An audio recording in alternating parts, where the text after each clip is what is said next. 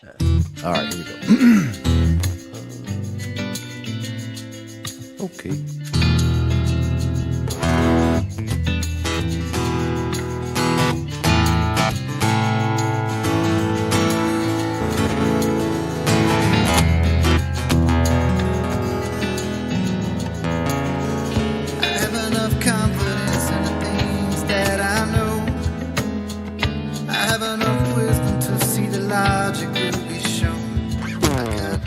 Is it a hump or a drop? What do you say? You got to twist your words in every which way, because the model will always dictate what you do. Actions and conclusions and running away. Everybody knows that you got the model affliction blues. Not what you say, it's only. Is it a straight line or does it curve? Some people unclamp it, but that is absurd. We all know that the model will always dictate what you do.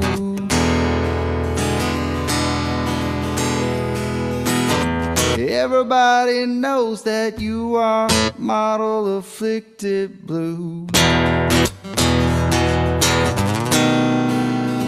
Model affliction. It's your addiction. That model affliction. It brings you so much pain. It's your ball and chain. Conflating curvature with elevation change has got your local distance just out of range. That old biggie is gonna dictate everything that you do.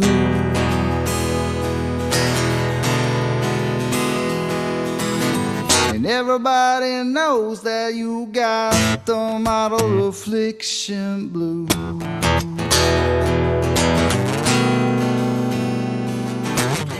It's your decision defending the model position.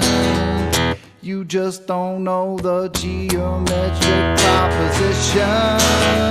That old ball, it'll always be illogical to you.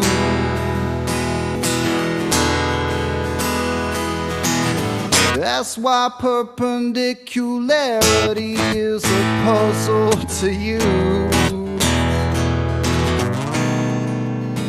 Model affliction. It's your addiction. Model affliction.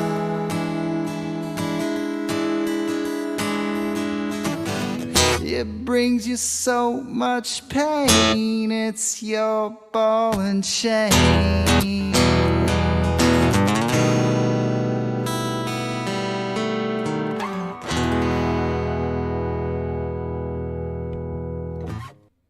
World famous Buster.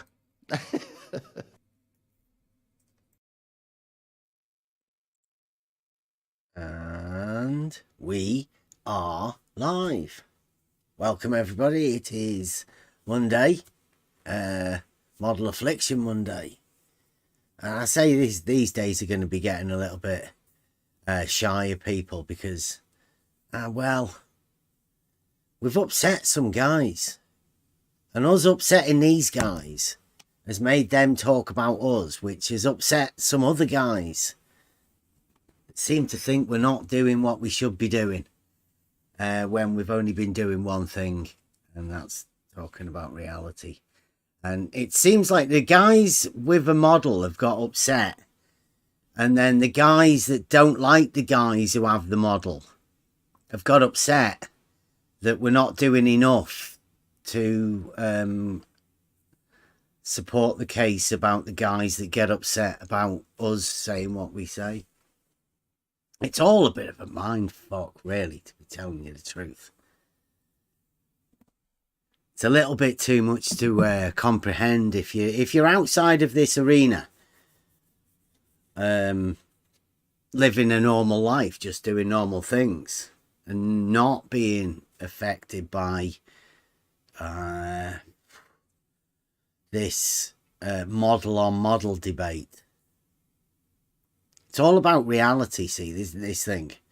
All we've ever been doing here is talking about reality, and it's different people's attitudes to other people, and their understanding of what actual reality is. So I'm not really too sure about what's going on with this arena and who's doing what, but we're going to carry on just doing what we do.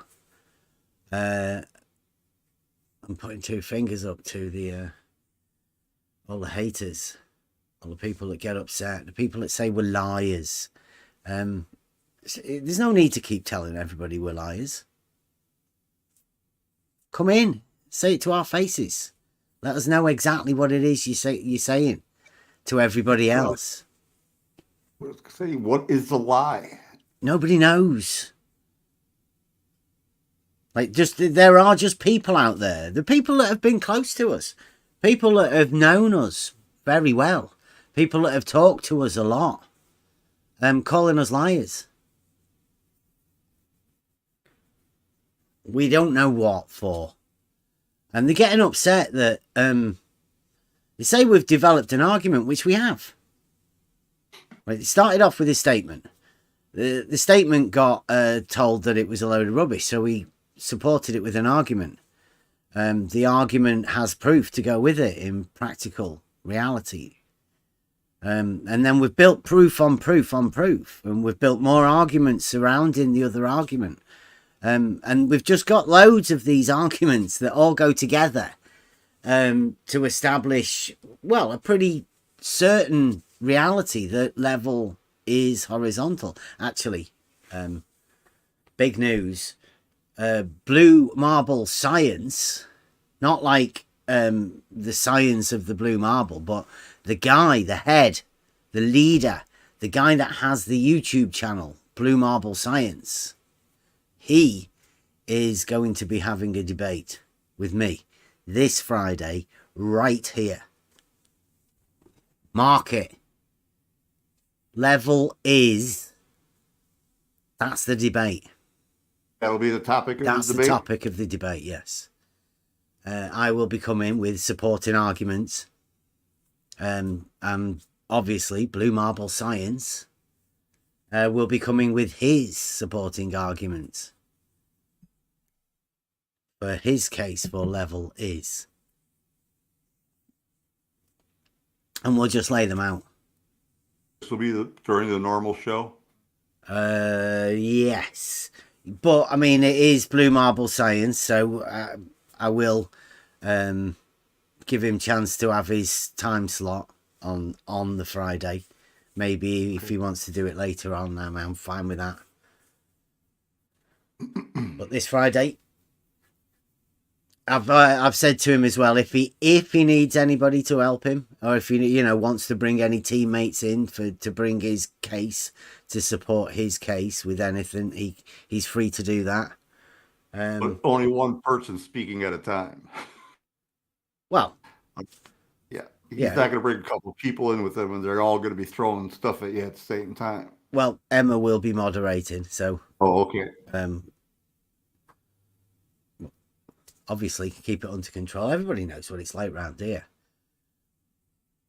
If everybody knows what it's like round here, then everybody that listens to us should know that how the format goes, and everybody gets a chance to say whatever they want to say. The problem is, as normally, is to get me to shut up. But yeah, I'm looking forward to it, to be honest. Sort of like show my work from what we've done over this period of time.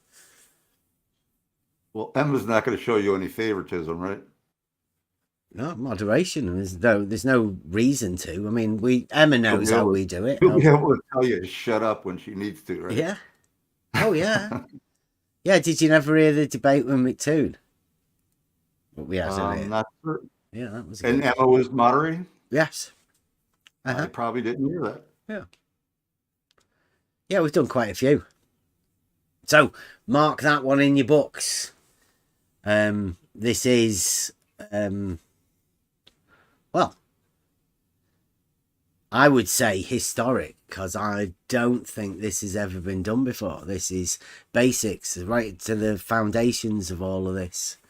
This is where we start from. Level is the debate. Now, will this be based on modern debate rules or classic debate rules? Well, it'd be up to Emma. Emma's moderator, but like I've said to Blue, I'd say 10-15 minutes for opening statements where you lay out what you've got. I don't know whether to go with what you've got and then the other person say what they've got, and then some sort of a presentation, or to put the presentation in with the opening statement. Or to support your opening statement, right?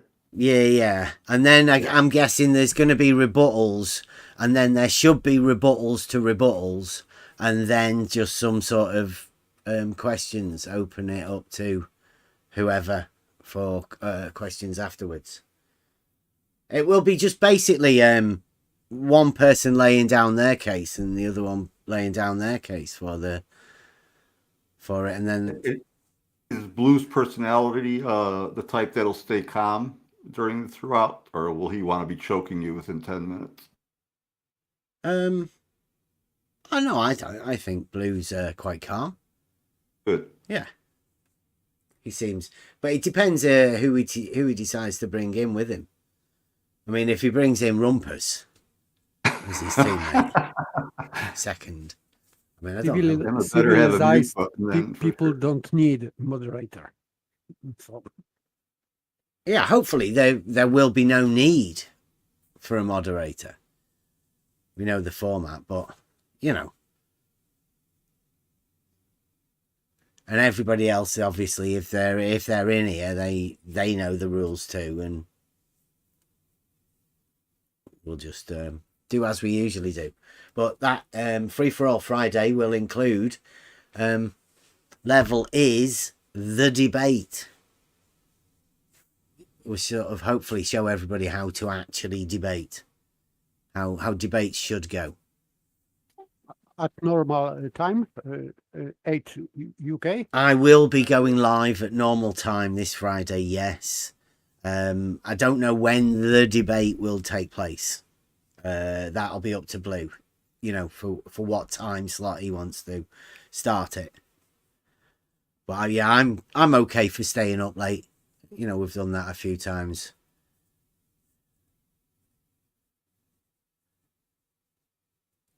It's just a free-for-all. No, we did say, Blue. It was the presentation, and then you can have your presentation. That was it.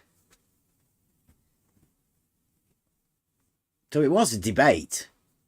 It was like the debate. We're trying to change it now, Blue, in the chat. We were trying to work it out. You said, I said to you, you should be getting it on Fight the Flat Earth. And you said you didn't want anybody to see it. So you're going to do it here.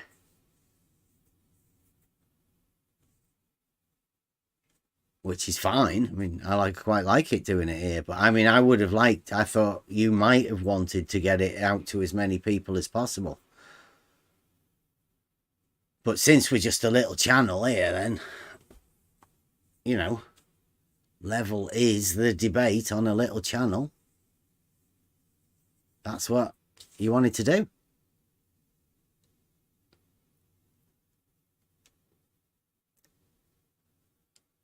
Right, so I didn't want to get on too far out of Model Affliction Monday and where we were going. So yeah, the debate this Friday, at a time to be established at Blue's convenience, whenever's best for Blue.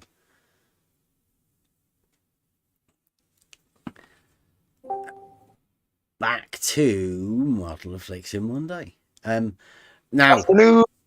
who's that? Hey, Rob. Good day.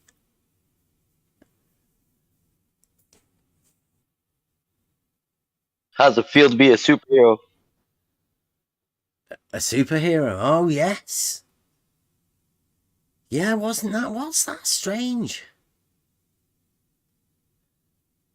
Seems like, yeah, Nathan Oakley seems to think I'm something special. Yeah, big ups to you, Bev. Big ups to you. Thank you very much. I don't know what I've done. You gonna let us in on that? I don't. Rob gave us a clip earlier. Yeah, I just pulled. It was from this morning. It was just something I heard in passing, and I was like, "Hey, man, that sounded a little weird," but at the same time, it sounded like he was giving you credit for the new housekeeping question that they've come up with. Yeah, strange one that, but yes, Yes, apparently. it's definitely a strange one. Well, look, here's Rumpus. Yeah, there you go. Rumpus is in the chat. If Blue needs any support, he's there offering.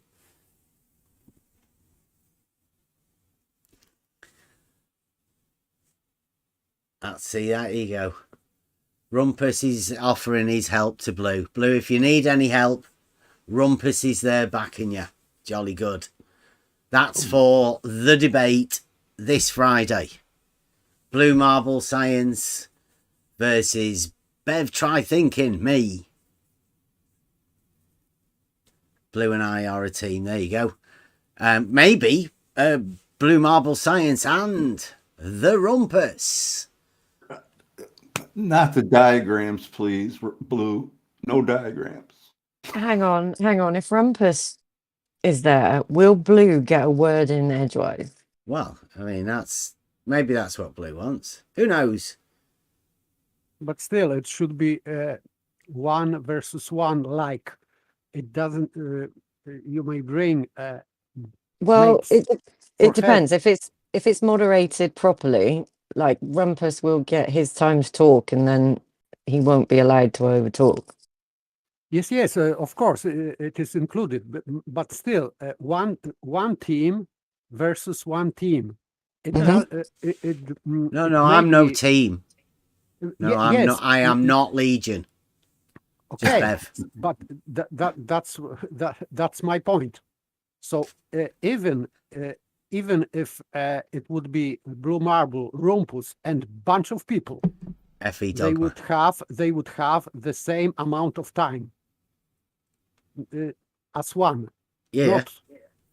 So it doesn't matter how many people are. They are one team. It means they are one. They should be treated as one opponent. Exactly. Like if Bev gets 10 minutes, if 3 people would have to split the 10 minutes, they don't get 10 minutes each. Exactly. Yeah. Yeah, about 15 minutes for an opening statement. Then some sort of a rebuttal period. And then a rebuttal to the rebuttal, I'm guessing. And then questions. I would say the thing is cross-examination questions, and then based on that also closing remarks, because then you can have chance to rebuttal the questions or make statement or conclusions from questions which were answered or not answered properly. So I would say that it is good thing to include questions like cross-examination questions into debate and make closing like remarks with them. Not because, for example, on flatsoid or other channels, I can see that these questions are like outside of debate. Debate ends, and then there are questions from audience or from opponents, but this is like freestyle. I suggest to include some kind of part of debate with questions to opponent, clarifying questions or cross-examination questions. It doesn't mean that there would be not questions, for example, from audience or whatever, but I think that it is good idea to have questions to opponent, opponent versus opponent questions, like cross-examination, like in court. Yeah. Well, yeah, I think that's why I think there should be rebuttals and rebuttals to rebuttals, and then the questions. And like you say, I think there's some sort of an ending statement. Both sides are starting with their opening is going to be level is, and then they're going to give their interpretation. Yeah, its level is the Okay. debate. It has to start with that. Okay. Yeah. Yeah, and Blue, I did say that I'd given you chance that if you needed any help, that you could. That's what you said about bringing people in, and I said I'm going to be doing it entirely on my own. If you want to bring people into your team, you want to bring in the full pack, bring them out, then fair enough, you can do that. It's a tough one. Level is. So either do it on your own or bring in your team. Up to you. And he's also stating that Emma has said he's getting I think Bev's getting a little nervous. No. He said that Emma is has a dislike for Blue, but I'm sure that Emma's dislike for Blue won't be brought into the moderation. Emma's not like that, Blue. The moderation will be done as the moderation. We don't need to bring in a third party. Emma's quite capable. It was you that wanted to do it. I mean, you didn't want to go to any other channels. You said you wanted to do it here. No, Blue, I didn't say you did ask for a team, but I'm just saying I offered you that if you wanted to. I was just letting everybody know that I'd said, just to make it clear. I don't want anybody to say that Bev said that you can't. No, I've said that you can bring in anybody, as many people as you want to support your case. But if you don't want to, then that's fine. That's great. Just a one-on-one. Me. Blue Marble Science versus Bev Try Thinking. Me.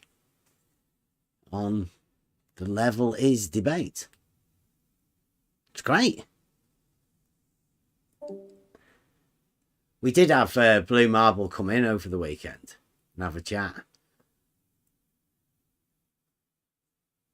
That was enlightening. We went over it last night. I had to listen to it.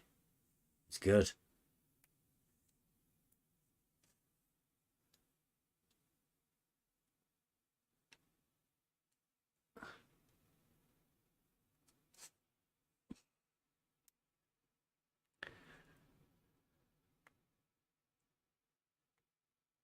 Rumpus thinks Blue Marble should go drinking. It's not a wise decision to advise people to start drinking, Rumpus. I wouldn't. Blue, don't take Rumpus's advice.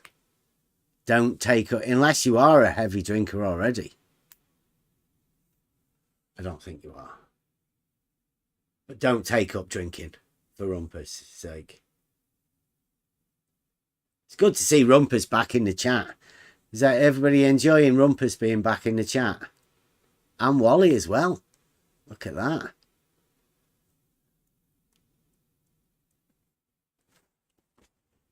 This is gaining ground before debate. Yeah. It's a good day. It's a good day. It is Model Affliction Monday, so any of these guys free to come in. Come and have a chat.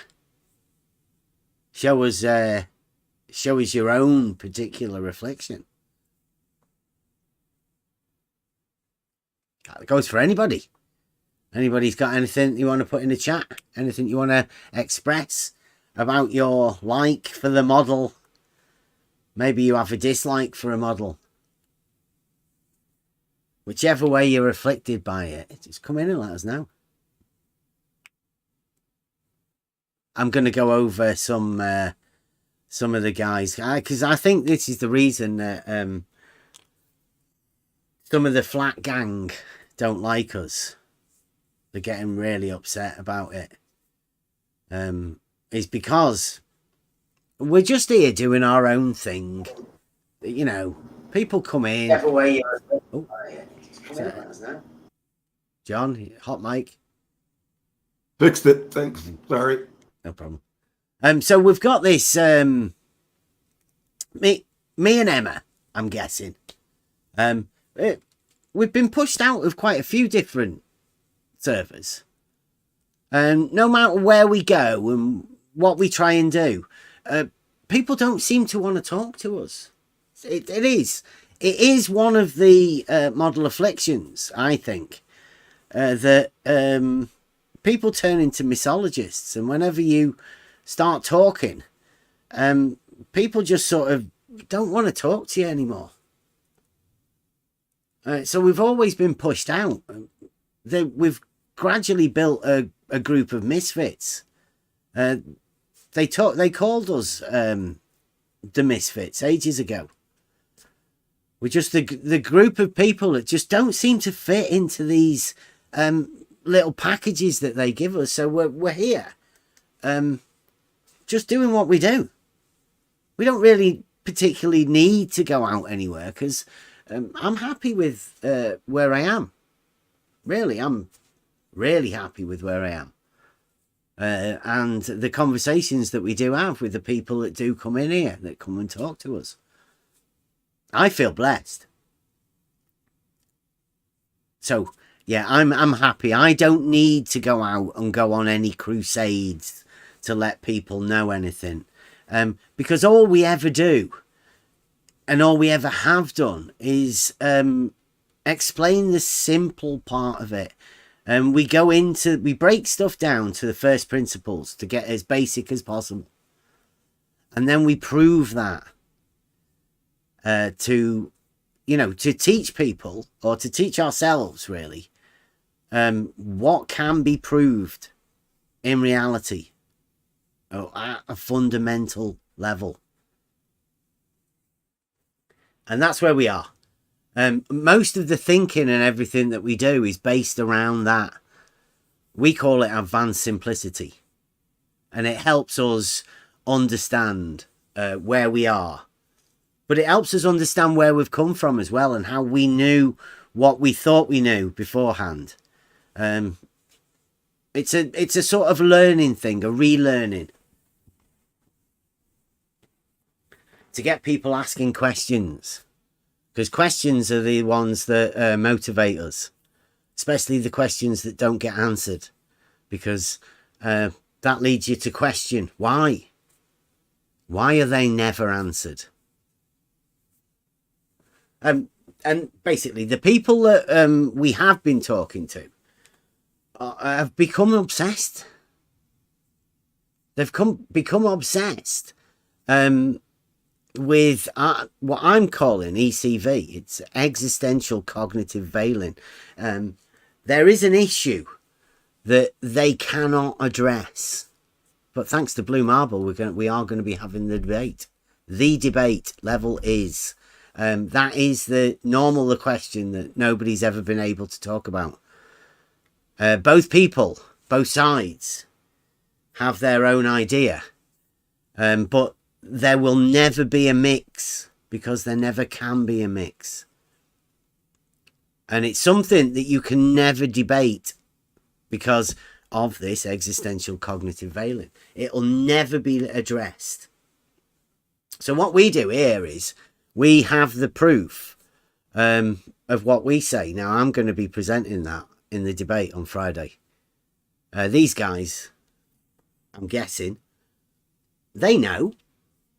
We've been talking about all of this over the last 2 years. There's 800 plus videos, multi-hour videos of us talking to people about these basic concepts. Nathan Oakley, I don't know whether it was jokingly or whatever, seemed to call me a superhero for doing it. It's not really. It's just talking to people about something that's very basic. And that's led us to an understanding, really, that there's a lot of mad people out there. Really mad.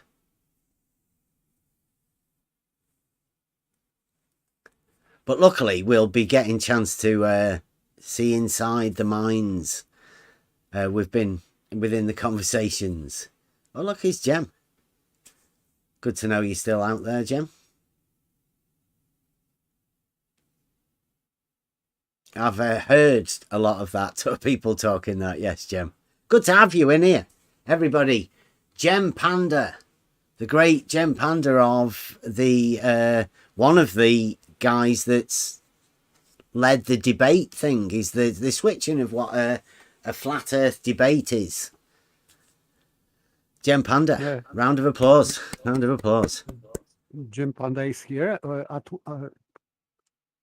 What nick? Because I Humans of Earth. That's Jem Panda. Okay, on his, okay.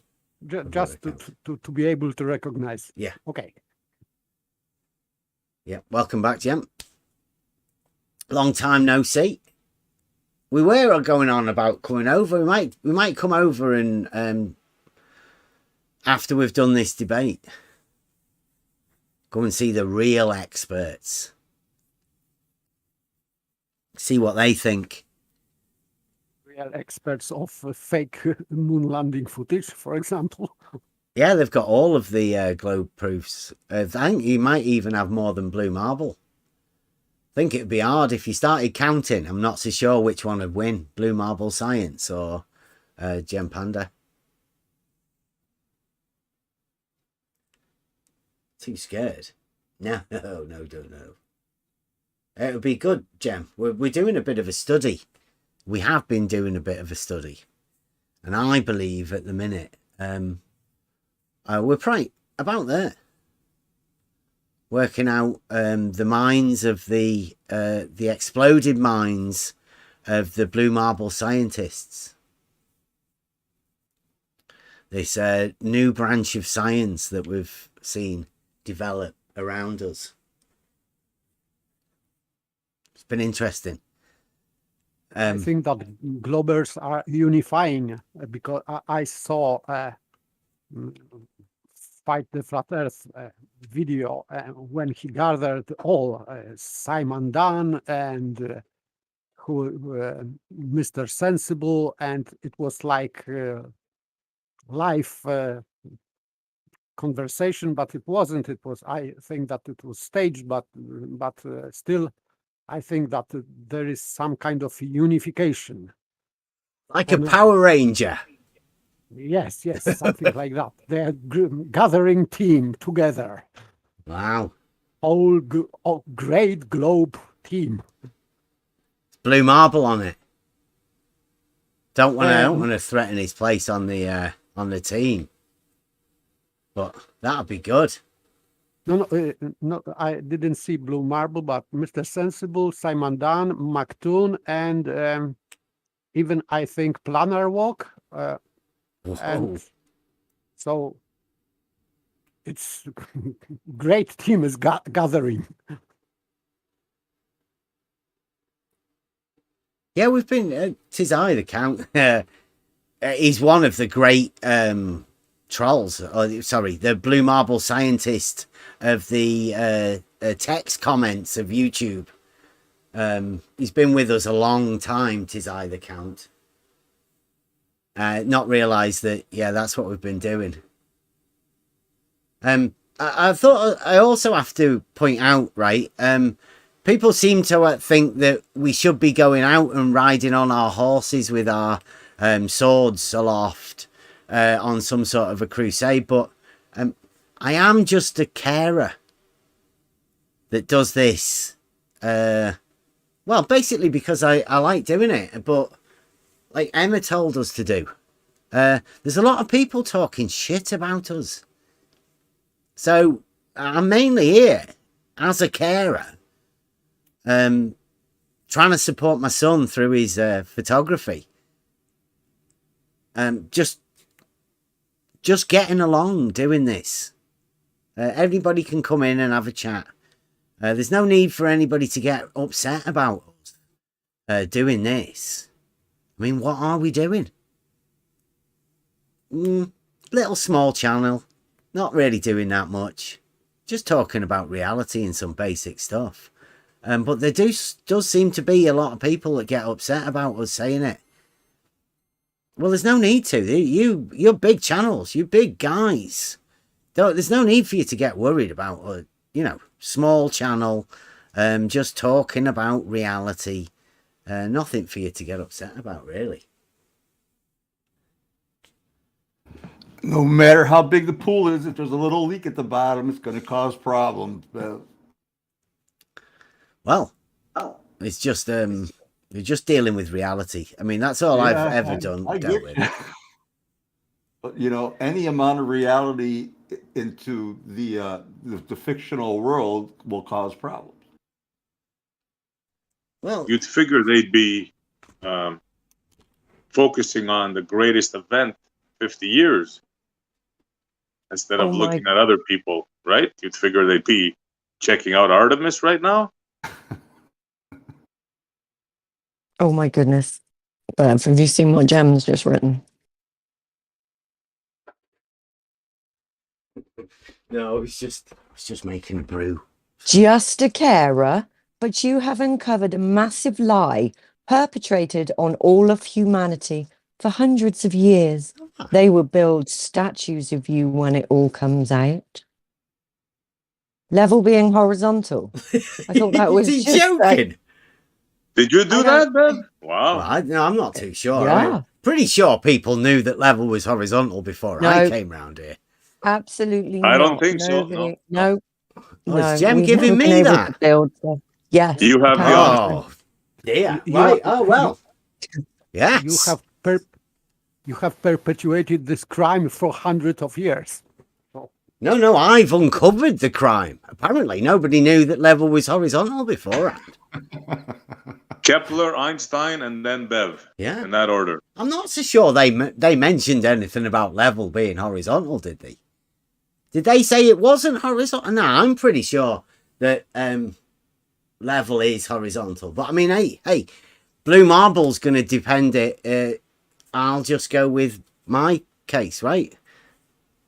But I'm going to proudly make a cup of tea now as the guy who found that level is horizontal. There you go. Look, Wally's saying it. They're conflicting each other, aren't they? They're too contradictory. See, Wally knows that level is horizontal, but Jem thinks we've uncovered some sort of a truth. Will you mention us when you accept your Nobel, or will you just be high-nosed about it? We'll all be forgotten. Wally's coming with me. I'm not too sure. I'm not too sure I know what Jem's talking about. There might be a split in the ranks. Hey.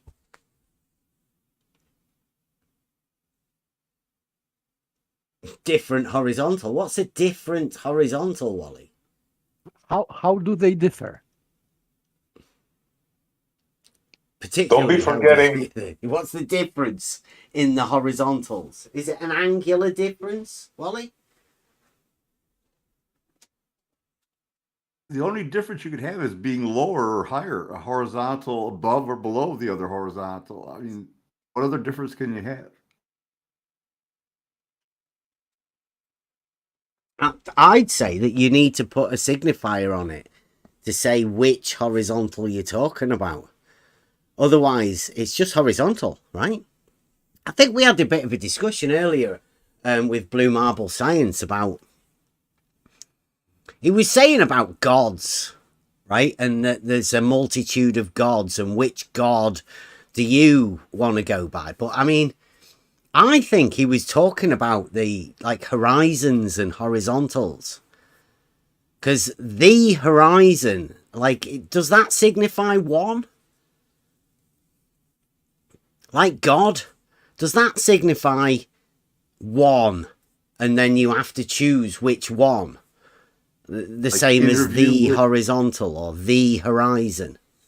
Like interview with the vampire. Yeah.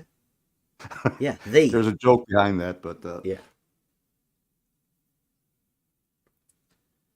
Horizontal that aren't parallel to one another. Wow, there isn't any. Because they are all horizontal. Hey, I don't want to be wasting time with this. This is, surely this is for Friday. We could get this into the questions part on Friday.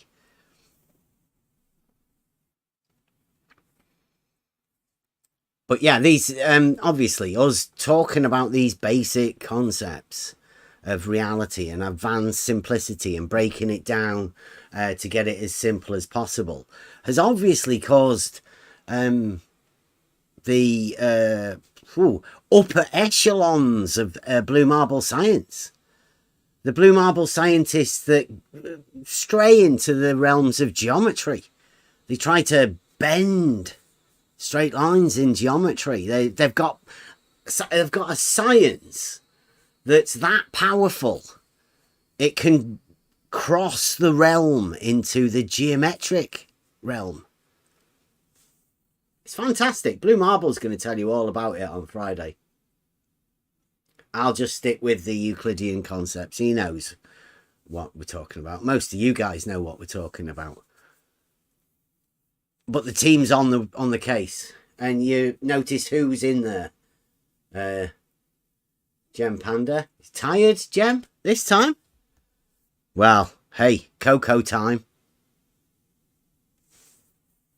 Who knows? I think this is Blue Marble bedtime as well. He gets up early. But answering a question, because he said, Beth, yeah, we all need to say which horizontal we are using. So we are using horizontal, which is parallel to the plane of the horizon. This one. The horizon. Yeah, so there is one horizon then. Or it's interesting. What you're talking about, whether you're talking about gods or horizontal or horizons. Pretty much the same. Are you talking about one? And which one are you talking about? Where is it? Can you point at it? Can you go there, talk to it?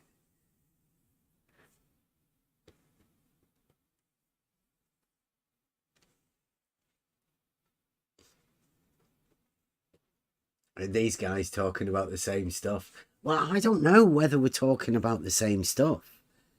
I mean, if you listen to what we're doing, there's been a development.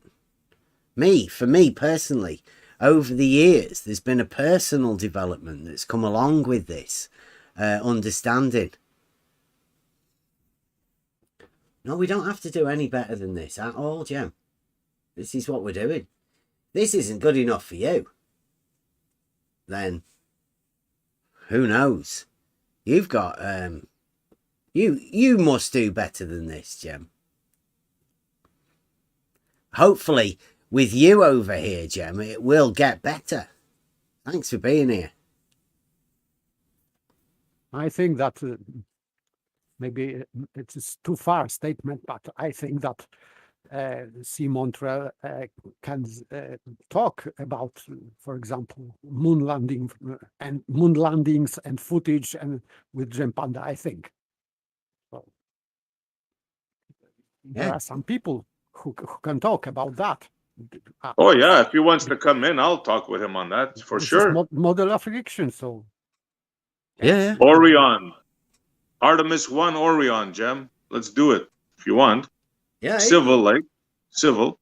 Model Affliction Monday. If you've got anything you want to talk about, if you don't think this is good enough, then come on in, have a conversation.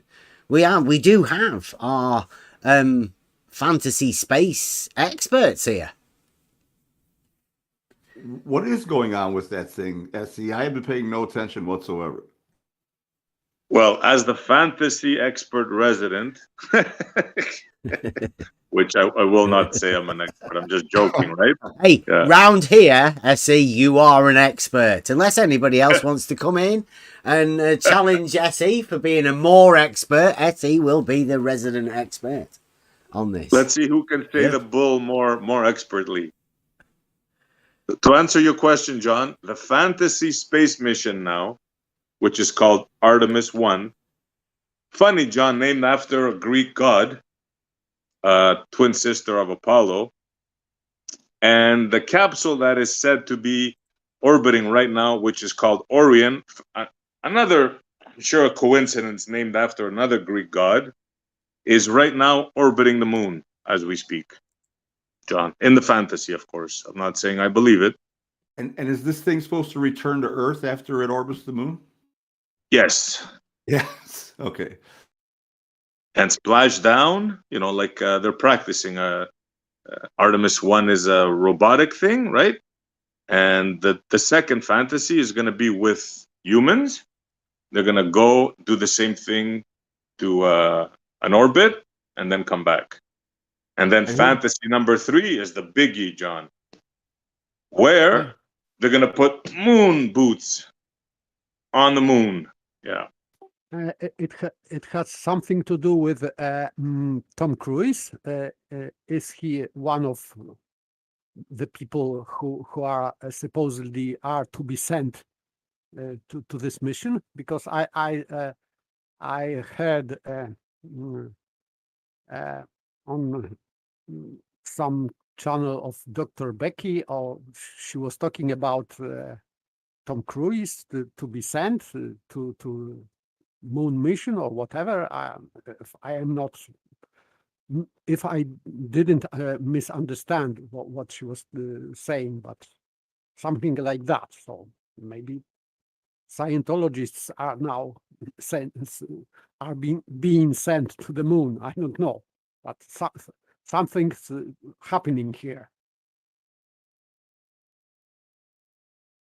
And I heard they used female sex dolls in this capsule, and wrapped them up and put sensors on them.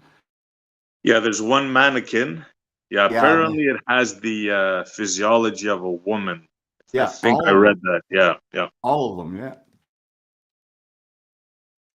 Somebody said that they were all female sex dolls. Yeah, and funny enough, they put a camera right behind. Yeah. In the space capsule, right? But right in front of the mannequin, there's 2 windows. And I know it costs a lot of money to put a camera, but they didn't think to put another camera there. Why would you want to see outside, SC? Yeah. What's going on out there, man? Yeah, nobody wants to see that. You want to see that mannequin sitting in the chair. The back of it, yep, to the right. Yeah. It's like so fantastical. The same old shit, right? That they did back in the 60s, went and orbited, came back. It's nothing new, right? Just a different toy that they're using. It's all a joke, yeah. It's all CGI. That's my belief. I mean, I'm not speaking for anybody but myself. Maybe Jem wants to come in and challenge that. Or anybody else.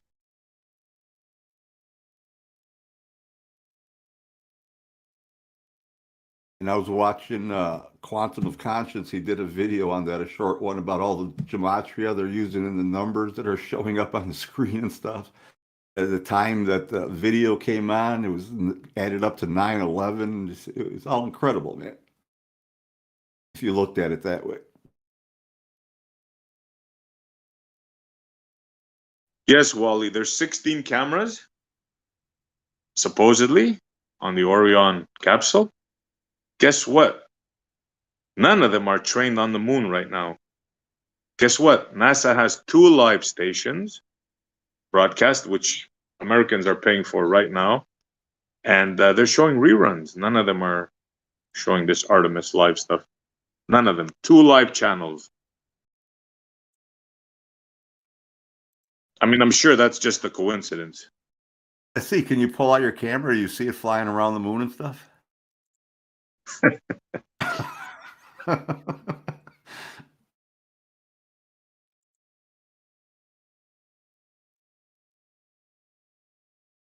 They won't even talk about that. It's funny, man. Nobody's talking about this mission. Like, they should be in our face, right? Ha ha, look, they did it. Look, you're saying they wouldn't do it, but look, they're doing it now. They're there now, but nobody's talking about it. I wonder why.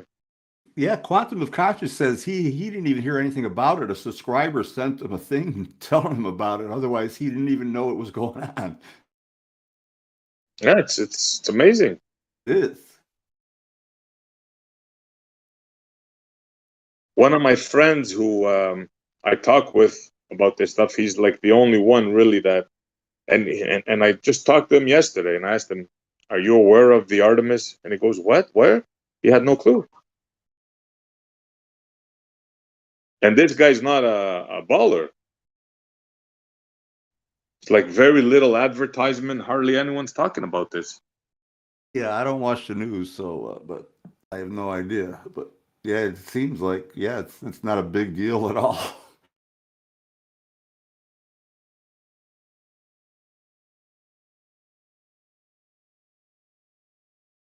I'm not interested in any of that sort of stuff, to be honest. I don't watch telly, so I don't really get involved in any news at all. And it's just not, it doesn't really interest me.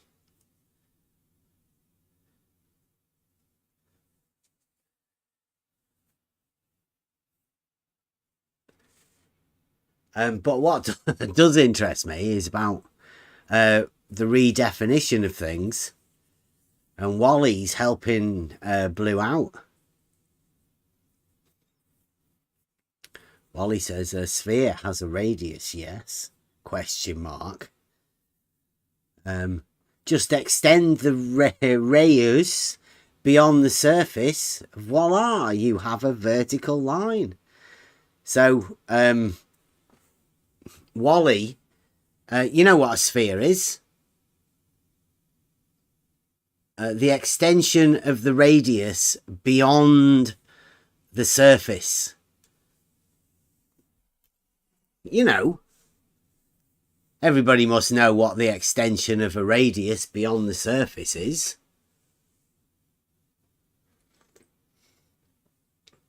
You know, like a circle. I wonder if Wally thinks that the radius of the Earth is fixed or variable. What do you think, Wally?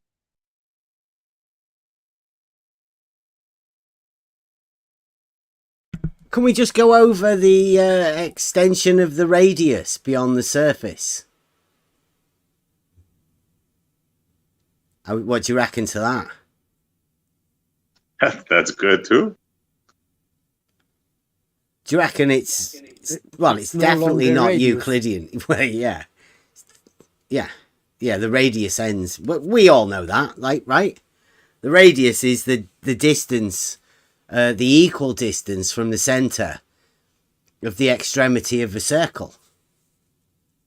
Normally can be extended twice to be a diameter, straight line. You know where it ends? Right at the edge. Right at the circumference. You know the bit that goes beyond the circumference? The bit of the radius that goes beyond the circumference? That has another name to it. Straight line. Well, the one that doesn't exist, right? The extension of the radius. Yeah, that one that doesn't exist. That's what Wally calls vertical. It's called a Fanta line. So, like, when you hold a ball, emanating at all points out of it, the non-existent radiuses, extensions of, they're all vertical. because that's what Wally does. Wally relates vertical to a ball. So just don't put any balls anywhere near plumb bobs, because Wally will tell you that the plumb bob isn't plumb because he can put a ball there and have an imaginary extension of a radius that doesn't exist as a vertical. But I mean, hey, this is blue marble science. This is, like I said before, this is where the science of the blue marble can go beyond the actual realms of science, and infiltrate in something that's already a known, proven fact. They can just sort of go over there a little bit.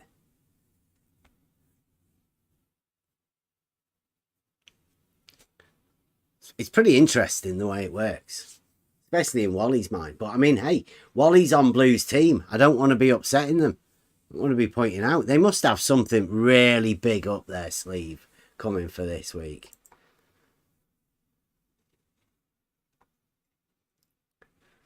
And I've been having comments with I think this is another guy that's been part of the Blue Marble Science team.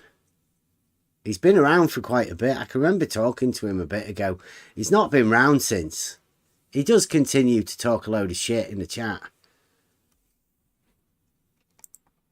So this is FE Dogma. Now, it's a little bit misleading, as is all of these guys that have FE or Flat Earth at the beginning of their names, because they're more than not absolutely Flat Earth Society members that are just trying to confuse everybody.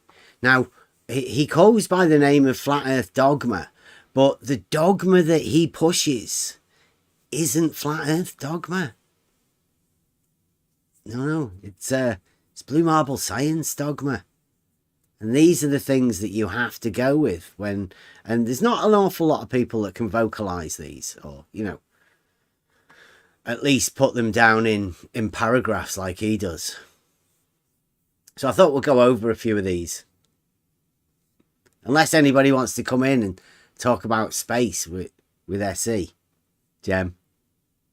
I'm opening the floor. If I don't, you know, see if we can get some people in by talking about geometry and stuff. And we've been asking FE Dogma. FE Dogma is the guy that did the twin tangent conundrum for them. It's still never been solved yet. Blue Marble's going to sort it out on Friday, though. Don't worry about that. Did you want to come in, John? Well, I just wanted to say that I totally agree with SC about, you know, if that was actually taking place, you would have cameras in every possible position. You would have cameras pointing at all vital things on the outside of the structure. You would have them pointed to see if anything was coming at you. You know, supposedly there's all kinds of asteroids, meteorites, all that shit flying around. You'd want to know what's around you. So, yeah, I totally agree with SC on that. It makes no sense that they would do something like that and not provide that. Just wanted to say that.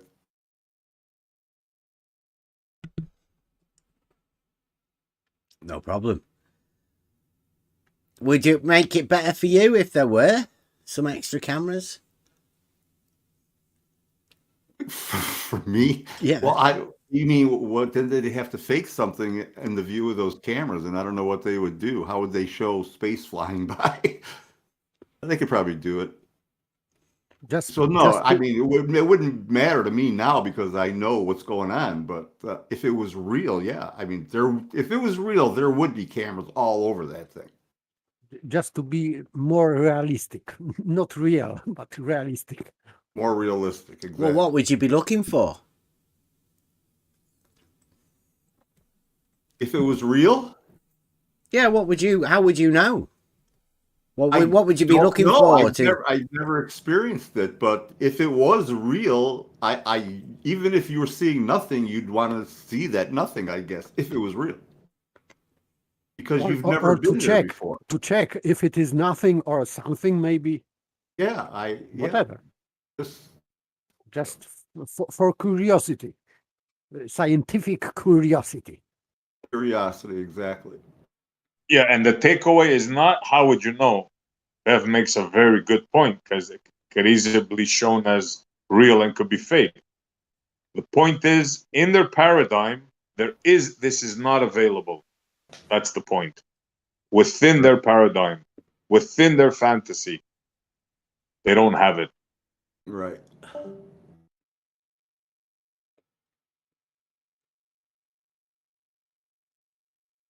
Okay, so we go on with this now.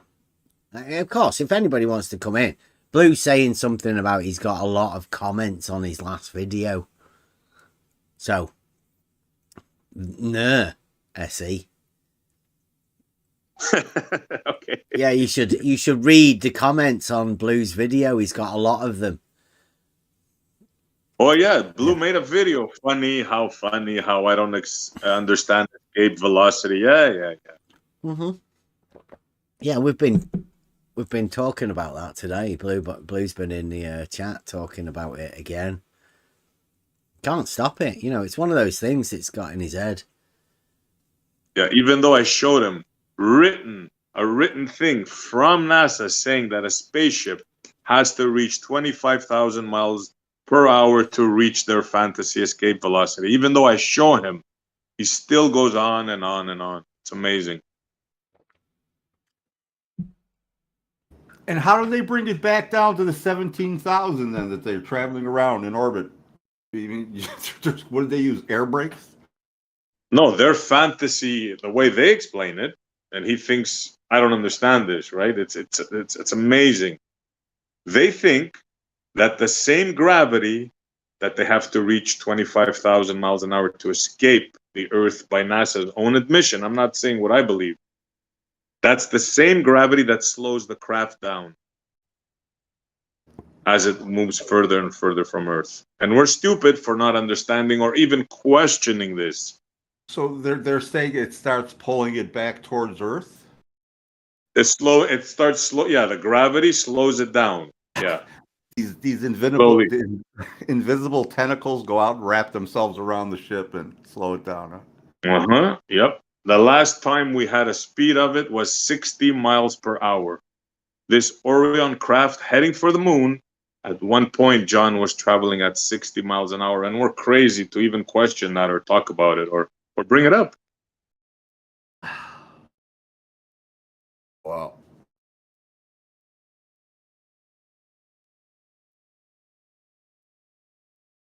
I am also curious how they can measure the speed in the vacuum of space. Yeah. For me, very interesting how they measure speed. Good. StarCraft. I brought that point up many times to them.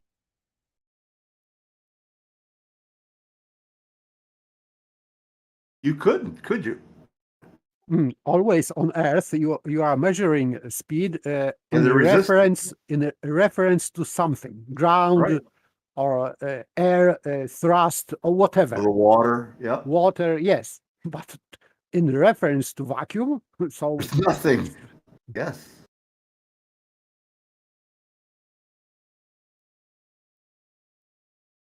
Too many contradictions to overcome. Come on, guys. Jeez. Blue did well on his video. He's offering you another go, SE.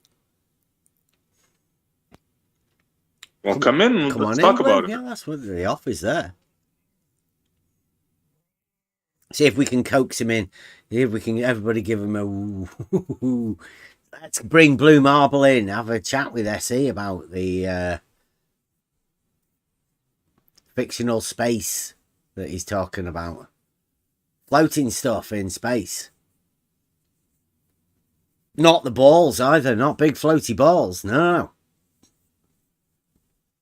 Big floaty spacecraft. Floating around the floaty balls. Dun, dun, dun, dun, dun, dun. Okay, well, let's see whether we can beckon him in with talking about FE Dogma. See whether he can wants us to stop talking about FE Dogma. So FE Dogma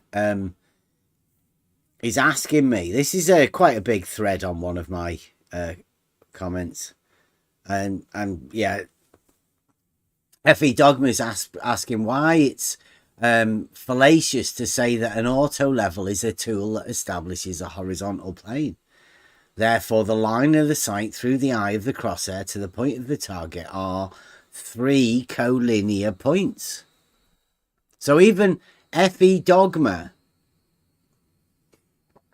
is saying that an auto level is a tool for establishing a horizontal. There you go. So the tool does indeed establish a horizontal. And he says, so exactly why is the photo taken through your auto level not proof that you are mistaken about level being the same as horizontal over long distances? Or are you now claiming auto levels aren't tools to establish horizontal plane? No. I think I go on to answer it, but I'll just carry on reading this. He says then, as for EVC, it's ECV. He's got it the wrong way around. Perhaps that's one of the things he does. He says, exactly what are you talking about? No, I'm not an emergency care veterinarian. See, he puts emergency care veterinarian. That's ECV, but he put at the beginning EVC. It's common though for these sort of things.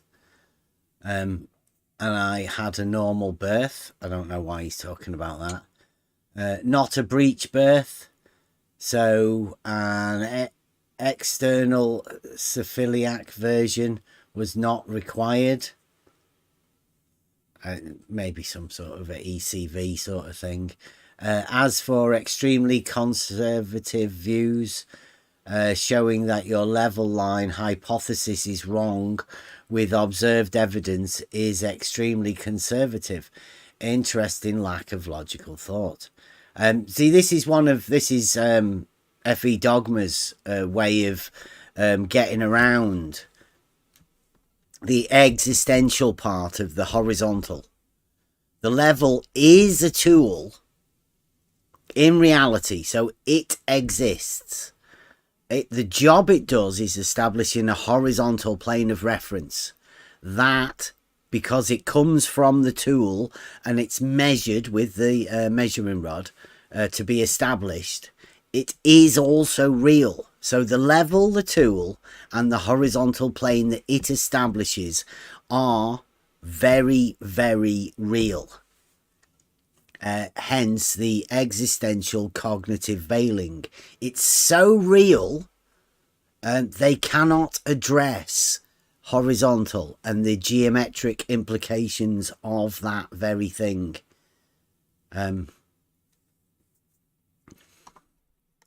Okay, so go on. He's asking question in like baby style, because so exactly why is the photo taken through your auto level not proof that you are mistaken? Yeah. So this is completely weird, because how can you prove that photo is not a proof?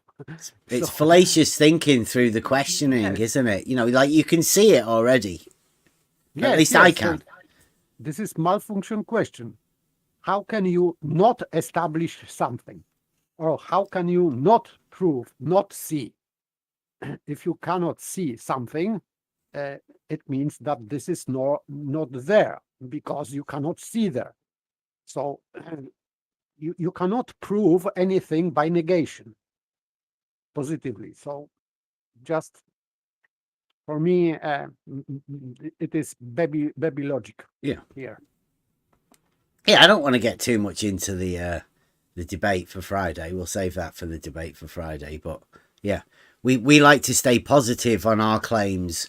When we make our statements, they are statements from positive. They are affirmation of the thing that we are talking about. That's why we've always dealt with it here. Since the debate is set? Yeah, Friday, this Friday. Level is the debate. Nice. Yeah, tell nice. your friends. Let everybody know. Blue Marble Science. Bev, try thinking. Level is the debate. Nice. Yep. So I say, wait a minute. No, this one. So I say back to him, are you saying, like Blue Marble Science, brackets, are you saying, like Blue Marble Science, that a picture taken from a video showing that you cannot read the measuring rod actually shows level dropping away from horizontal, and that the difference between them can be measured? ECV is existential cognitive veiling. Due to the very real existence of horizontals, there is a reluctance for certain people to see the obvious and hide that fact from themselves. I believe that is what you are doing. If you would like to ever chat about your paralogisms, then you know where we are. This is the day, right? Model Affliction Monday. If anybody wants to talk about any of their ideas of paralogisms, of how level and horizontal work geometrically, then you're free to come round and have a chat with us. Maybe you might help Blue for Monday, right? So, and then, so, right, this is the, he says, when did I deny the existence of horizontals? Right, so he says this bit here. Can you explain the fallacious statement that an auto level is a tool that establishes a horizontal plane? So he's saying that a level establishes a horizontal plane. I come back with, are you saying, like Blue Marble Science, that a picture taken from a video showing that you cannot read the measuring rod actually shows level dropping away from horizontal, and that the difference between them can be measured? And he comes back with, when did I deny the existence of horizontals? Where did he get that from? This is a form of existential cognitive veiling. He imagines that I've said to him that he's denied the existence of horizontals. He hasn't. He said that level does establish a horizontal plane.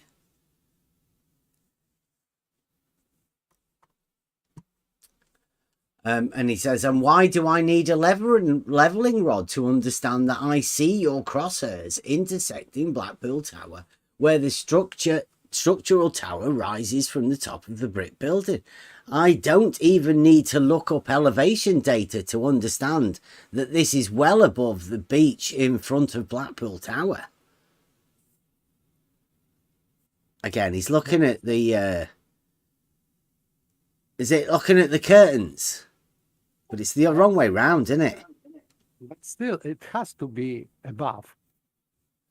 If you are making greater magnification in your whatever camera or whatever, this difference will be greater, because you are changing angular size between horizon and this crosshair. If you magnify more, the difference, the space in this lens will be greater. This is obvious. So I don't know why they are insisting on that distance between crosshair and horizon.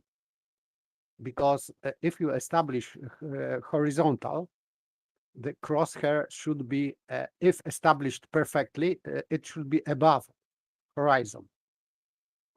So if you are magnifying anything with a lens, you are magnifying a difference or space between crosshairs and horizon. So this is normal optical thing obtained with every camera, normal camera or better camera, whatever. So I don't know why they discuss this space between crosshairs and horizon.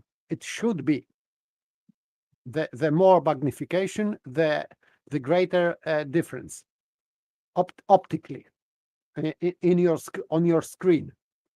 of course. It doesn't mean that this distance, real distance, is greater. No, just optical distance on your screen. Just it, because of magnification. So I don't know why they are creating that kind of fallacious problem here. I really don't understand. Yeah. I don't think you're meant to understand, really, because it just doesn't make any sense, does it? Like, we go there to show people the effective working range of the tool, and these guys don't just look at the effective working range. They look like miles past it. They go, yeah, well, it doesn't work at that range, but look over there, 30 miles in the background. That'll prove something. It just doesn't really make any sense, but hey, perhaps that's why we put Blackpool Tower in the background. Maybe that's why we purposely did it. Just maybe. Maybe it was a complete and utter fluke and we just went there because that was the best place for us to go. Just like, it just so happened that we ended up with Blackpool Tower in the background. So he says, so about your ECV, why are you not seeing the obvious? So he's saying my existential cognitive failing. I'm not hiding anything. I know exactly what we went there to do and exactly why we went there to do it.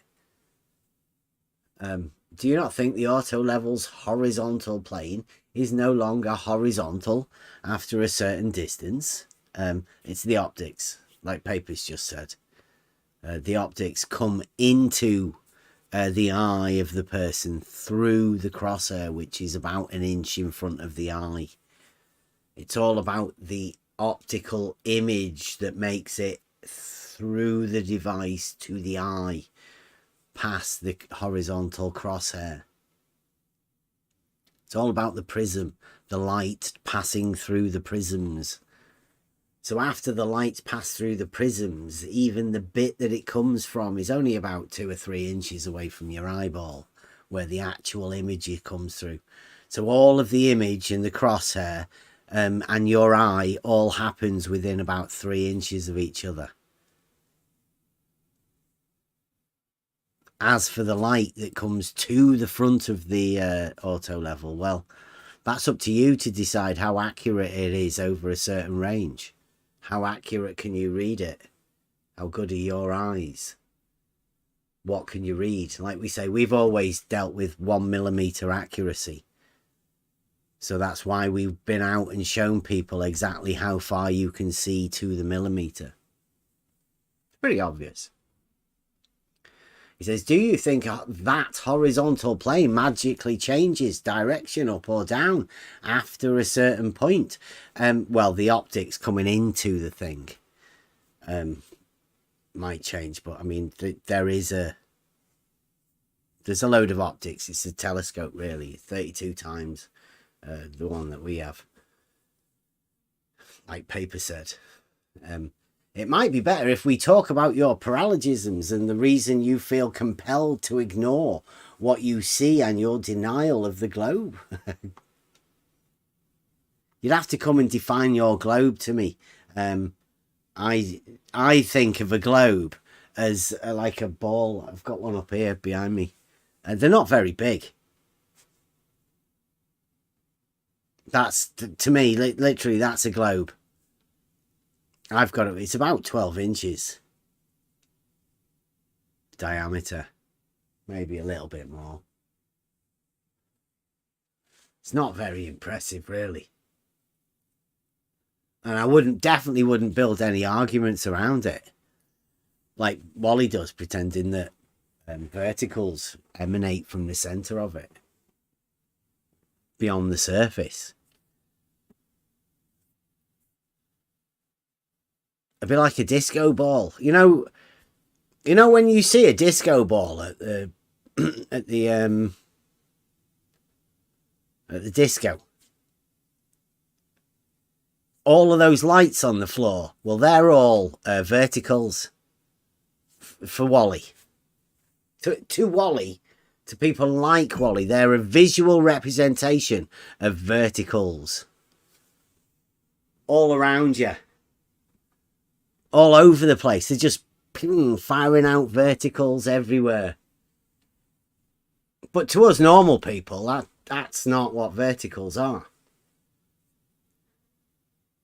But hey, so that's F.E. Dogma and his misunderstanding, where he thinks that I said that he denies horizontals, but he obviously doesn't, because look here, you put here, can you explain why is it fallacious to say that an auto level is a tool that establishes a horizontal plane?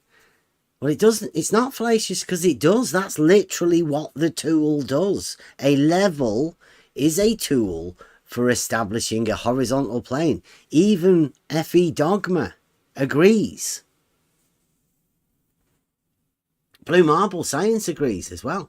A level is a tool for establishing a horizontal plane of reference. He's built arguments upon it.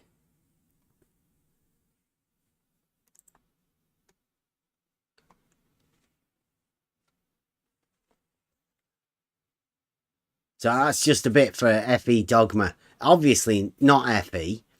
And the dogma he's handing out is the dogma that the Globers have to go with. It's very clever, really.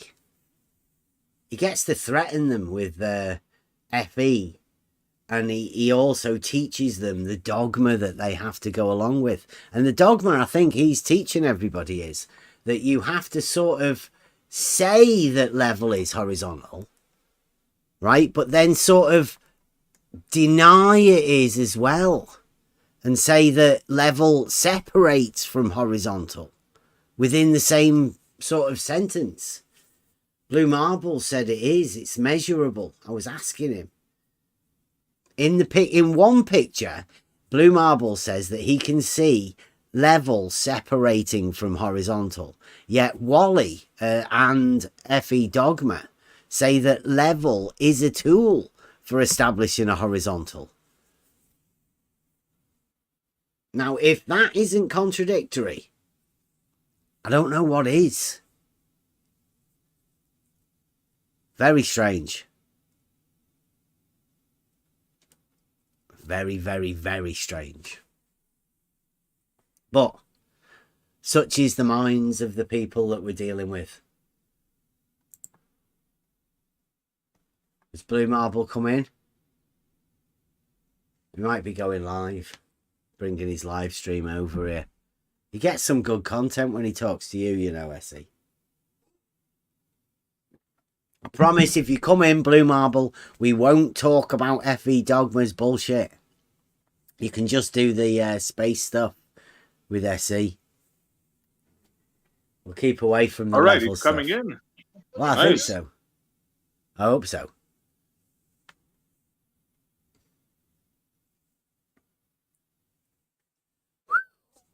Kevlar. Thank you very much. I hope this makes a better brew. Oh, I'll come in handy that. Thank you very much. Right, I've got another video as well that we went over Saturday. I don't know whether this will bring a team out.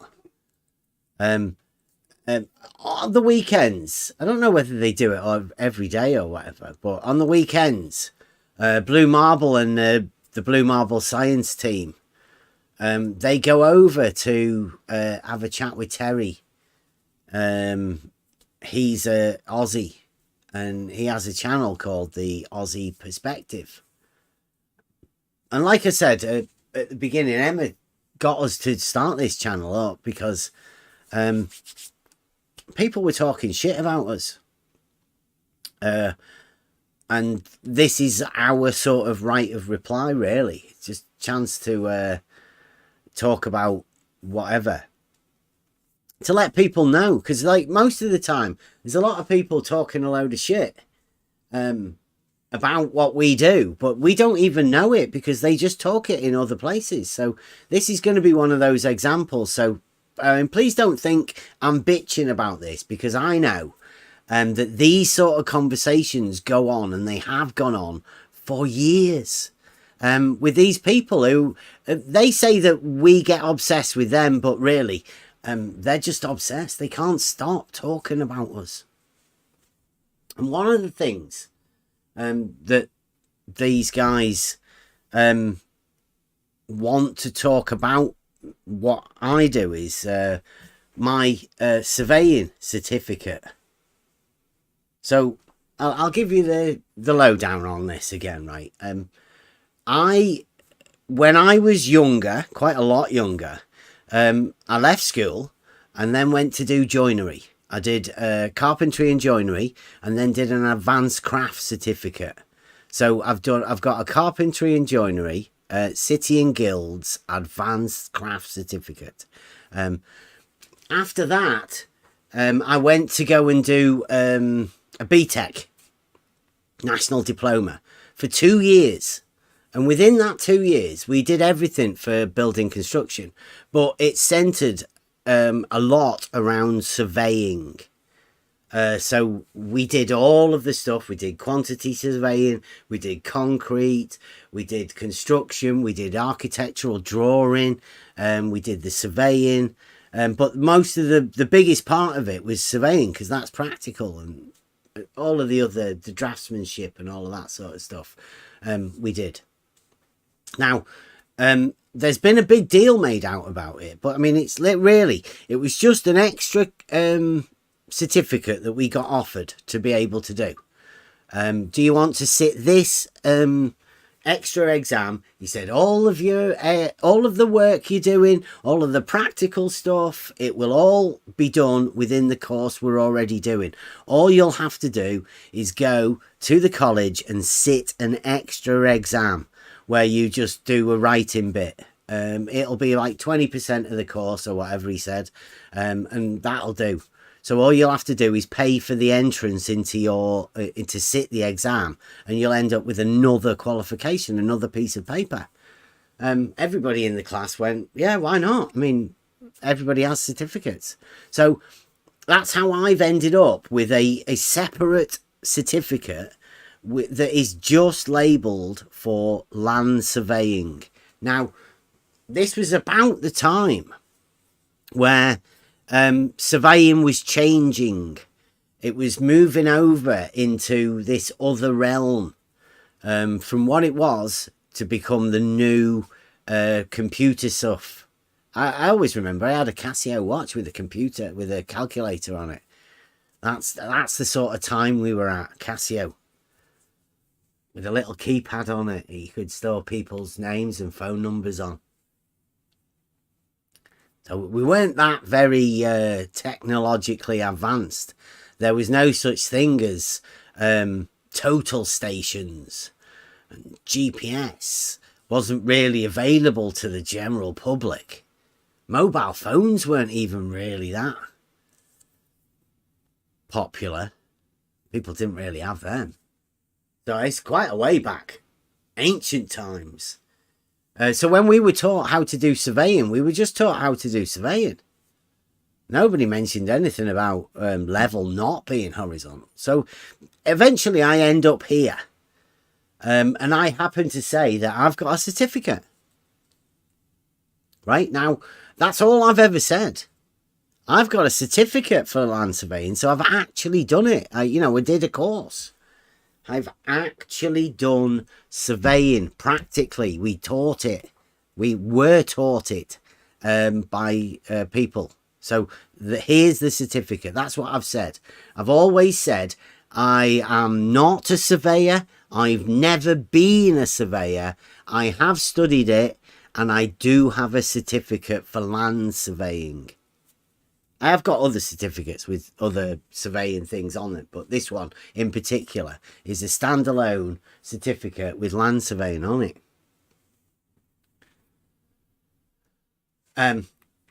So right, we go. Let me get this on for you guys. So we're going to go into going over this video. Hopefully Terry won't take it down midway. Terry, no, he wouldn't do that. Now, I have to warn people about the things, some of the things that will be said in this. I haven't been through it all. Spot On brought it out for us. He spotted this. Now, Spot On has noticed the contradiction within this talk from this guy that you're going to be listening to. See, there's Terry, I think that's Terry, Timbo Turtle, Blue Marble Science, called Big Blue, Matt, M2M, he's been in here, and Alan Evans. There's 6 of them in there at the minute. I think Wally comes in a bit. We're starting it about two hours in. I don't know what the conversation beforehand's been. I wasn't pointed to that particular time. So this is a conversation over on the Aussie Perspective Sphere Saturday Science. So this will be science that you're listening to. Yeah, it's always good. These are the I think they were going over a video with McToon. One of McToon's videos, anyway. So let's listen to this. This is Farmer's Boy. It has to be said. There's an MC Toon debate with the main surveyor versus Bev. That's mirrored. That's an old, yeah. That's Earth is Life. Did a mirror of that the other day. That's an old one. Okay. That's quite an old one, yeah. Yeah. It is interesting to go back and listen to it. And as the first time I listened to Bev. Yeah, it's gone. Yeah.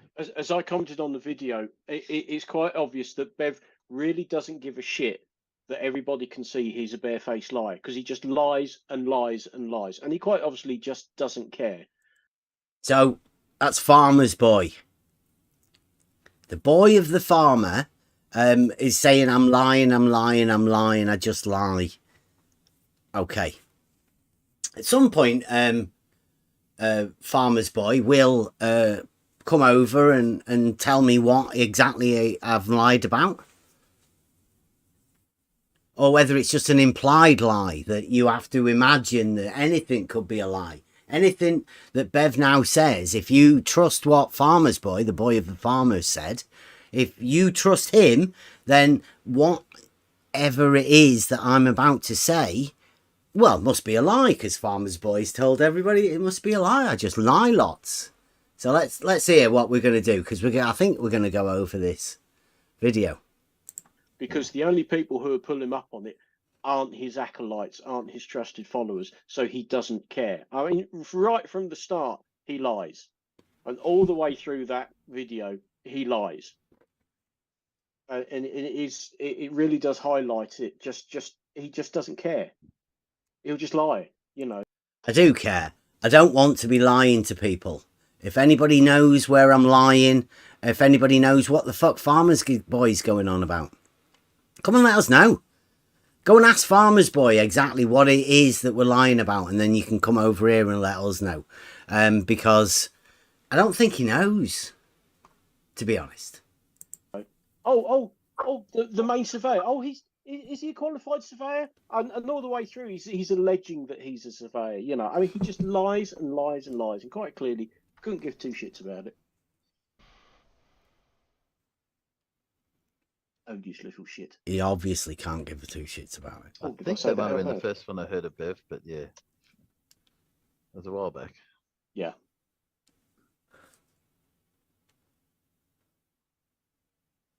Silence. Oh, is he a surveyor? Oh, what do you mean, a geodesic surveyor? Oh, that's not what he said. You know. I've never. No, he's never told me that before. He can't help himself. But I can't remember if that was when I first heard him and he didn't know what a theodolite was, or at least couldn't describe how you used it, and then made some silly statement that you couldn't get level with anything other than an auto level. It's because he's never used a theodolite. Yeah, no. That's what set me off to sort of say, well, obviously you're not a surveyor. I'm not a surveyor.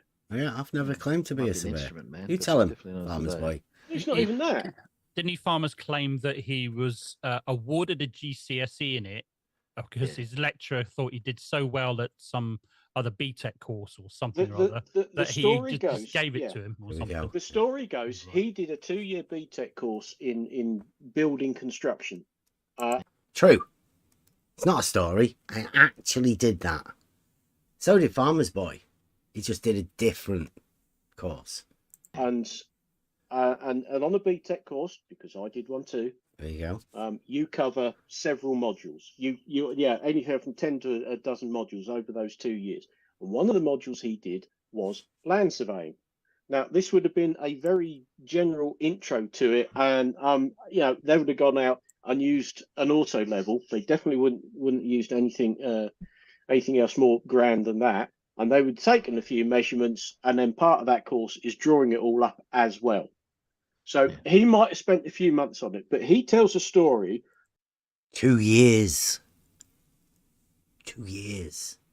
That his lecturer had taught them so much in the way of surveying that they'd all done such a good job on it. You've all done very well. That his lecturer decided in his wisdom to issue them a GCSE in land surveying. No, Farmer's Boy. No.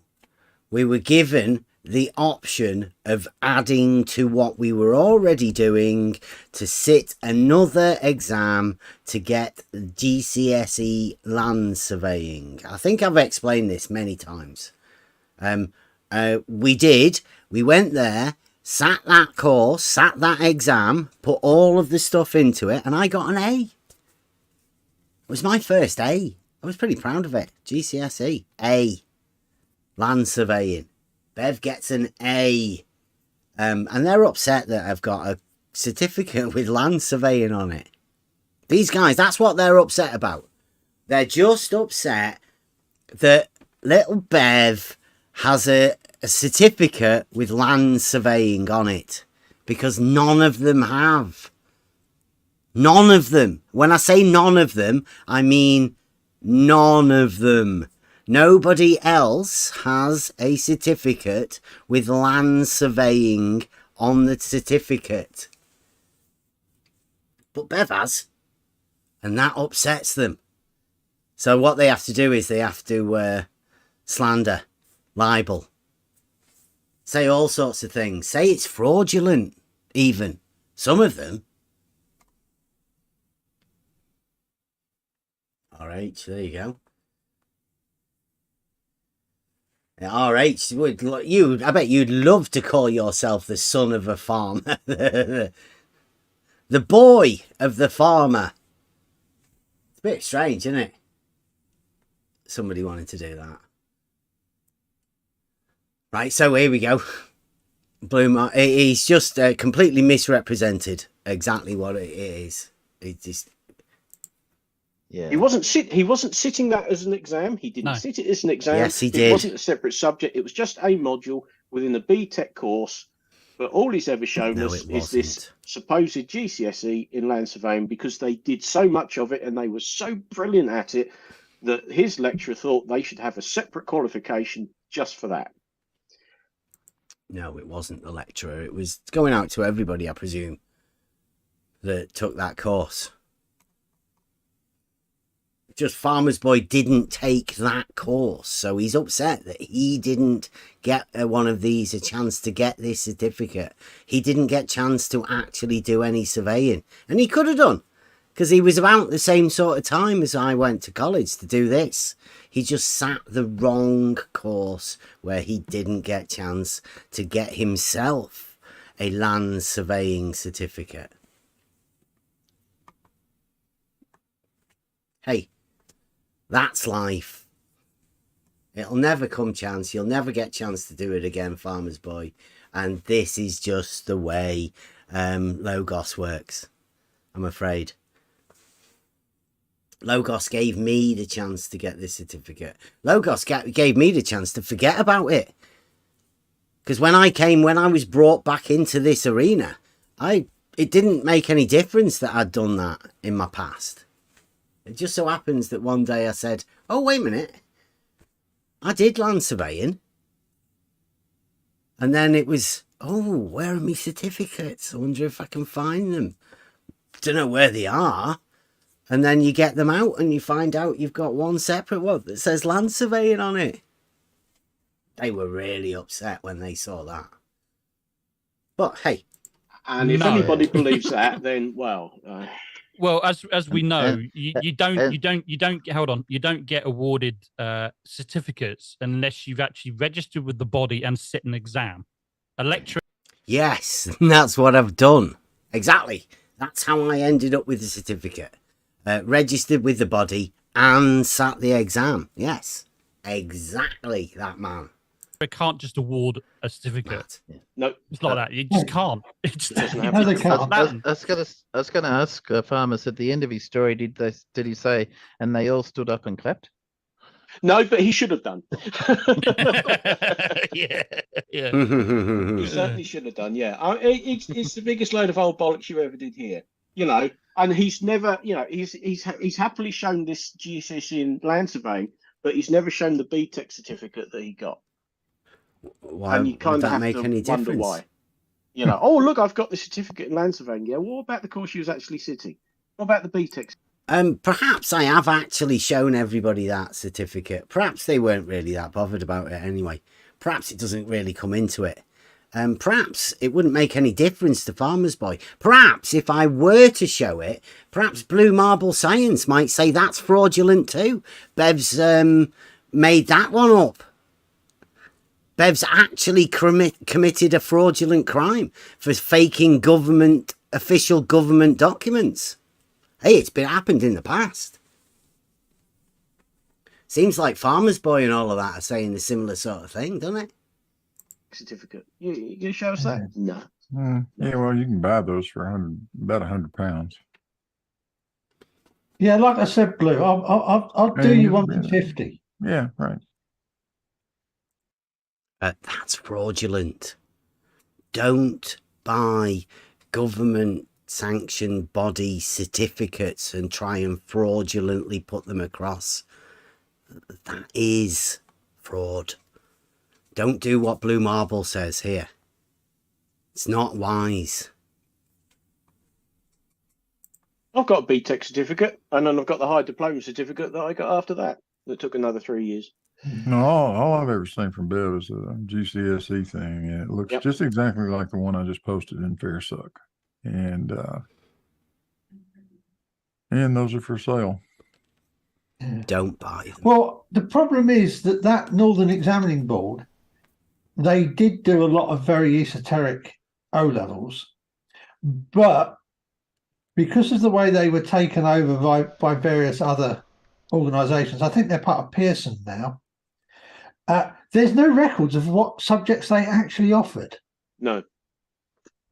And they know there's no records because they've gone to try and find the records of me sitting this exam. What are they like? This is how sad it's got.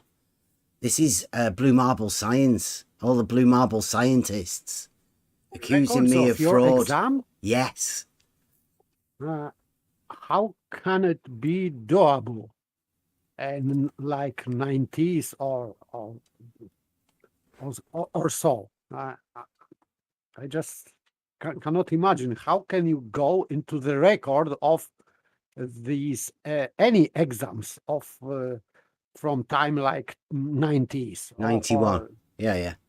So it is impossible because they are not at that time. Well, these guys are talking about, they've gone and tried to look for the records of 91. And they've found that they can't find them. And now he's telling everybody that they can't find the records for these exams. Hey, that's what we're dealing with. These are the people that we're dealing with.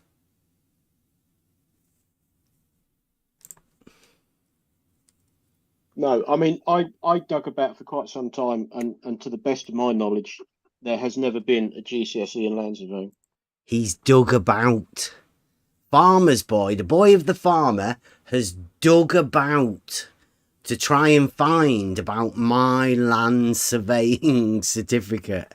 This is why I've got it on my wall. Like Dr. Becky has a PhD. I've got my GCSE land surveying certificate.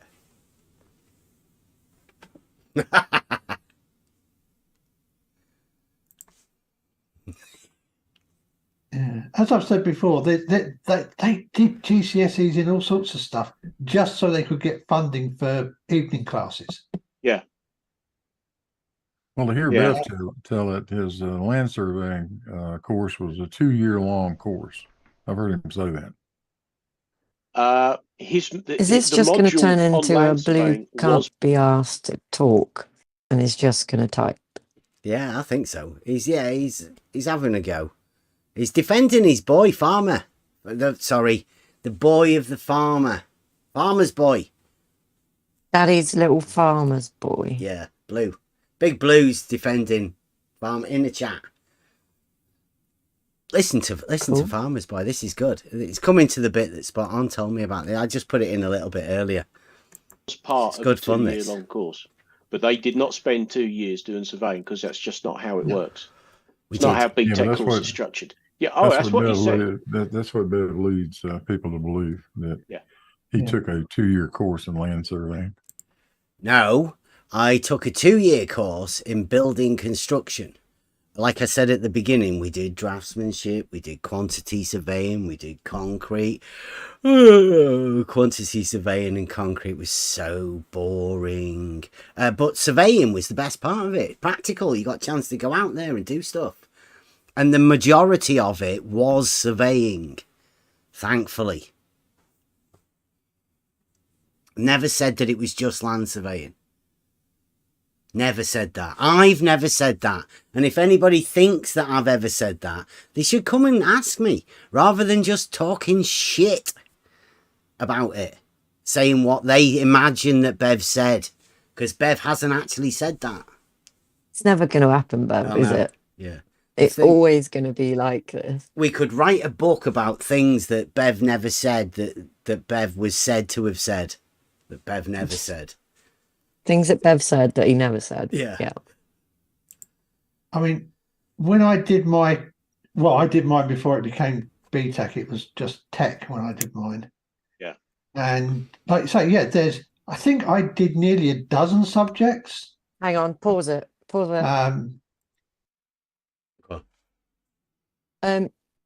When they did the courses, it was GCSEs, right? And then you go on to college and do what? So what was your level on that? It was a national diploma, but the extra one was national a diploma. GCSE, So so you went to a college and did a 2-year course. Yeah, and we got offered to sit at the other one. The one that they're bothered about is the separate certificate that we got offered to sit as a separate exam. That's the one that they're bothered about, not the BTEC, because Farmer's Boy said he's done the BTEC too, right? The course that he went on also did the BTEC, like I've got the certificate for the BTEC. He just didn't offered, get the extra bit. Yeah, he didn't get offered to do this one because he didn't do surveying in his BTEC. He didn't get the chance to sit the extra surveying one. I know. That's all it's about. That makes sense. Yeah, it makes sense though. To everyone else, apart from those. But yeah, over in the UK, you don't go around claiming fraudulent like GCSEs, BTECs, anything like that.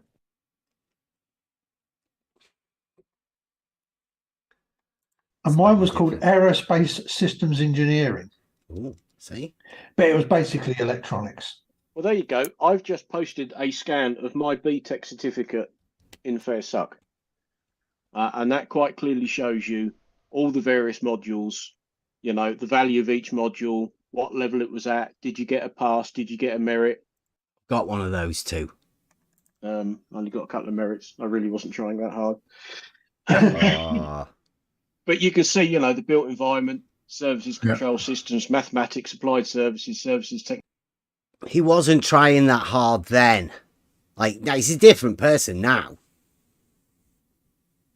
technology services, as a clutch of 10 to a dozen different modules, and that's what you do over the space of 2 years.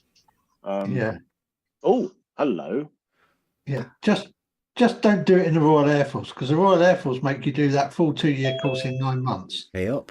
Well, looky here. It's a Wally. Wally's joined them. We're just about to do do the main surveyor, and Bev will play a little bit of that anyway. Oh, hang on. He's come on. You can do it. Yeah, very technical Wally to get in here. He's having another go. Might get to hear Wally. Come on, mate, you can do it. No, He's made it in once before. That's what I thought. Yeah, he's been in here He's before. shy. Don't make him talk. They're not going to pressure Wally to talk, are they? So we'll play a little bit of that main surveyor just to bring back memory. Oh bloody hell! I've just come back and we've got Where's Wally in the panel. Bloody hell! Yeah, Wally's been here That's a turn before. up. What's he seems to be having trouble getting his audio going though. Not when I've been on. He hasn't. Wally. Where's Wally? Where's Wally? He's Yeah, here, look. where is Wally? You can't hear him though. No. I'm in far enough.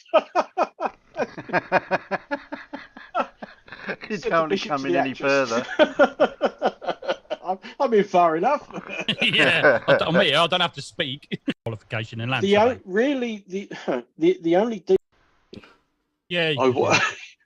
You're about to play something with Bev in it. I want to be deaf and mute. Yeah, I'm going to go back and have a cup of tea, I think. but lovely, so gentle.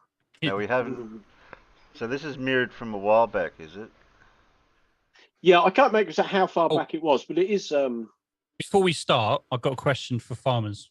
Right before we start, so let's just assume, right, that Bev was awarded his GCSE in land surveying. Right, let's just pretend that's true, which we know it isn't. Right, so there you go. He set that up, right? Let's just pretend that Bev's certificate is real. And then he said, we know it isn't. Now, I don't know how they know it isn't. If they know that this certificate on my wall isn't real, then they're actually calling me a fraud. They're saying I've fraudulently made a official government Department of Education fraudulent. It's got a signature on the bottom of it. That's what these guys have just literally said publicly about me. Remember that as we're going on here. Whoever this is, Terry. Does that qualify him as a land surveyor? No. No. Okay, that's just all I wanted to know. Because the GCSE is not a qualification in land surveying. I'll have to point out at this part again, just to re-emphasise. I've never said I'm a qualified land surveyor. I have a certificate. I have a qualification. It's basic. It's probably the most basic you could ever get. But it's more than they have. That's the problem. Really, the only decent qualifications for surveying in this country is to become a chartered surveyor. Right. To become a chartered surveyor, to begin with, you have to have a degree in a related subject. Ah, there you go. Yeah. You can call, if you're out there doing land surveying, working on building sites, that sort of thing. I'm a carer. I'll just point it out again. I'm a carer. I'm not a surveyor. I've never been a qualified surveyor. I've just done surveying at college and have a very basic certificate for the qualification of General Certificate of Secondary Education, GCSE, land surveying, titled Grade A, if you're interested. Quite how you go about actually officially calling yourself a surveyor, I don't know. But to become a chartered surveyor takes I've never officially called myself a surveyor. I have to keep pointing this out because they may be building a massive straw man here around something that they're just jealous of. Some doing. Yeah, I believe you can get by without the degree. You just have to take the educational test, which is essentially degree level anyway. Yeah. Yeah. So You even can't- if he did have the GCSE, he can't say he's a qualified land surveyor. Right, here you go. I've just done a quick Google search. In the UK, anyone can call themselves a surveyor. They can operate without training, experience, or supervision. Although in practice, most surveyors work for reputable organisations. In contrast, a chartered surveyor must have recognised qualifications and experience and get regular updates and assessments. So yeah, you can call yourself a surveyor, but you're not that don't really mean. Right, so is he just said that you can call yourself a surveyor, and I have never called myself a surveyor? I've just said I've got a qualification. Farmer's boy, I don't know what he's trying to get at. I've never said I'm a surveyor. I just have a qualification. I'm a carer.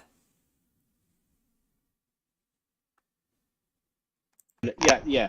To be a chartered surveyor is something else. You are then, you're registered, your name's on lists, you're constantly having to update yourself. You've had to sit through a lot of stuff, you've had to get a degree to begin with. You then become a member of the Royal Institute of Chartered Surveyors. That's much different to somebody on a building site, with his auto level working out where that concrete pad's going to go. Oh, who does that? Yes. Yeah, well, our professional engineer and land surveyor certificates are specific to each state, so Yep. it varies, the requirements. And some states require a 4-year degree, some don't. I don't know whether Blue says you might be able to get them, buy them cheap on the internet. Those certificates he's talking about. You never know. Blue, he can find you a certificate if you want to be fraud. But if you don't have a degree, you have to do a hell of a lot more work out in the field under supervision.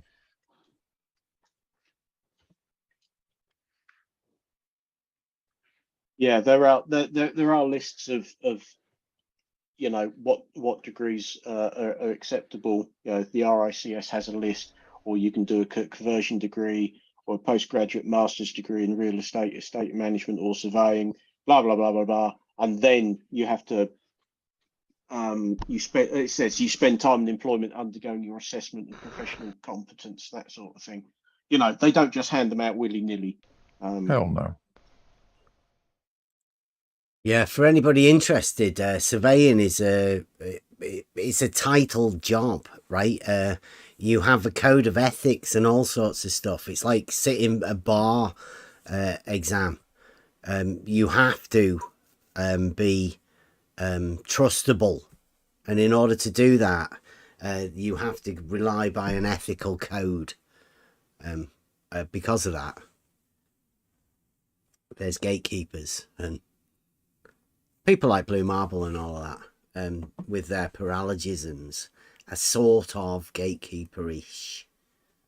Get into that at some other point. And of course, we don't have the state system that you guys do. So once you're registered, you're part of the Royal Institution of Chartered Surveyors then, so you're good for the UK.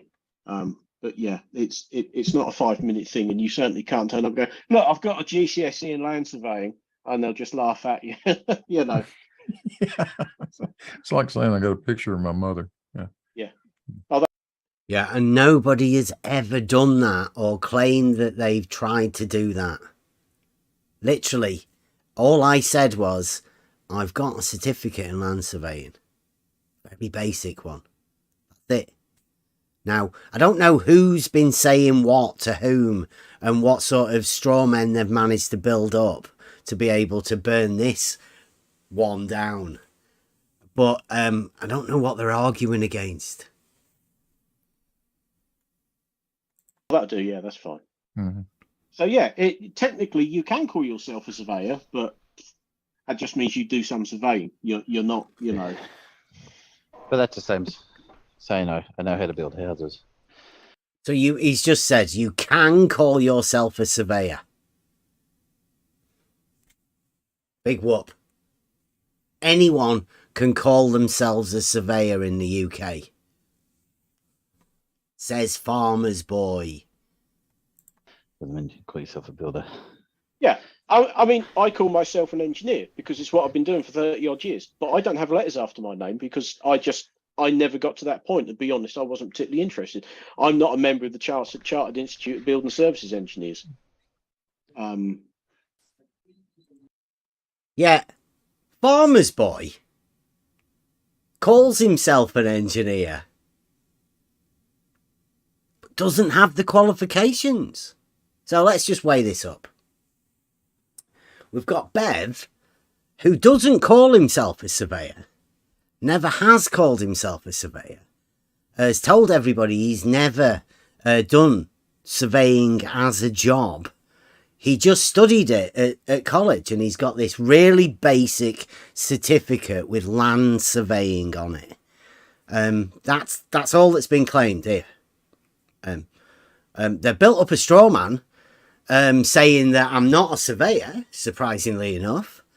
And now Farmer's Boy, thank you, spot on, has admitted that he calls himself an engineer, although he hasn't got the qualifications for it. It's not chartered engineer. He's not on that thing. So double standard. Yeah, is that not hypocritical? Like contradictory, right?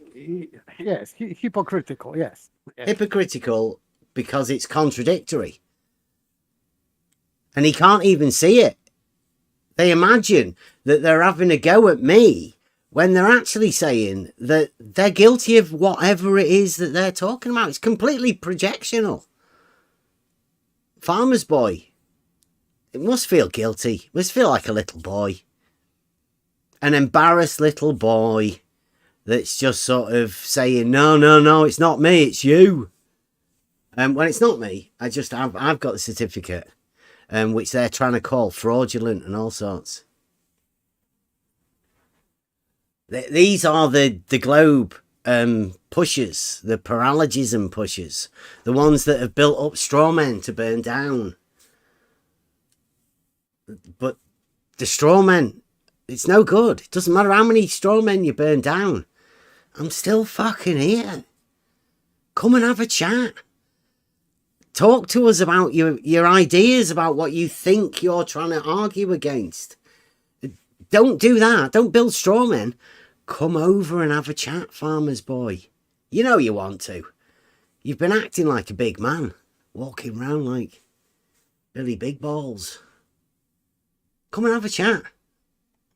Pretty simple. It's pretty obvious that Farmer's Boy here has got he's got real hatred of something. I don't know what it is. Maybe his dreams have been crushed by Logos. So Here we go. Technically, Say I'm not an Farmer's Boy. I haven't got the right letters after me name, but I am an engineer because that's what I've been doing all my bloody life.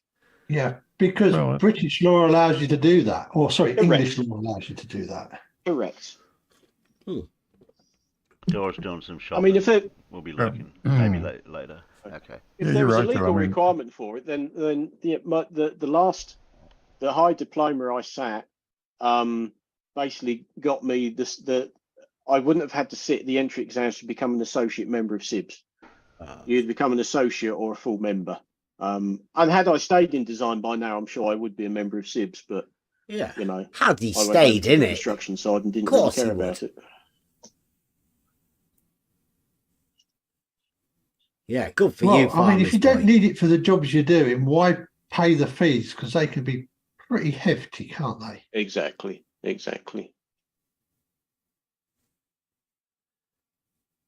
Well, like Timo was saying, you can call yourself a builder if you want to. If you want to advertise yourself as a general contractor, licensed general contractor, you better go take a test. Yeah. There's a dollar limit on it. That's how they separate it. Wally, You can call yourself Wally you can call Moon yourself whatever you want to, up to a certain amount of money, $25,000 usually. Wally Wally Moon what? is in first. Can we just point out again that they're saying you can call yourself whatever you want to. I'm a carer. I'm not a surveyor. Never been a surveyor. I'm a carer. I was a joiner. I've also done a bit of teaching. Just a year. But a year was enough to let me know to get out. So yeah, I've done all sorts of stuff. As has everybody. All of their experiences come into making whoever it is. But you only ever know that if you come and have fucking chat. You don't make up stuff about other people. Talk to them. Suck. Oh, did he? Just because he can't handle the tech. Oh, that's a very nice picture of the moon. Yeah, I like that. I'll show the peanuts the moon. There you go.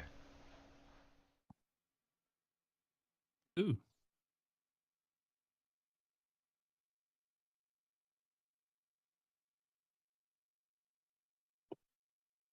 Mm. Oh, where were we? Come on. Oh, yes. Over there. This idiot. Yeah, we won't play all of it. We'll just introduction Bev, and try then... thinking.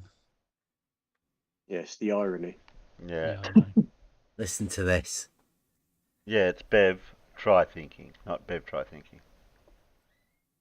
Not all one word then. Not Bev, try thinking. Say it again. No, it's Bev. Come on. It's like try. Bev. No, it's like Bev, try thinking. Yeah, exactly. Once. Once more. Come on. You measure what Sorry. you measure, you write that down, and then you apply corrections as necessary. Yes, Matt. No, go on. You've already done it now. Too late. What? Press play. I did. I know you did. That's what I'm saying. Do Bev try thinking You want again? to press play again? Yeah. Necessary. Okay, so when is it necessary for you to apply corrections? Because I've never heard of that.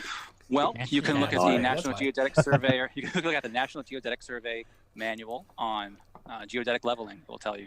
Okay, can you not tell us? I'm sorry. Can you not tell us What is it you want me to tell you? what the when the corrections have to be applied? Because you know we've got a test, right? Is that what we're talking over tonight? Yeah. Go back to your question. Don't test, right? wait, go back to your first question, and Don't talk about it. Whatever you do, don't talk about the test. don't segue to the other topic before he gets a chance to answer, though, right? Right. Let him answer. Yeah. So, Bev, let's get the wordiness out of there. What is it you're asking me? Which one? Tim's Wow. sort of just saying with some other question. We were just talking, weren't we? Before we get to your test, what do you want to ask? I don't want to ask you anything. We were here to talk about the test, right? No. He's playing Or are games we again, doing, isn't we're just he? having a little Yeah. chit He chat does. here for McToons, please. I know we've Oh, been it's very getting- vague. getting right? wrong. You Yeah, talked we didn't- to Cleary earlier, and then we've been asking what we were meant to be doing here tonight, and you've not said anything. You've given us a link to this Zoom thing. Mm. It was really weird this night. I can remember it. We were meant to be going over there with Cleary to talk about the test that we got sorted. Again, existential cognitive failing from quite a long time ago. This is. It took us a while to be able to see what it was and exactly what's going on with this. But yeah, that's what's going on here. We've got a test that nobody wants to talk about. Nobody can actually mentally comprehend what it is, how it works, because It stunts their brains. It stumps their brains. It stops them, freezes them, puts them in a state of aporia. I've clicked it, and now I'm here. Excellent. Good job. Right, so what's the format that we're going to be going over tonight? It's an open format, but I do have a couple things maybe that we could cover kind of in a little structure that might be kind of fun. So I don't know what Cleary's up to. He says that he's not having luck getting it on his phone. So I don't know. Maybe he needs to open some high IQ tabs. What do you think? I could send him some tabs. You could send him some tabs. I don't get that joke. Maybe it might be American. Sorry, I don't get it. I don't even know where he lives. He's in the U.S., I think. Let's go with that. So, all right. So I think the question Bev was asking was when or how do you apply curvature corrections when you're in the process of doing surveying work?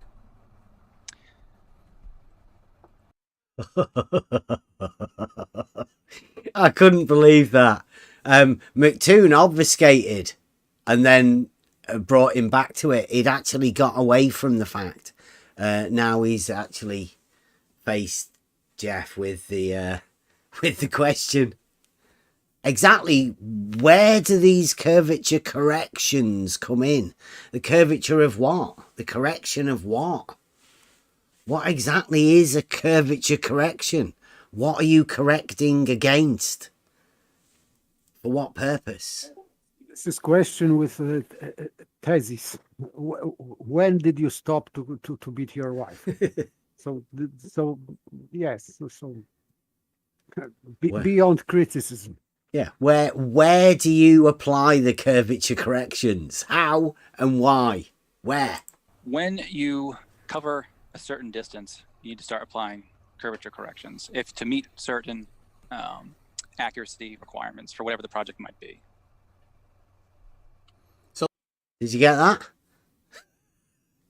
Over a certain distance, to meet accuracy requirements, you make a correction from the measurement that you've already made for accuracy purposes. Says Jeff. This is the guy who we say that may or may not live in Maine. Because he doesn't make any sense what he says. But hey, it doesn't make any sense to me, but I've got what I call a logical mind, you know. So can you give an example of what a requirement might be and then how you'd and what distance might go on. Be Yeah. right, Yeah, So, go on. Well, actually, plane surveyors do account for curvature anyway in their Again, another statement. No, he was asking for what sort of distance. Plane surveyors do apply curvature to a plane, apparently. elevations. So you always need to apply curvature corrections to your elevations. When you're using your theodolite or your total station and you're measuring those distances, you need to apply the 8 inches times a mile squared elevation correction. Okay, right. I can remember this now, right? So you need to apply he says you need to apply the 8 inches, right? We might have to go over this bit, right? I'll rewind it again in a minute and we'll go over it and we'll break it down, right? Listen, he changes it.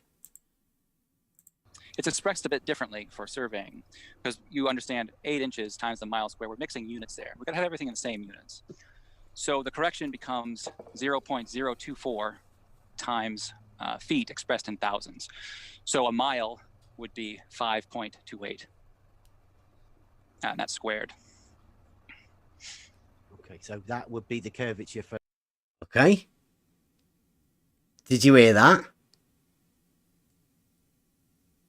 Did everybody hear that? I'm so glad that these guys keep going over this. Bringing this back up. Gives us a chance to go over it, right? So, go back again. 223. Okay, let's see this. Of what a requirement might be and then how you'd and what distance might be the right... So Well, actually, plane surveyors do account for curvature anyway in their elevations. So you always need to apply curvature corrections to your elevations. When you're using your theodolite or your total station and you're measuring those distances, you need to apply the 8 inches times a mile squared elevation correction. It's expressed a bit differently for surveying. Right, okay. Now, I don't think Jeff here and Jesse and the people that have pushed this actually realise how the damage they've actually done. He said, although he's not a surveyor, right? But he said that you always need to apply corrections. And that correction applies within a linear distance, which is literally impossible. Yes, he But said that in a plane surveyor, yeah, they account for curvature. Yes. So it means that this is no longer plane surveying. Yeah. And by the way, he is making mistake because 8 inches per mile squared, even if you are calculating this drop, you are calculating from ground level or sea level or whatever. Because if you are above, you have to calculate to the first drop or rise to the hump, and then from that point you have to calculate drop behind horizon in their model. So they even don't know how to apply their calculations. Yeah, you can't really. It doesn't work. It's impossible to make it but work. Still, yeah. Yes, but still, he is missing even that. So he has no clue. Right, so McToon is asking him right now. Jeff has said that plane surveyors apply the 8 inches, right? But now listen to what he says, right? Has anybody got a problem with 8 inches to the mile squared, right? Anybody got any problem with that actual formula? No, I've never heard of anybody, right? Nobody's got a problem with that formula. It's a distance, and then it's a vertical height, and it's per mile, right? Although it's an impossible mathematical thing, once you link it to reality, it's literally impossible. But forget about that. 8 inches to the mile squared. Now, particularly, this is the bit where he says it changes. Listen to what he says. Because you understand 8 inches times the mile square. We're mixing units there. We're gonna have. He says we're mixing units there. So 8 inches to the mile squared. Inches and miles.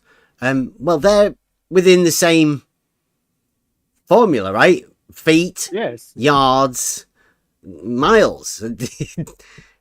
They are consistent. Yes, that's fine. So why would somebody say they're not? You're mixing units. What are you mixing? But let's see the change, right? 8 inches to the mile squared. That's a very consistent formula. Very easy to represent as a mathematical structure. But let's listen to the surveying change that he makes. Everything in the same units. You've got to have everything in the same units, he says. Inches and miles to him aren't the same units. Listen. So the correction becomes 0.024. 0.024? Yeah? What? Well, I don't know. 0.024? As opposed to the 8 inches. I'm taking it, right? Times feet expressed in thousands. Feet expressed in thousands. Thousands of feet. So we've got a number from nowhere, 0.024, and we're timesing that by feet expressed in thousands. So a mile would be 5.28. So a mile would be 5.28. What? He's put a mile in there. And he's put feet in there. Is that not mixing units? What was up with inches? I mean, what's he? Yeah, listen. I have no clue what he's doing. It's this globe surveying. This is the guy that may or may not live in Maine. That these guys are going to go along with, right? They've got to go with this. This is the guy. He's the top man. He's got McToon there. And that's squared. And that's squared. Just square it at the end. Square's the answer. It's fascinating. Fascinating. 0.024. Do you want to hear it again? I noticed Eric's loving this. I've been over this before and I've actually wrote it out, and it literally makes no sense. This is literally nonsense. Somebody with some mathematical genius that he thinks he is, that he thinks he can just blurt out strange fucking numbers and stuff, and everybody else will have not got a clue what he's talking about. But he's the authority figure. He's the man that said plane surveyors actually figure in a curvature, and 8 inches per mile squared isn't good enough for him. Because he's a globe surveyor and he's going to do this. Listen. When you're using your theodolite or your total station and you're measuring those distances, you need to apply the 8 inches times a mile squared elevation correction. It's expressed a bit differently for surveying because you understand 8 inches times the mile squared. We're mixing units there. We've got to have everything in the same units. So the correction becomes 0.024 times feet expressed in thousands. So a mile would be 5.28, and that's squared.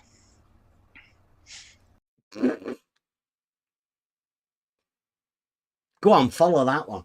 How the fuck do you do that? You're a plane surveyor, right? You're just out there measuring. You're measuring your elevation changes.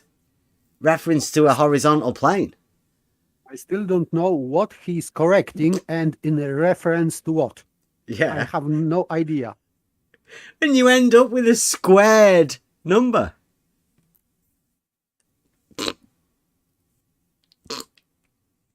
Absolutely brilliant. Absolutely brilliant. The way he's done it, he's took 8 inches times the mile squared and changed it to 0.024 times feet expressed in thousands, which for a mile would be 0.5 something squared. 0.5 of what? I really cannot process that. Sorry. Right, but obviously that was such a phenomenal outlay, that, right? I mean, everybody who's thinking 8 inches, well, I know they said that wasn't right, but I mean, hey, this is the new surveying one. Have you ever actually heard anybody say that? As 8 inches, well, no, the surveyors use something completely different. Okay, right, so let's listen to what these guys say. These are the blue marble scientists. What are they going to say to him coming out with that revelation? Okay, so that would be the curvature for a certain point, right? Of a imagined radius, right? It's not imagined. Right, so but there's many, isn't there? It's not imagined, and here's a shout out for SE, right? I said there's many different radiuses, because this is when we were talking about the Black Swan as well. I was just trying to point out that they have many different radiuses. Many. Not one. Many. Many what? Different radiuses. Or radii, I don't know what you call it. Right, so plural of radius is radii, but I'm not gonna punish you for saying radiuses. You do have many, right? So on your model. The Earth is not a perfect sphere. His reply. to them having many different radiuses is that the Earth is not a perfect sphere. So yeah, they do have many different radiuses. Agreement. It is spherical. It's sometimes called an ellipsoid in shape. And the 8 inches times the mile squared is plenty accurate enough for point to point of a control network. Okay, so what is that 8 inches per mile squared then? It's an elevation correction for curvature. Okay. And it's an elevation correction. Elevations are measured on a vertical datum. So he's correcting the vertical datum. Interesting to know. And that is everywhere? In every direction. Okay. So you saying when... Everywhere, in every direction. Corrections. Interesting, impossible, and completely imaginary. Typical globe. They have a tool, like an auto level, that establishes a horizontal. You say you need to establish a curvature correction, you say? So in auto level, so differential leveling is a little bit different than trig leveling. So trig leveling is what you're doing with a theodolite or a total station. With differential leveling through an auto level, generally speaking, if you keep your foresights and backsights equal in distance, you can get away with ignoring curvature correction over a short distance, but you should apply it when you're getting into longer and longer distances. What do you mean by longer distances? Do you mean like in your transitions? You know, like 30 feet or something. Oh, no, sorry, 100 feet, 30 meters, something like that. Here we go. Back to the question that McToons was asking him. Over a distance, what distance? What are you talking about? Where's your correction made? He said first that always. Yeah. So at any distance, Mhm. I assume. And then you can ignore it over certain distances. Yes, contradiction, yes. Yeah. Good. That's another one for the guy that probably, I think we can say, it's getting safer and safer to say, this guy's not a surveyor. Obviously. This is why I keep saying these are the gatekeepers. These are the guys that are keeping you busy. Completely fictional. Everything that these guys are going on about. It's a shame. Like, so I know, if you go above that.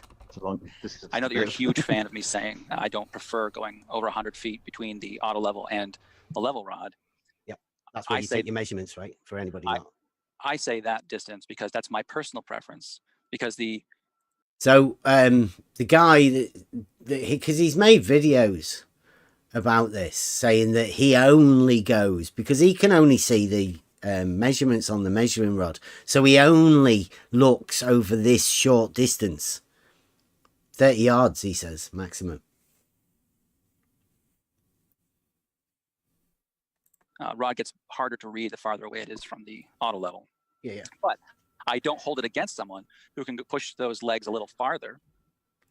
So he can only read a certain distance, but he doesn't push it past people that can go a little farther. Not like 13 miles in the distance. I don't think he's advocating that.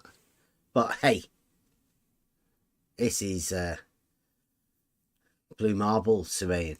And achieve the accuracy that's required for the project that they're transferring the elevation for. Okay, well, when would you add your curvature correction into the known measured distances? Because you're going 30 feet, right, in between your transitions. Well, that's an interesting question, Bev. So let's take I listened to you talking to Mr. Sensible the other day. And he's been asked a direct question. When would you apply these curvature corrections? He's segueing. Yes, of course, it's a very inconvenient question for him. ECV, right? It's too real. It's too real a question. Either that or he's never done it and he's just going with what he's been told to say. One or the other. It's hard to tell.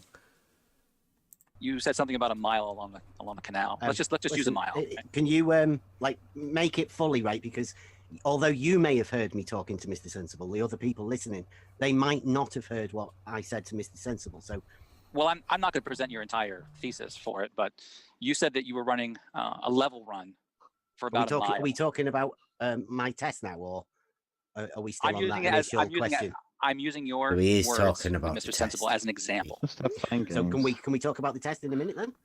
I would like to finish what I'm saying right now. Okay. So let's just say you have a level run going a mile. To determine if you are accurately transferring that elevation, you should also run the traverse down that canal with a total station. No, you just close the loop and go back to the beginning, right? That's what you do. But you want to check and see that you've done correctly. Yeah, you just do it multiple times and return the loop to close the loop at the end, right? Try it again with another piece of equipment.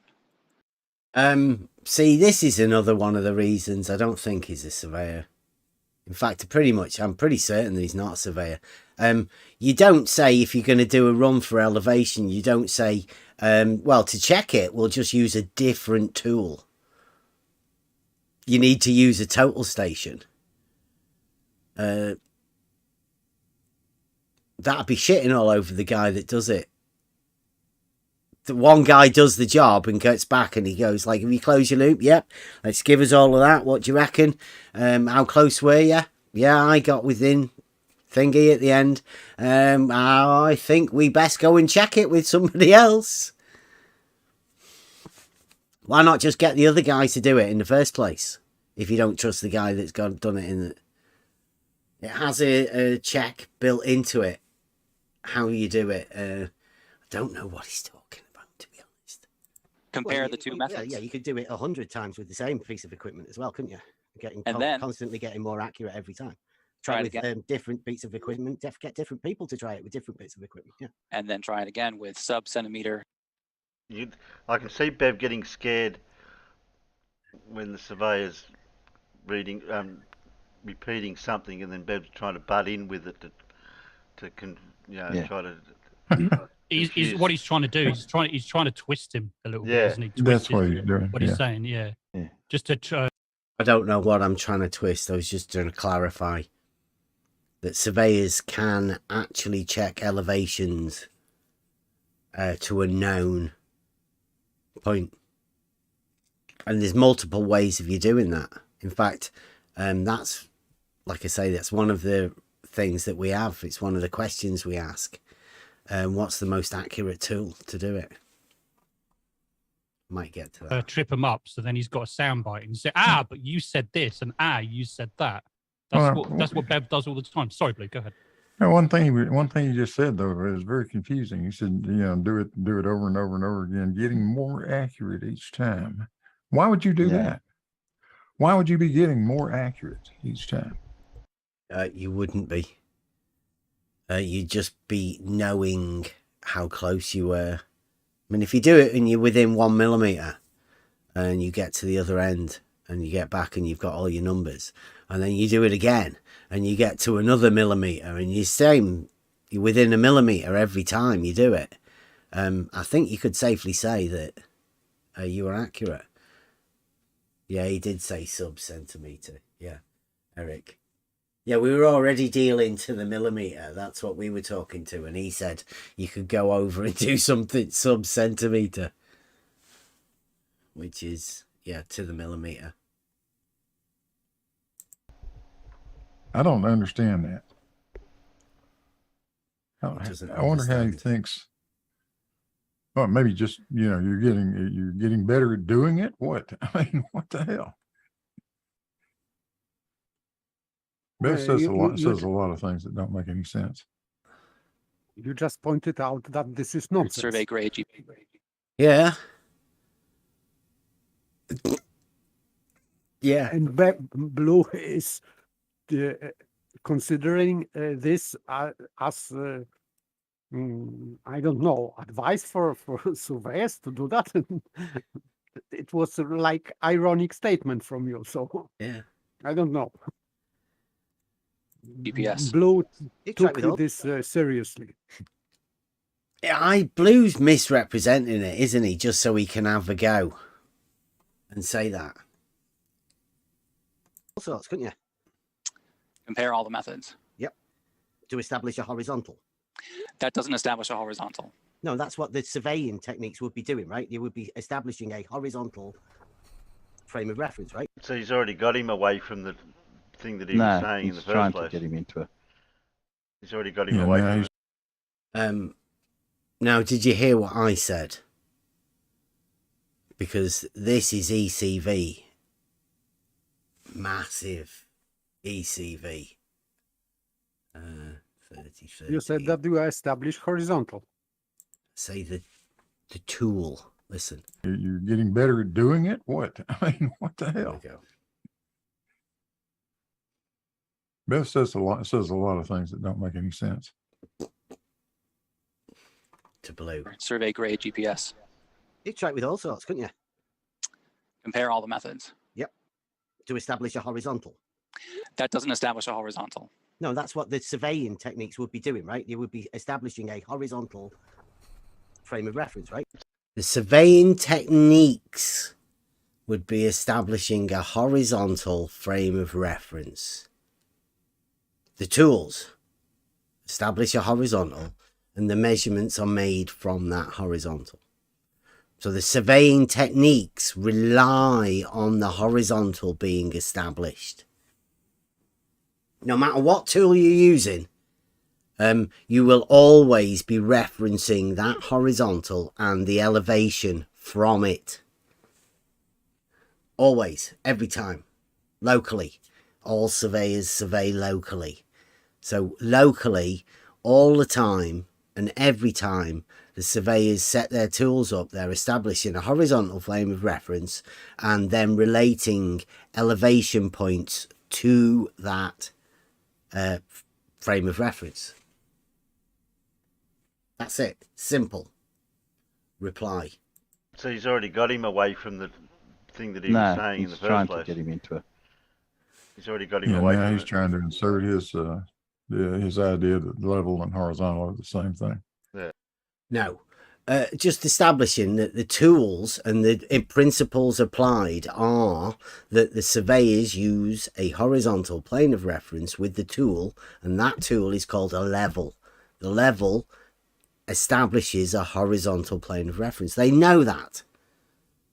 These guys actually know that. But ECV works in very strange ways.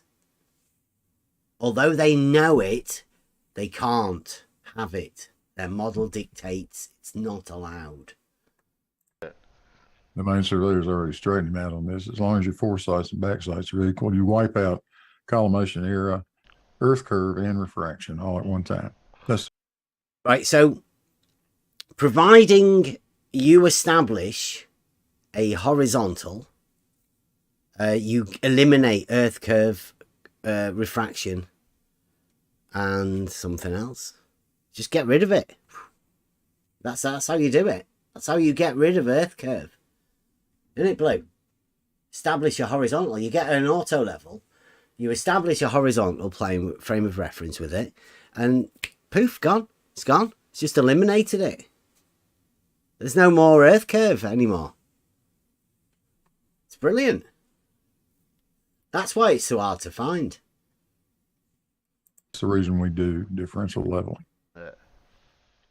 It's the reason we do differential leveling, says Blue.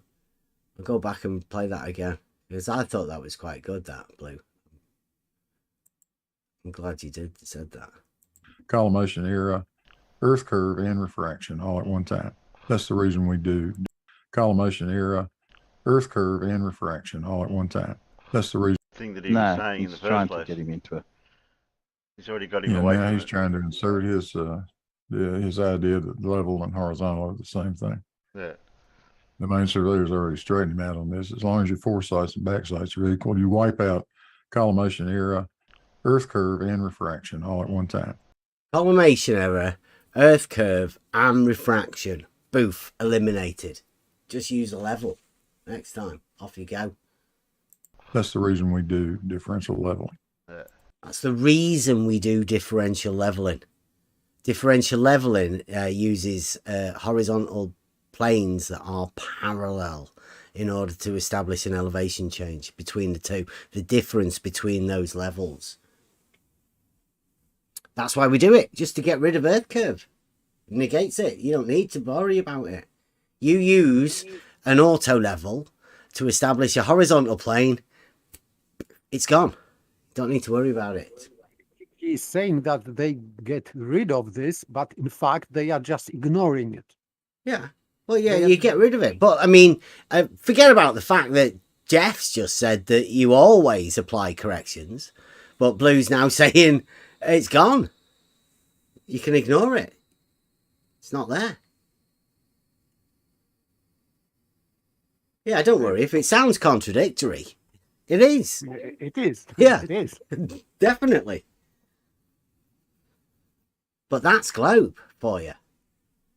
You have to accept these contradictions. There's no way of sorting them out. You just have to have them all. Right. That's what the surveyors do, right? At that point where the auto level sits, that establishes a horizontal plane. You take a benchmark from one end and you transverse it as a horizontal plane to make your benchmark at the other end, right? So you find a known benchmark and then you move that to an unknown to make the unknown known. Yeah. Let's suppose you have. See, McToons is laughing here when I'm saying this, but that's literally what you do. That's what differential leveling is.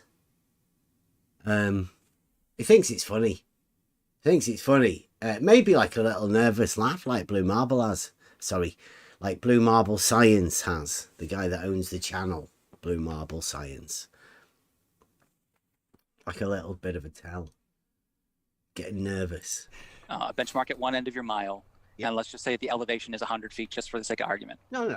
We're doing it at the side of a canal. Like, so if we're talking about my test, like you were saying. He wasn't. He was telling you about the conversation he had with it's at the side of a canal. Now everyone can imagine this. Well, don't know if everyone can imagine what the canals in the UK are like, but everybody knows a stretch of water that's a steady body of water that they can imagine at the side of it, right? So we're banging a post in at the side of the canal, let's say 1 meter, and we just put a mark on it. 1 meter from the canal, or a meter above the water? Well, it doesn't really matter, does it? Well, we're just banging a post in, we're putting a mark on it. That's it. And then we are going to say that is our mark. That's just the mark we're going to do. We're going to transfer that mark onto another post, one at half mile, and then one at the full mile again. So in that case, you are transferring an elevation. You're not transferring a horizontal line. But that's the tools is a horizontal, right? Okay, so basically, it's not hard for us to see this. You're at the side of a canal, no locks, right? And you're just banging a stick in. And you put a mark on that stick, one stick. And you travel half a mile and you bang another post in. Remember, you're at the side of the canal. So these are tall sticks. And then you go another half mile, so the full mile, and you bang another stick in. You've got 3 sticks. One of them has a mark on it. That's as far as we've got, right? It's not hard. Everyone can imagine this. There's no need to swear, Blue. Don't worry about it. The auto level that we are going to use to transfer that thing through differential leveling techniques, right? That would just transfer the horizontal mark from in the middle point and the end point, right? You're transferring an elevation. You're not drawing a horizontal. Horizontal. Yeah, it's a horizontal. From end to end, it is not horizontal. Yes. So he's now said, this is Jeff, the guy that may or may not live in Maine, is saying that we've just banged a stick in and we would be transferring that one mark from on one stick to the other 2 sticks. And in order to do that, we will be using a tool called a level that establishes a horizontal plane of reference. Now, it would be traversing all the way along, but that line, aim, would be to establish a horizontal all the way across, is what I say. because we're using a tool, an auto level, to make and establish this. Each individual transition would be the auto level with a horizontal. We've got George to do RBD face because we're going to have to go over RBD face with this. But this just goes to show it's simple. There's two pegs that don't have a mark on it. Just two. One half mile away and another one a mile away. At the side of a canal. What's this? No, from one end of the mile to the other end is not a horizontal Are you line. saying an auto level would not establish a horizontal? I'm saying that differential leveling techniques done properly There you go. will account Doing it for already. curvature automatically when you keep the foresight and the backside relatively short and equal through the entire level run. Right. Well, Right, so as the auto level establishes a horizontal, he's just said now it will account for curvature automatically. So the horizontal accounts for curvature automatically, yet curvature corrections come into it somewhere. And he applies them all the time. Not consistent, contradiction. So Yeah, again. Yeah. not nonsense. This is absolutely impossible to be doing this because what we're actually talking about here is geometric. The auto level and the vertical measurement, they're entirely geometric. And yet he's talking about doing contradictory things with something that's entirely geometric. Should be obvious to everybody to see this. Well, these are the experts. This is globe, entirely globe. we are asking these people, these surveyors, to make a horizontal line, right? Particularly, we're not saying level, we're not saying curve, we're not saying anything. We are particularly saying a horizontal line of reference. You're say asking that's not surveyors possible. to transfer elevation. Sorry? You're asking a surveyor to transfer an elevation when he uses or she uses What is your understanding of elevation then? Is it's a vertical distance Laughing above again. the mean sea level, right? Mean It sea doesn't level have to be being the your mean sea reference level. datum. It could be any vertical datum you want. It could be a made-up datum if you want. If you want to say that the ground next to the canal Said there could be any vertical datum you want. He could make it up. A vertical datum. This guy, pretending to be a surveyor. Obviously, possibly a globe surveyor, but he's not a real surveyor. Obviously, he's saying you can make up a vertical datum.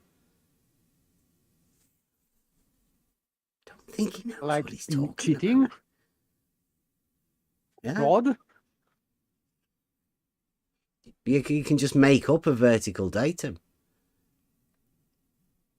Said that I put a Something measured that's mark been on the side of established the post, taking right? And many, then you're many saying- years and measurements. You Yeah. can just make up like that. Yeah. Yeah, the measurements are measured on a vertical. They always have been, every time. I don't know how you make one up. Listen. No, that's different in elevation. So I'm just establishing now the canal that has the water level within it at the side of where we put this post has an elevation, right? Now that elevation, let's say it's 50 feet, right? It's 50 feet as a vertical distance above that mean sea level, right? That's what it is. It's established. They established the mean sea level at I don't know a if it's above place. the mean sea level or not. It's just a number. But that's what they do in the UK. I mean, I can only speak for the UK. What's the name of the datum that they use in the UK? Sorry? What's the name of the vertical datum they use in the UK? It'd be the mean sea level, don't it? There's an actual now. there's an It actual used to name. be- There's an it actual used name to for be- it. Again, here we go with obfuscation. ECV. We're talking about a water level of a canal at an established elevation. The entire body of one part of a canal from lock to lock will have the same elevation. No change. No bit higher nor lower. No slope, no hump, no curve, the entire body. Now, here's the problem. It's measured on a vertical datum. So, well, I'll leave you guys to work out the problem with that. Well, it's the zero That mark, is a right? massive giveaway. No, there's a name for the vertical datum But in the UK. that is where they zero elevation. Beth, there's a name Okay. for it. Could you tell us the name for it, please? It's the datum, the zero datum. Yeah, there's a name for this. Mean sea level at Beth. Newby. To save going through all this, do you know what it is, Farmer or Matt or Alan? I know what it is, and I'm not even over there. Okay. Yeah, we know what it is, but Oh, well, okay. Yes, I know what it is too. Okay, but Bev's not getting there. Well, does it matter? I think I've already mentioned it. Does anybody else know what it is? Does anybody else think it matters what the name of it is? Well, I would think have thought Ben anyone, was even getting there, but he was struggling with it. I would have thought No, he's not getting anybody. I would have thought anybody who, even if they weren't a surveyor, who had been supposedly surveying as many years as he has, with all the. It's supposedly been surveying as many years as he has. None. I've never been a surveyor. So why is this guy here, sounds like he's had a few to drink, now saying that I'm a surveyor? Or that I've claimed to be a surveyor? Knowledge he so claims doesn't know what that is. It's really surprising. Anybody who's used the bloody Ordnance Survey map in the UK knows what it is. It's on all of them. Yeah. Well, he Didn't should know be it able was to the spit it ordnance out pretty survey. quick then, shouldn't he? It would have been automatically OSD. Didn't it call the ordnance datum? Ordnance survey data. Yeah. Yeah. The Ordnance Datum Newlin. Problem is, he doesn't like the Ordnance Survey anymore. Ah. No, he doesn't. I do quite like the Ordnance Survey. I think they're a very good company. They make good maps. Particularly good maps. To scale. They've mapped the entire UK on an entirely grid reference system. So yeah, I think the Ordnance Survey are great. I don't know what these guys are talking about. Again, it's another one of their little straw man that they've built up. Yeah, since they told him he's full of shit. He's Yes, not been too they happy very with it. politely told him he's full of shit, Oh, and yeah. and yeah, then it was like, well, hang on, this isn't the Ordnance Survey Twitter site, is it? Oh, Yeah, you're that not a was- surveyor. But that wasn't a real guy. That was just some. Like I say, I've come from Twitter, and if you guys don't know, yeah, I've had a few conversations with a few Twitter trolls, picked up a few long-lasting trolls from some of the conversations that I had within that. And yeah, I've talked to somebody on the Twitter account from the Ordnance Survey. Again, I'd say they're definitely not surveyors. They told me they're not surveyors, and they wouldn't put me through to their surveying team. So the person that replied to me definitely wasn't a surveyor. Could have been a bit like Jeff here. Clown that answers phones at a call center, according to Bill. Exactly. Because he didn't give Bill the answer he wanted.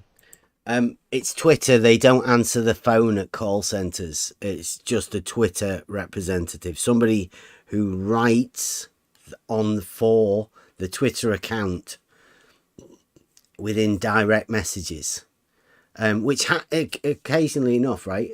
Strangely enough, they hand out the DMs that I've had with these people. The Ordnance Survey, the official Ordnance Survey tick mark, actually hand out DMs that they've had with me. Yes, the Ordnance Survey datum, dummy. Let me give you an example. UK. Let me give you an example. In the United States, they use NAVD 88. That's a common one. That's NAVD, North American Vertical Datum. I'm pretty sure I said vertical datum. And in America, they have the North American Vertical Datum. Says McToon, with not an ounce of understanding. That's the your name. geoid, right? That's your the geoid no. That's model. the I'm name. not talking about that. I'm just talking Stop about interrupting me the and listen. mean sea level. Stop interrupting and listen, Bev. This is the vertical datum that's used in the United States. Vertical Okay? datum. What's the name of the vertical datum that's used in the UK? Just one of them, maybe. There's probably a bunch.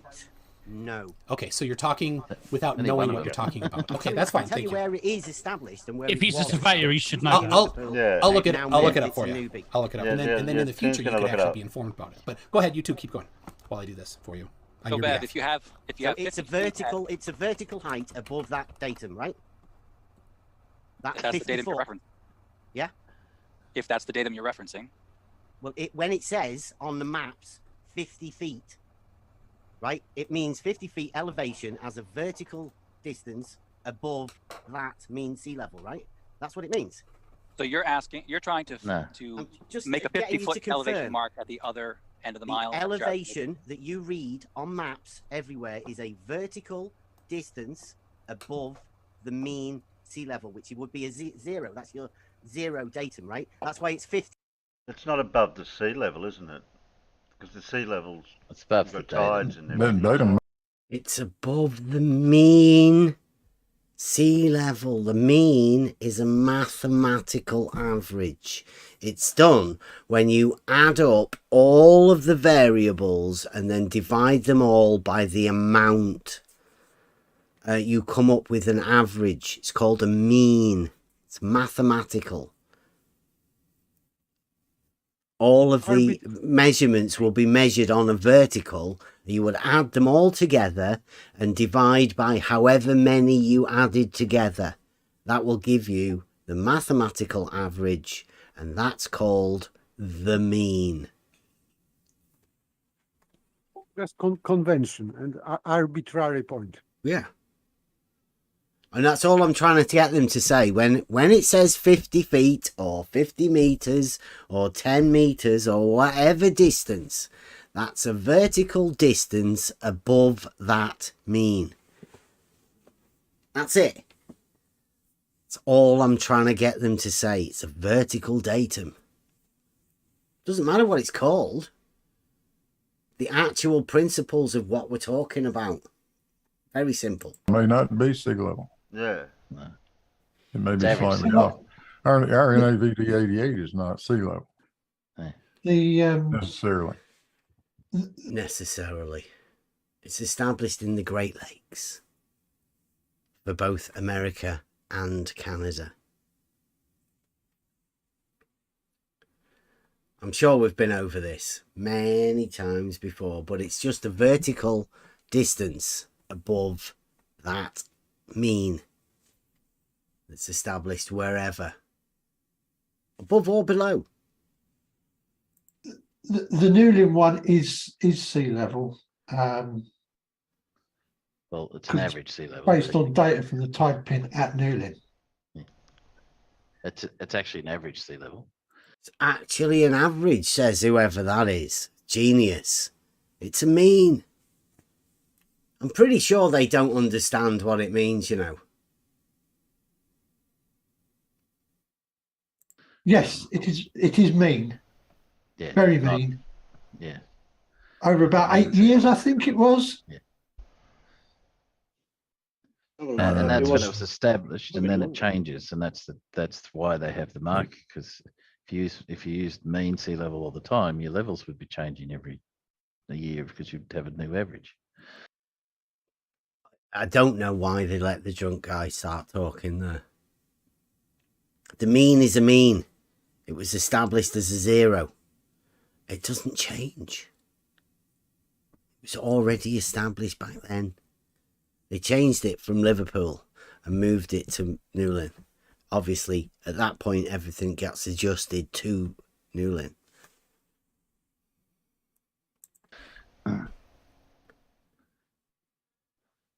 That's why it's a pin in the ground somewhere. In your case, it's not a pin. I've got to admit that you have a very fancy tower. Well, Bev is just demonstrating that he's actually never done any of this sort of work. Yeah, it just didn't come off the top Well, of his head, really, did it? Easily. Yeah, I mean, like I said, was it the British datum? And he can't mention one. Well, I mean, even the main one. Or even the main one. Yeah, I mean, like I said, even if you've got a basic qualification in surveying, surely he would know that. Surely. I mean, I wouldn't, but I don't claim to be a surveyor, so I don't know. Yeah, you know, I'm not claiming. Even if he was a draftsman? He's not claiming to be a surveyor, so he doesn't know. Even though I've never claimed to be a surveyor. But I should know. Hypocritical. Most contractors that I know building civil engineering projects would know what the datum name is, even if they don't really know what it means. They'd be able to tell you, is that in our case AHD, so that they know that they're working to the right reference. And so the fact he doesn't even know the name, or even can't even give even if he doesn't know the full name, didn't say OSD or something like that, because I'm sure that's what gets put on the plans, because no one ever says it out the full thing all the time. Everybody uses mean sea level. Everybody. Even the guy at Bedford. He knows where the base is established at Newlyn. Where it is, where the datum is. We've talked to him. No, the datum's going to be mentioned in the notes on the drawing someplace. Yeah. On large projects, you'll have a whole damn drawing that's nothing but notes, and somewhere in there it will tell you what the datums are. Talking about the datum, the name of the datum. At least anything that you're using surveying for will. Yeah. If you're just a builder doing a slab, you'll never know. But if you're actually doing real surveying, nobody cares, right? You don't really care. But not. If you're on a site, you're using the site datum. The site datum has come from another established datum that was established from another one.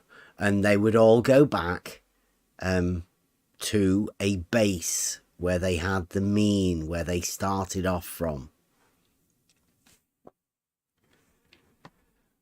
They actually started off in Liverpool at the docks at the end of the canal, the Leeds to Liverpool canal. The one that goes past, where we did our test on that body of canal, where it was first established in the UK. Terribly important. But you wouldn't be claiming to be a surveyor if you're just using an order level to do buildings. So.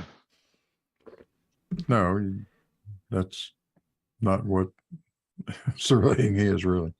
Yeah.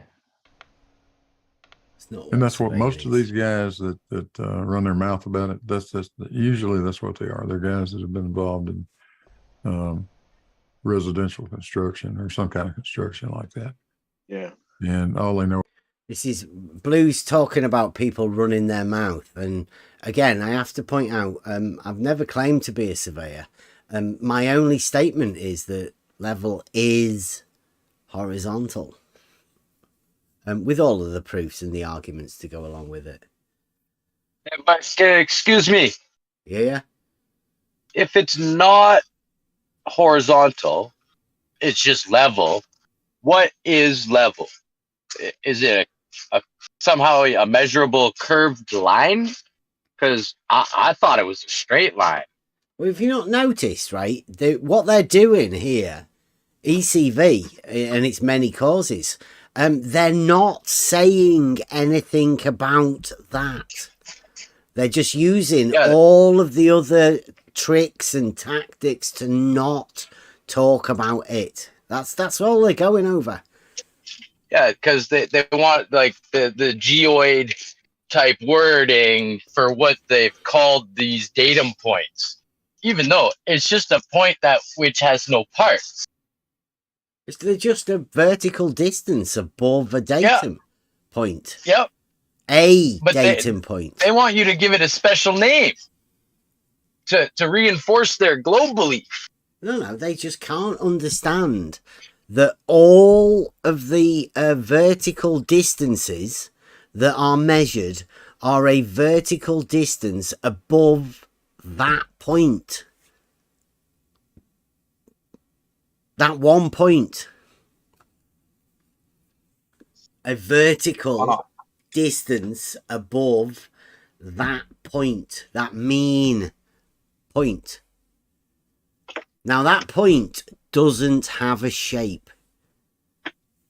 No points have a shape. That's it though. I agree. Simple. Yeah. Dead simple. And these guys can't. Dead simple. They can't address the actual fact that we're talking about here. So simple. No, they can. Hang on. No, they can. They just won't. No, they can't. I'm telling you. I don't think you understand exactly how bad this ECV is. They will never be able to address it. The people we're talking to and the people we're talking about here, these guys, they're talking amongst themselves. And they can't even address it. Look, I'm not there. I'm only there in a video. They've got all of their guys surrounding them. There's all friends. They could explain all of this to each other rather than talking about what Bev hasn't said. Know about her, basically. Yeah, obfuscation tactics. Yeah.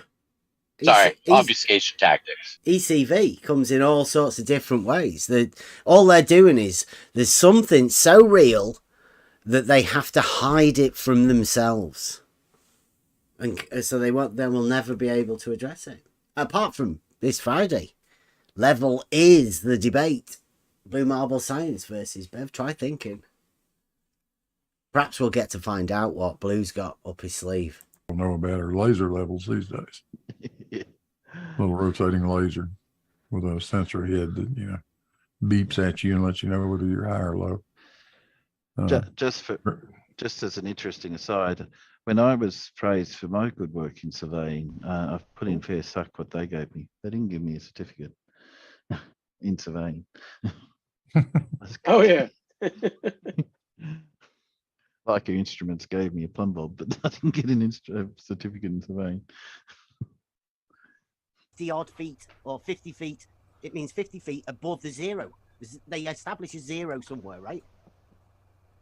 No. Yes. And when you read... Did Blue just say no when they establish a zero somewhere? I think he did. Elevation, it is a vertical height above that datum. Right. Okay, so elevation. And then the guy that may or may not be from Maine agreed. So Blue says no, and the other guy says yes. Do you want to hear that again? What's that on? 20, 41, 24.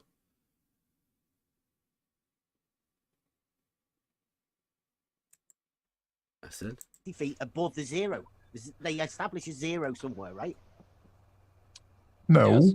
No, and says when Blue. you read elevation, it is a vertical height above that datum. Right. Okay, Right. so Contradictory. Well done, Blue Marble Science. Thank you very much. elevation now, right? I say that's a horizontal. Right. Do you say that is a horizontal or not? You're saying what initial is a horizontal? datum, the datum that you use is a horizontal datum. No. No.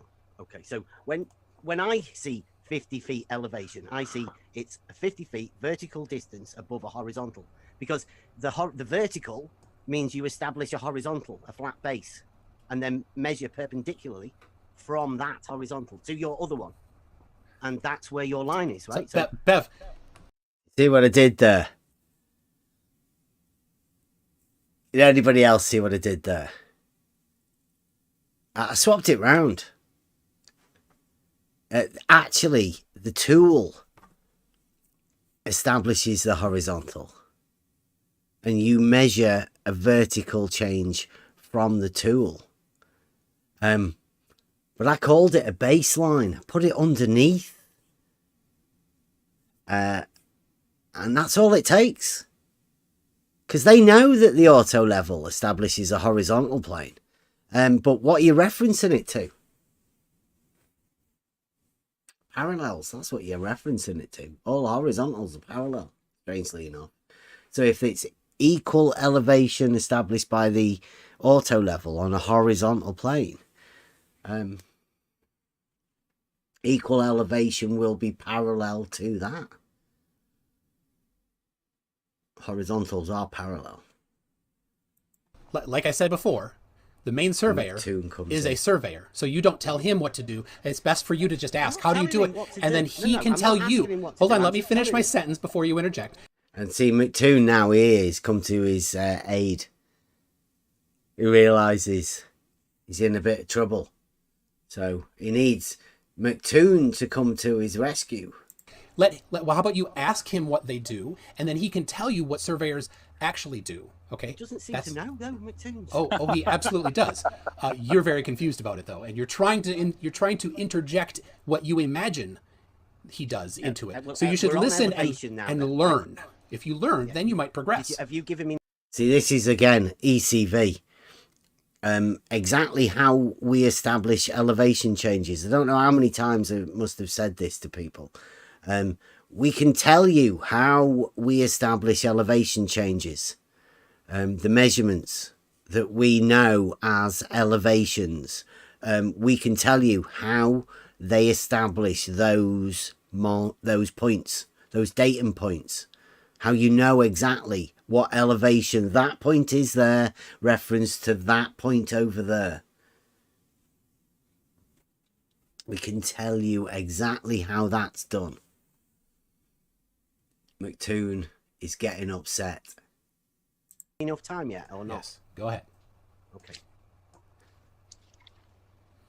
So are you going to answer that then? Elevation. It is a vertical height above the datum.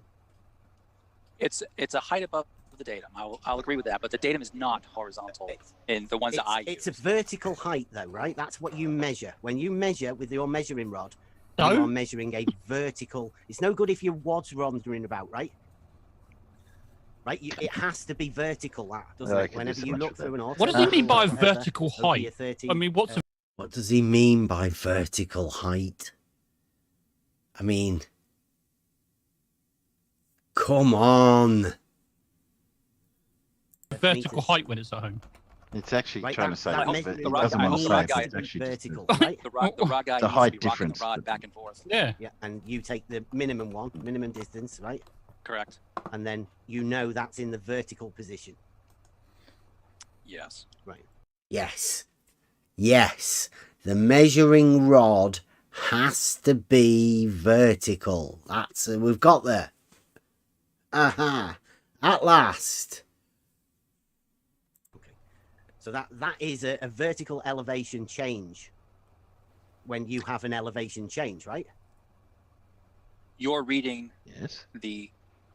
you're reading the height of the crosshair above the ground where the rod is. Brilliant.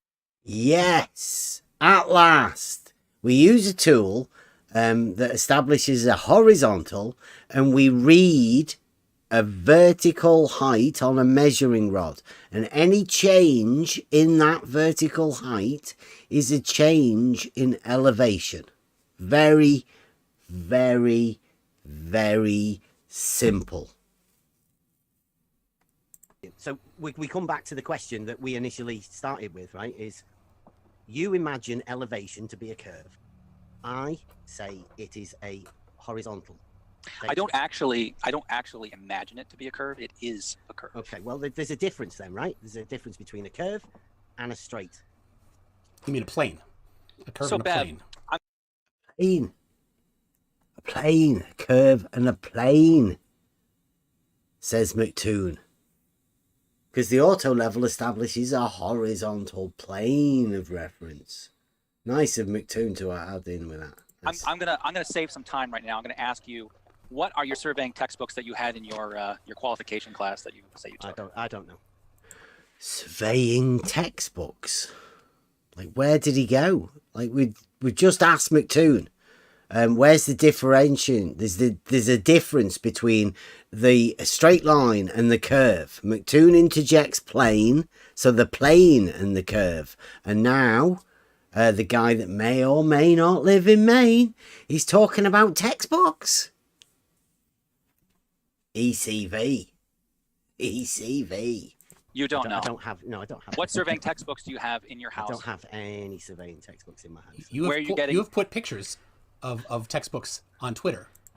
You've put pictures on Twitter, says McToon, in all of his confidence. Bev's put pictures on Twitter. And that'll get you out of the difference between a straight line and a curve, won't it? In the past, did you sell them or burn them? Sorry, I've seen pictures on Twitter that you posted of books that are in your house on surveying. Have you burned them because you didn't like them, or did you get rid of them since you put those pictures on? Oh, you mean the geodetic survey? Oh, yeah, that's exactly what he was asking about. No, that's not a book on surveying, is it? It's not a textbook on surveying. Oh. Come on, Toons. Okay. He can't help himself, can he? Bev, I have in front of me. It's actually the Geological Survey. Let me check the dates. 1835 to 1935. And I've got one from Burnley as well. Old school. Way before GPS. Back when they did differential leveling with horizontal planes. Chains they did. Also, Elementary surveying, school 7th shit. edition. Brilliant. And it says, datum, any level surface to which elevations are referred, for example, mean sea level. You're going to love this. Also called a datum plane, though not actually a plane. Do you hear that? He's gone to a textbook that calls it a plane, although it's not actually a plane. That sounds right, does it?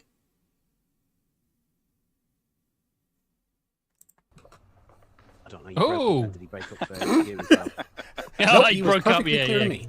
Why don't you say it again? Just pretend I no, he's didn't going to say hear it what again. you This is said. good. You need to hear it. Yeah. So datum, any level surface to which elevations are referred, for example, means sea level. You're going to love this part. Listen up carefully. Also called a datum plane, though not actually a plane. Okay. Ooh. And it has. It's called a datum plane, but it's not actually a plane. But all the measurements are referenced on the vertical. It's a vertical datum. And it has this nice graphic that goes with it that shows mean sea level as an example of a datum, and it shows it as an arc.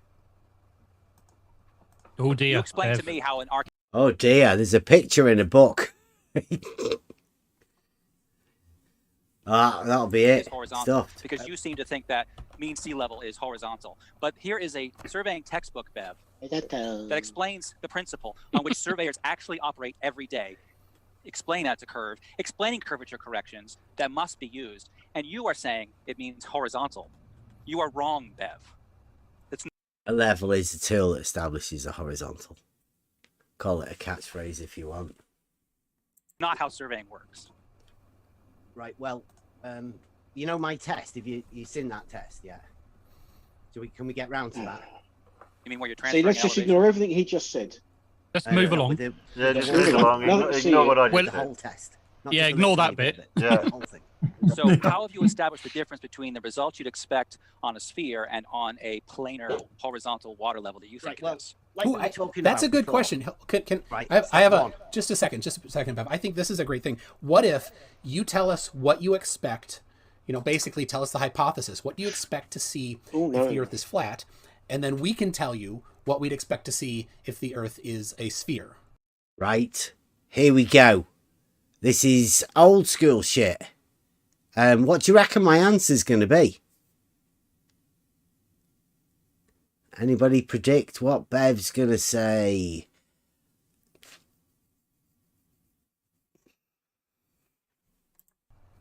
How about that? And because we both know our own models the best, right? So how about you tell us what do you expect It's if not you got a do your model, water mate. level? I've got a model. You don't have a model? Yes, have I a know. model. Yeah, I know I that. have a I know. model of my, and that's water a level. problem. I know that. I have know a you model don't of have a my model. water And level that's a test, problem. right? But so here's the deal. You tell me what you expect to see if the Earth is flat, and then we'll tell you what we expect to see if the Earth is a sphere. Earth So go ahead. isn't flat. McToons. So Yeah, say, go ahead. Topography, Oh, surveying, right? It's not flat, it's got means topography. The Earth isn't flat. You measure topography. Ask your guy that's pretending to be a surveyor, right? Pretending. That's not. Ask your guy that's pretending to be a surveyor. You measure elevation changes. It's not flat.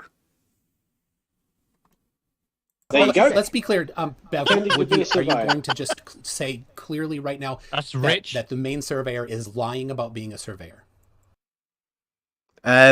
Would you say he's lying about being a surveyor? Are you I'm say going that right to now? say that the surveyors would measure topography. No, I'm sorry. Now that is a Are you change going to say, in or just elevation. or stop saying that the main surveyor is a surveyor or He'd not? have to prove Is that he he's a surveyor, surveyor? wouldn't he? He would, in order Well, for that, he would need let's to just know ask that him. he is a Excuse surveyor. me, main surveyor. Are you a licensed geodetic surveyor in the state of Maine? I am a licensed professional surveyor in the state of Maine. There you go. Okay. Are you bound by any ethical code or anything? Oh, you like to ask that question, don't you? Yes, the first time I've ever asked it, to be honest. Ethical Actually, code. Bev, you've asked it to me on Twitter. Oh, yeah, you never answered, did you? I actually did answer, Bev. I can't remember. Not an ethical code, surely. I don't- We have Lies. They operate by standards of ethics. practice, which we must follow. Yeah, so there are codes of ethics that they must follow. You like that?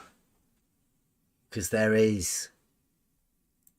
Code of ethics, to be honest, to the public and represent. No, it's not a code of In ethics. Maine No. statute, it is Yeah, called not a doctor. standards of practice. Exactly. Okay.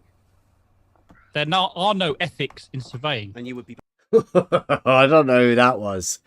There's no ethics in surveying. Sack that man.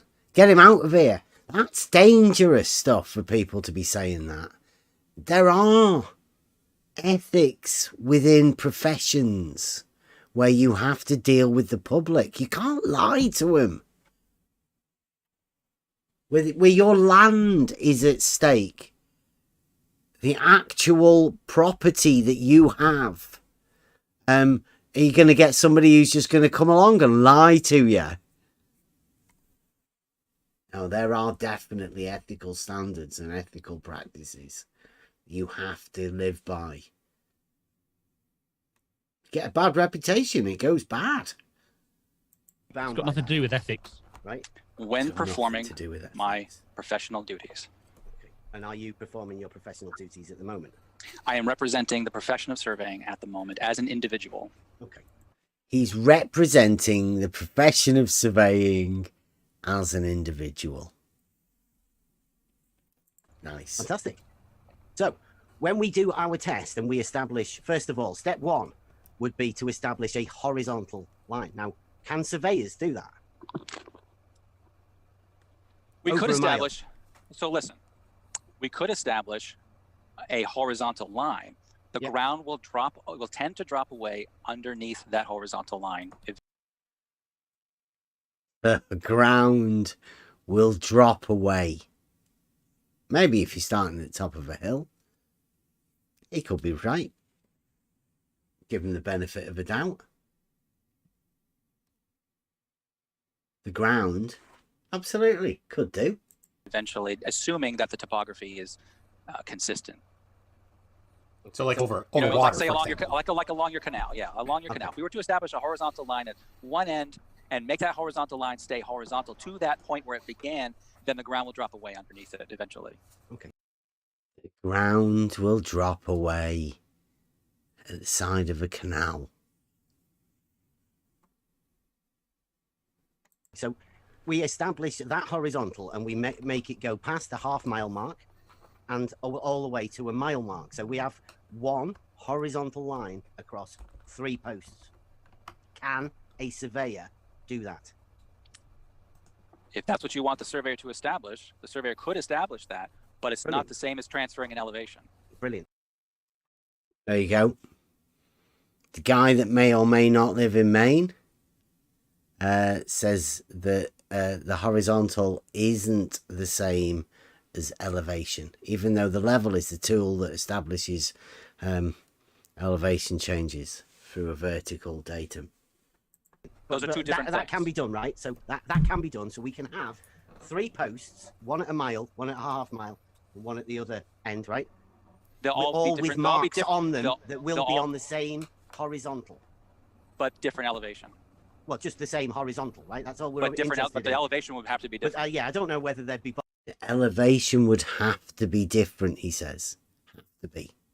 Interesting turn of phrase. Model dictates, it sounds like. Bothered about they keeping telling me that we were a different elevation or anything, but then so it can be done. They can put 3 marks on them posts, right? They'll all be a different elevation. Well, they would be on a horizontal though. That's all we're bothered about, right? The surface of the Earth is curved. What do you reckon to that response?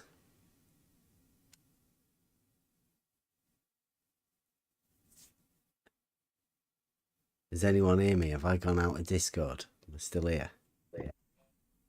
Yeah, I can hear you, Bev. What do you reckon to that response when they're talking about the horizontal? Surveyors establishing a horizontal over 3 posts over a mile. And somebody says the Earth is curved. Honestly, I was involved with something. I wasn't really paying attention until I heard you ask that question. It gets boring for everybody, doesn't it? No, it wasn't that it was boring. It's just that I had to do this. Yeah. Eric says, no way he's a surveyor. You know, I was catching bits and pieces that I wanted to comment on, but I wanted to finish what I was doing. Crazy. I'll just go over this bit again. So you listen to what he says. 3 posts, one at a mile, one at a half mile, and one at the other end, right? They'll all be with different. marks on them that will be all, on the same horizontal. But different elevation. Well, just the same horizontal, right? That's all we're But different. interested But the in. elevation would have to be different. But yeah, I don't know whether they'd be bothered about they keeping telling me that we were a different elevation or anything. But then so it can be done. They can put 3 marks on them posts, right? They'll all be a different elevation. Well, so he's saying basically here that if you establish a horizontal, they will be at different elevations, even though the level is the tool that establishes the horizontal, and that you can measure elevation changes with that horizontal plane. Any change. That's the main surveyor saying that?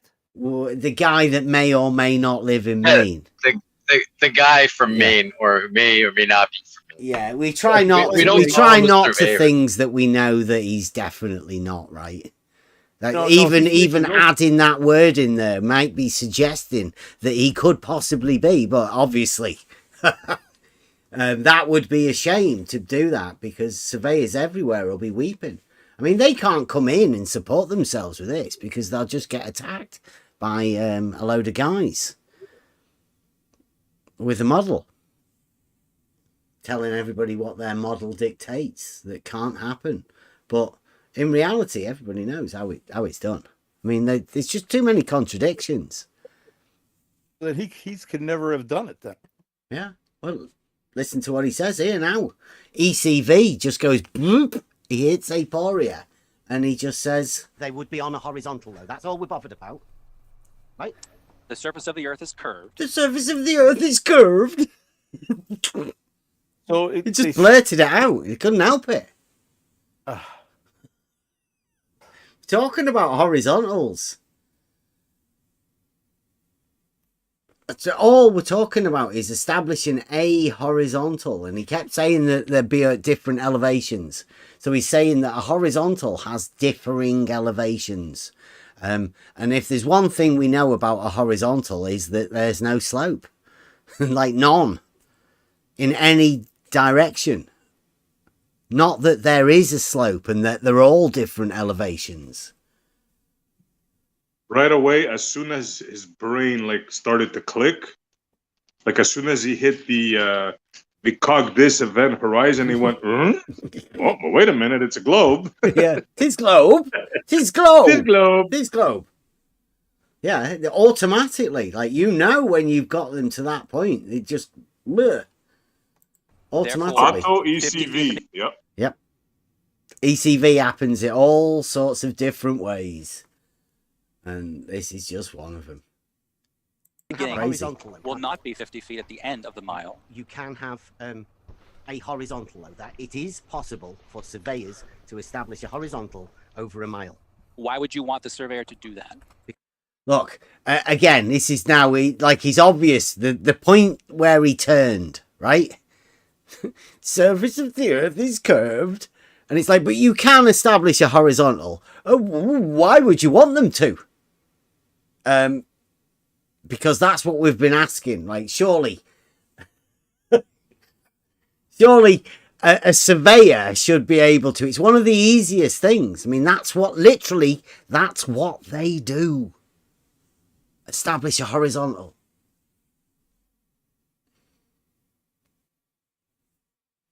This guy. Because that's part of the test. What are you testing in your test? We just the level and horizontal, right?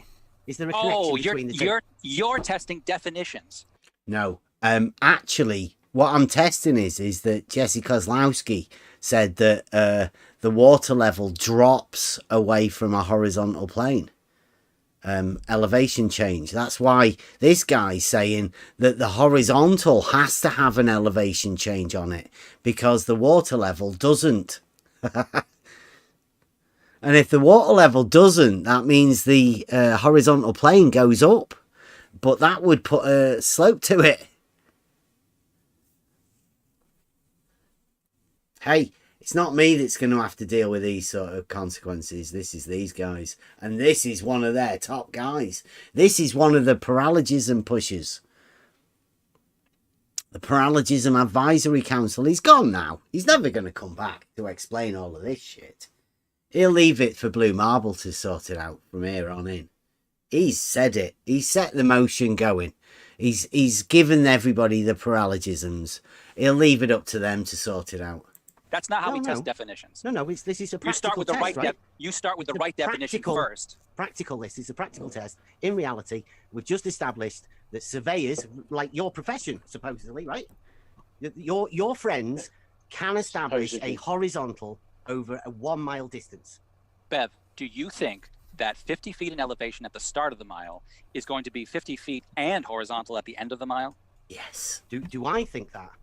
I'm asking you that. Yeah, I probably do. Yeah. Let's say yes. I imagine that if there is no change in elevation, that means it is a horizontal. Yes. That's what I imagine. There you go. I'll still be going with that. I know that if there is no change in elevation, then it's definitely on a horizontal. There's no slope.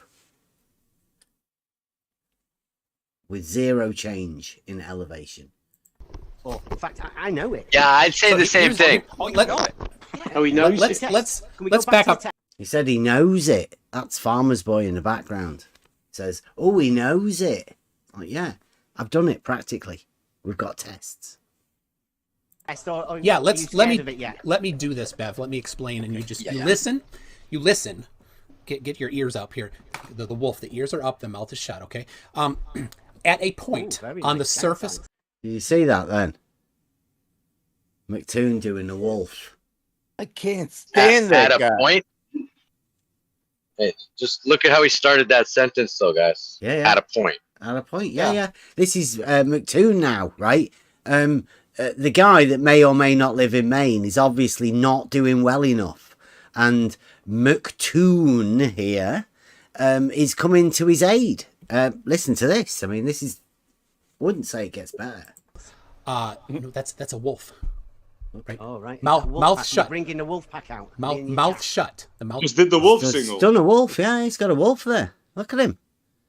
It's like a little puppet wolf there. Like the bat signal when you need help? Yeah. Bring the wolf pack out. The shut. Ears are up. Okay. Is that what the wolves do? On the surface of a sphere, you can the plane that is orthogonal. Three-dimensional surface of a sphere. The plane that is orthogonal to the plumb line is. The plane is orthogonal to the plumb line. It's fantastic. I love that. Level at that point of the plumb line. Okay. That horizontal plane is a unique, yes, honestly, that was the first thing I said. Yeah. Mouth shut, ears up, okay? So I'll back it up again. I'll back it up again, right? And then I'll explain it again since you missed the first thing. On the surface of a sphere, the plane that is orthogonal to the plumb line is horizontal.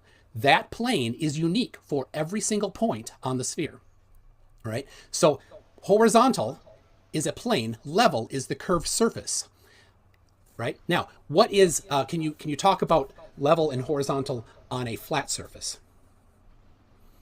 I'll let you explain that since it's your claim. No, we talk about my test, and we've established the horizontal, right? No.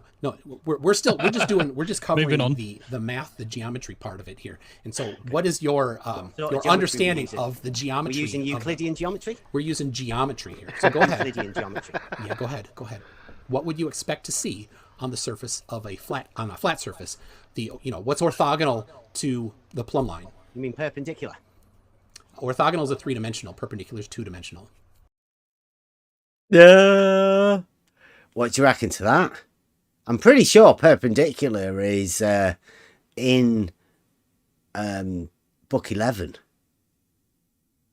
It's just a relationship of a line to a line or a line to a plane. Perpendicular is well understood to everyone.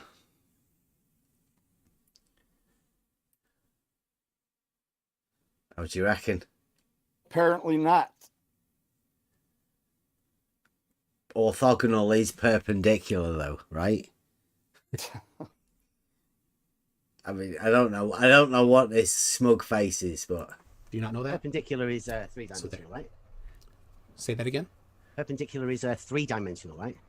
Orthogonal is 3-dimensional. No, perpendicular is 3-dimensional.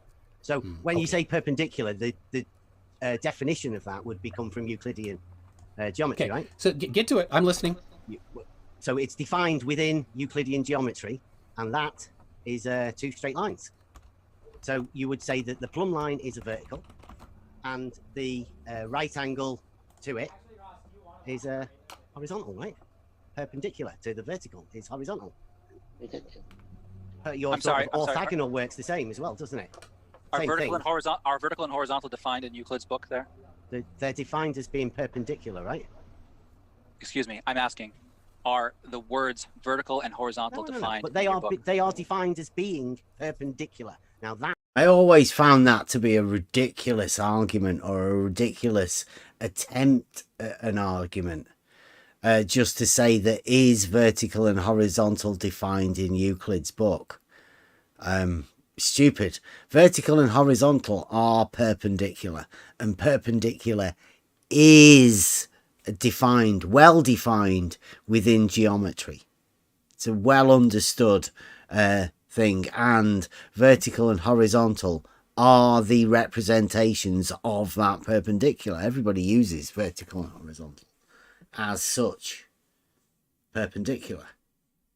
I don't know. Again, this is one of those strange obfuscation type arguments that these guys have built up.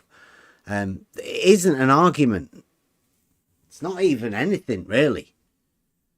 that is definitely Euclidean definition. Dodge the question. 2 straight lines, perpendicular. Bev, would you be interested to know what the definition of a level surface is in surveying? You'll probably tell me, but I mean, go back to the test, right? The test would have a horizontal. We'd have 3 points on 3 posts that are marked as horizontal. Then what we do is the next part, right, is really easy. You just get some hose pipe, right? And you lay it down by the side of these posts. Yeah, that's easy enough, right? I'm listening. And we put vials on the end of them. So we effectively turn this water level big long tube.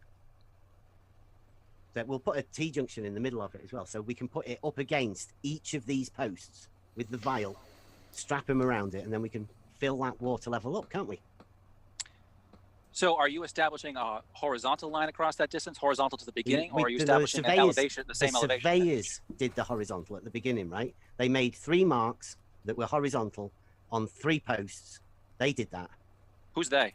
the surveyors that establish the horizontal. That's what we just decided before, right? Oh, you're gonna hire some surveyors to come do this? Again, how long did we take to establish that we could put 3 marks on those posts at a horizontal? And that's what we've just done.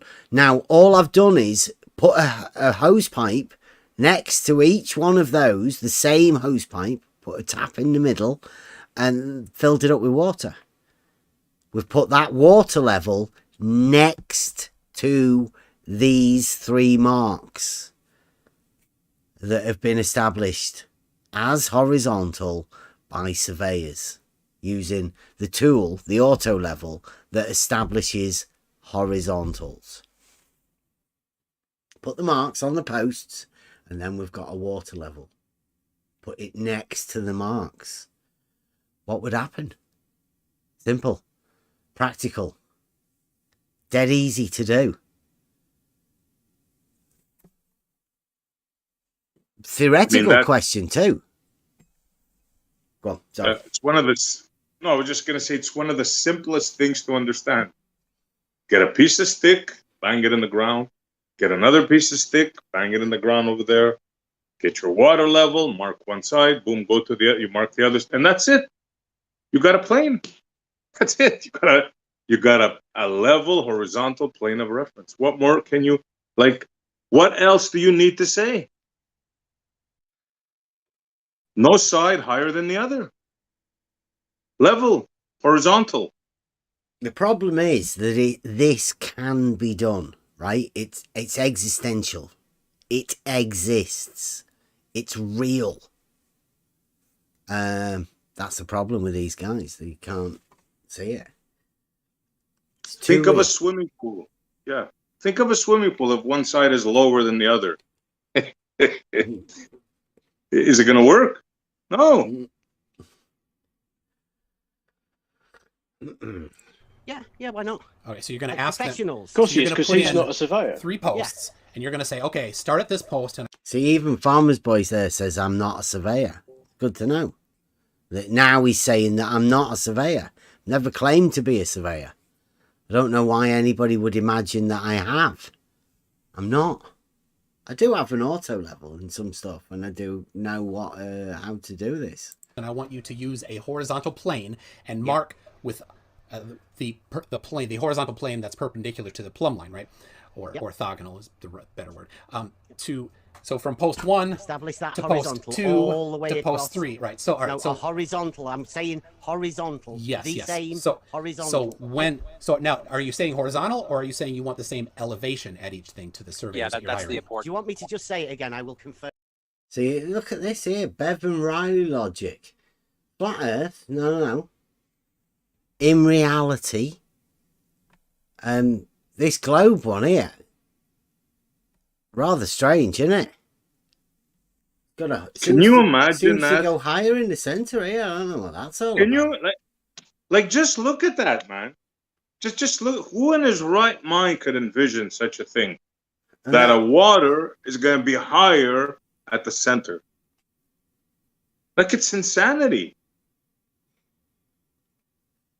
I don't know, man. See, I don't know what this is. Why these ones here would be horizontal, and then this just one in the middle. Yeah. Just one. It's madness, isn't it? Yeah. We want a horizontal, right? That So you're is accounting for curvature then? Straight line. A flat plane. Okay, so when you did you hear that in the background? We want a horizontal, and the guy that may or may not live in Maine says, "So you are accounting for curvature then by establishing a horizontal?" It's amazing. You do that. If you say those words to the surveyors and don't try to confuse them by telling them you want elevation, then you're going to have. Oh, by you, absolutely, because you're. Yeah. So what's going to happen then is you put your mark right here, right? You got the pen. You put your mark on the first one. Here's what the surveyors are going to do. You go to the next one. It's going to be higher. and you go to the will be higher. yeah, you go to the final one, it's going to be even higher still. Going to be higher. The horizontal is going to be higher, says McToon. A horizontal with zero slope is going to be higher. It's so good that McToon's helping Jeff out here. So good. Higher horizontals. No, we're just doing a horizontal. What do you mean higher? How can it be higher? Higher than what? Because the surface higher in relation to the canal that it's next to, right? So you're going to go higher in relation to the canal. Says McToon, the horizontal is higher than the canal. I'm so glad that these guys put this out. This is old stuff, but yeah, higher. Oh, and you're going to measure no, off the top of the water. Forget about the canal. No, but you're doing it next to a canal for a reason. Horizontal, right? Yeah, and according to every surveyor in the world, the first one you'll have a certain elevation. The next one, the elevation is going to be higher for that. Every surveyor in the world, says McToon, will have the first one at a lower elevation than the next one.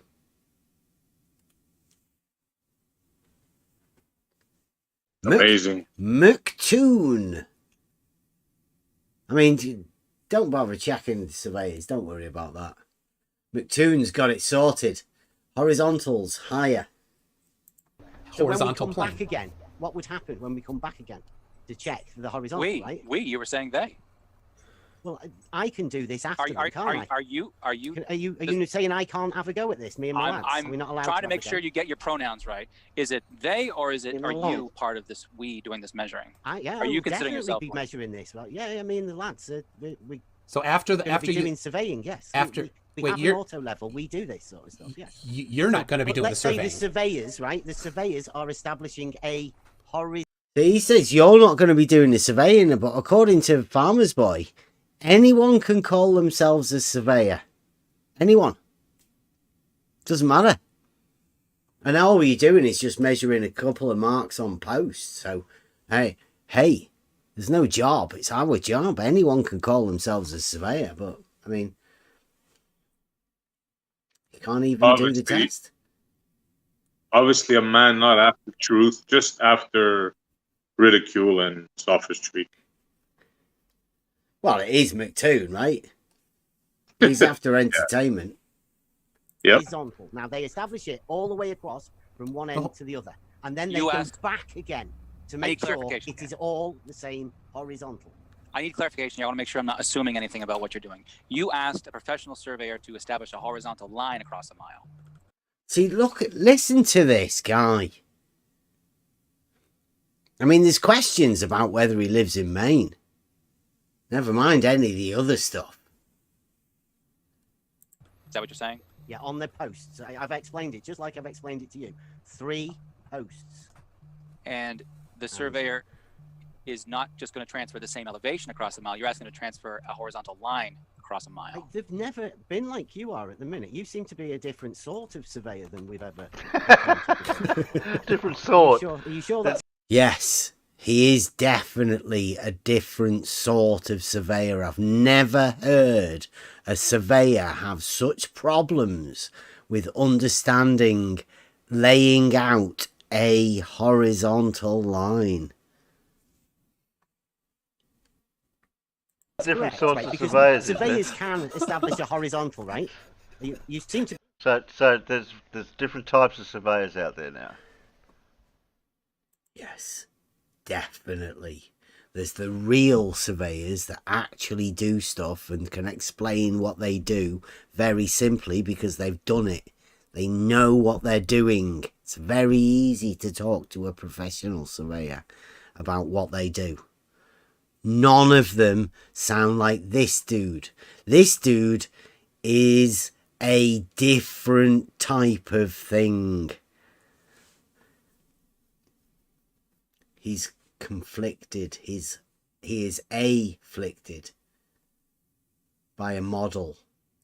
We get different ones. Yeah, because there's real ones and there's Bev. That's a fact. Yeah. Be struggling. I mean, he's giving himself away. He's giving himself away that he keeps insisting for this test that they were going to hire some surveyors. Why, Bev? You're a surveyor. You kept telling us you're a surveyor. Why? I don't keep telling anybody I'm a surveyor, farmer's boy. Stop pushing this paralogism shit. This is why people believe it. Because other people, morons, like farmer's boy, make up a load of shit that Bev never said. Bev's never said he's a surveyor. Got an auto level. I can do surveying, but I'm not a surveyor. Why would you go and hire surveyors to do something that clearly you should be able to do yourself? Oh, that's right, because you're not a surveyor. I'm not a surveyor, yes. But it's just establishing 3 fucking points on 3 posts for this test. Just a simple concept to see whether I can go there and talk to these dudes about simple, basic surveying concepts. 3 fucking posts. 1 horizontal across all 3. Oops. Understand that. He has no idea what he's asking anyway. Yeah. And that's not an easy task for a surveyor actually, to establish a horizontal over a mile or however long he's talking about, because it's got to be in one shot. You can't move your damn instrument. If you do, you've got another plumb. Yeah. Blue Marvel Science. So good to help out. He says you can only do it in 1.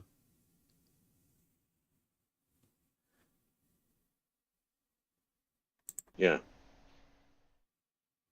You've got a different plumb. So but he's going to run a water level down it too, Blue.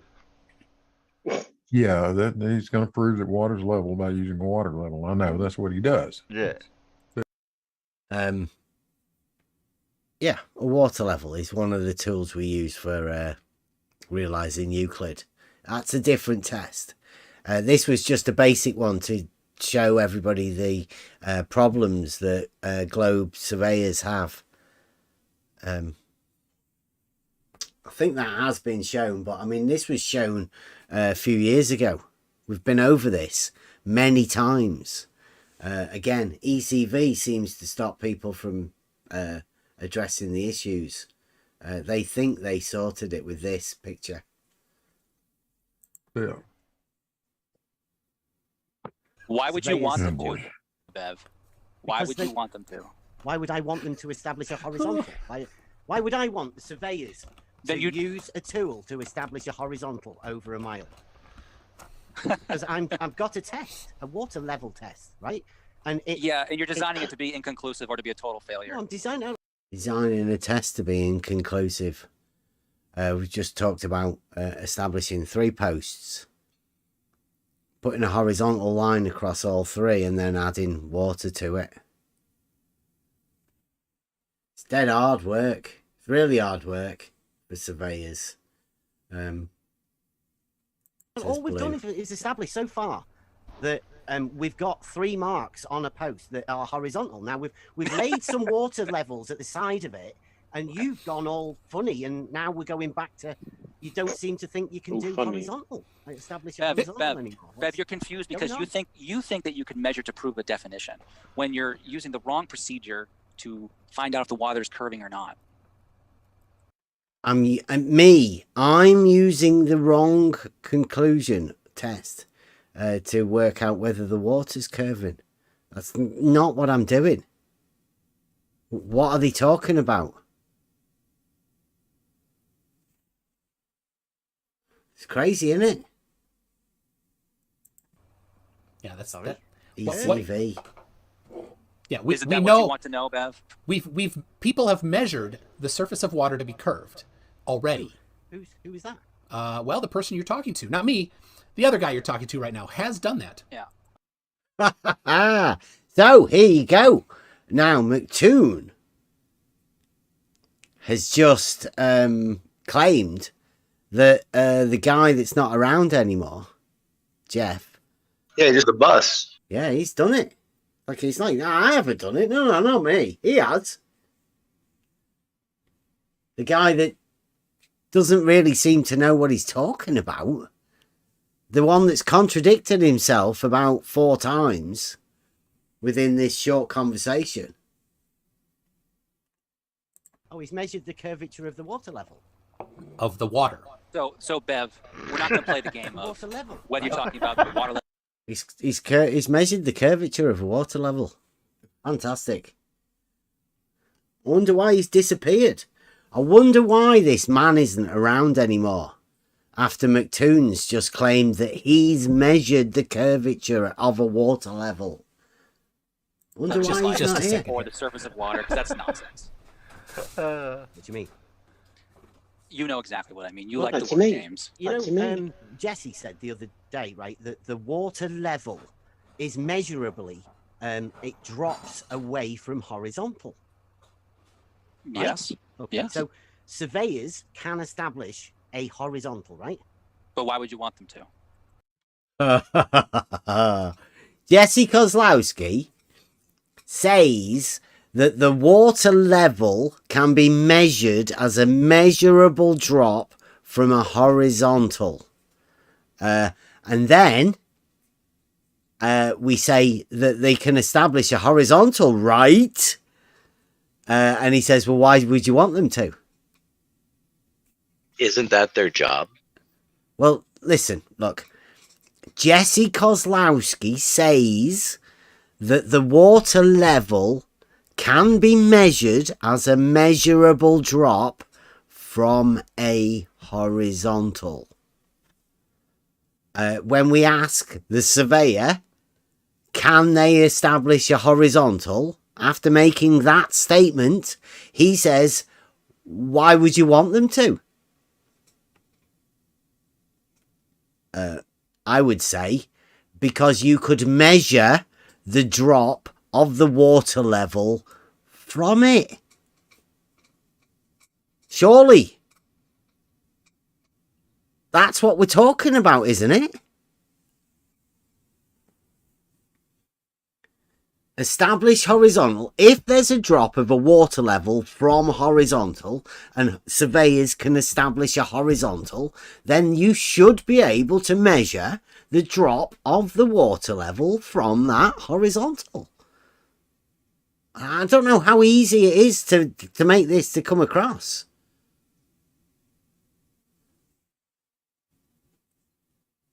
It's very, very, very simple. Question 1. Can surveyors establish a horizontal? Jesse Kozlowski claims that the water level drops away from the horizontal. Can it be measured to Jesse Kozlowski? Jesse Kozlowski says yes. Jeff here, the protege of Larry Scott and Jesse Kozlowski, so those two guys are this guy's mentor. They brought this guy in from the Facebook group.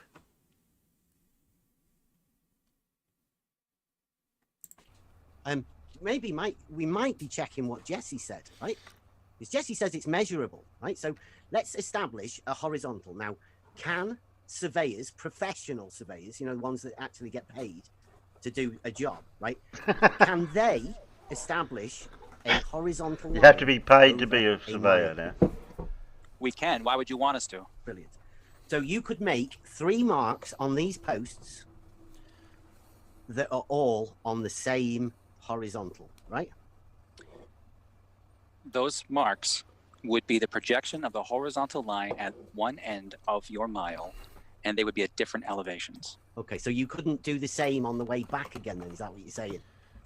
That's not what I'm saying. I'm saying a horizontal line and the elevation are 2 different things. Okay, so if we go along this line and set a horizontal, and obviously when you are surveying, right, you have to close your loop to make sure you're for accuracy and error checks, right? So you close your loop and you want to establish a horizontal back again, right? Because it's a tool to establish a horizontal, right? That's what the tool is. Place an Travis, auto like level, most right? surveyors would say. So you establish a horizontal one way, and then you come back to close your loop and establish a horizontal back again. Now, Right, okay. Horizontal one way. And then closing your loop, you're coming back again with a horizontal. Remembering, a horizontal has 0 slope. now, would you be getting like somewhere near 0? Or hopefully to be getting like somewhere near like a millimeter? I would, hopefully, anyway. A What millimeter? about you? No, you'd be Well, 16 Beth, inches off, you dumbass. No, you'd be 16 inches off, you dummy. 16 inches? 16 inches off. Closing your loop. Boom. Blue marble. Boom marble. 16 inches. 8-inch slope both ways. Infinite drop. Equipotential angle of adjustment.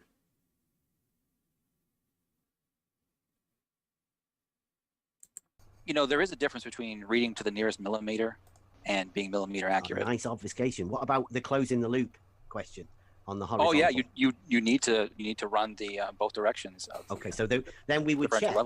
Yeah, we check then, wouldn't we? And we'd have 3 marks on these 3 posts, all on the same horizontal, right? Bev, I'm not sure why you want to establish a horizontal line over a mile. Can be. Again, he's looped back. There's a loop going on here. I hope everybody's stunned and not talking for this reason. Because they're trying to process this, what's going on. It's a geometric conundrum. Impossible. With a model. How could it be? Be done though, can't it? You really want to just transfer the same elevation across the miles, what you want to do. They're 2 different things. No, it's a horizontal, right? We want to establish a horizontal, yes. I keep asking Definitely, you why. we want the surveyors to establish a horizontal. I keep asking you why you want to establish a horizontal over a mile. Because Jesse Kozlowski, the big JK, said that the water level drops away from the horizontal. So if you can establish a horizontal, you can measure the water dropping away from it. It's pretty obvious. What you would be doing is validifying Jesse Kozlowski, the big JK, or joke, whatever. I mean, whoever knows. But Jesse said it, right? So you could affirm it. It should be very easy for people to do this. All you've got to do is establish a horizontal. Simple.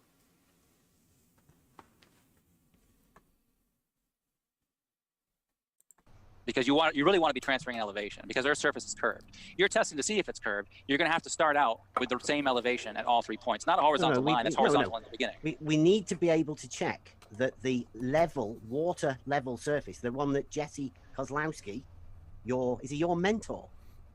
Here we go. Yeah. Jesse and Larry Scott are both my mentors. Absolutely. Okay. Somebody laughed.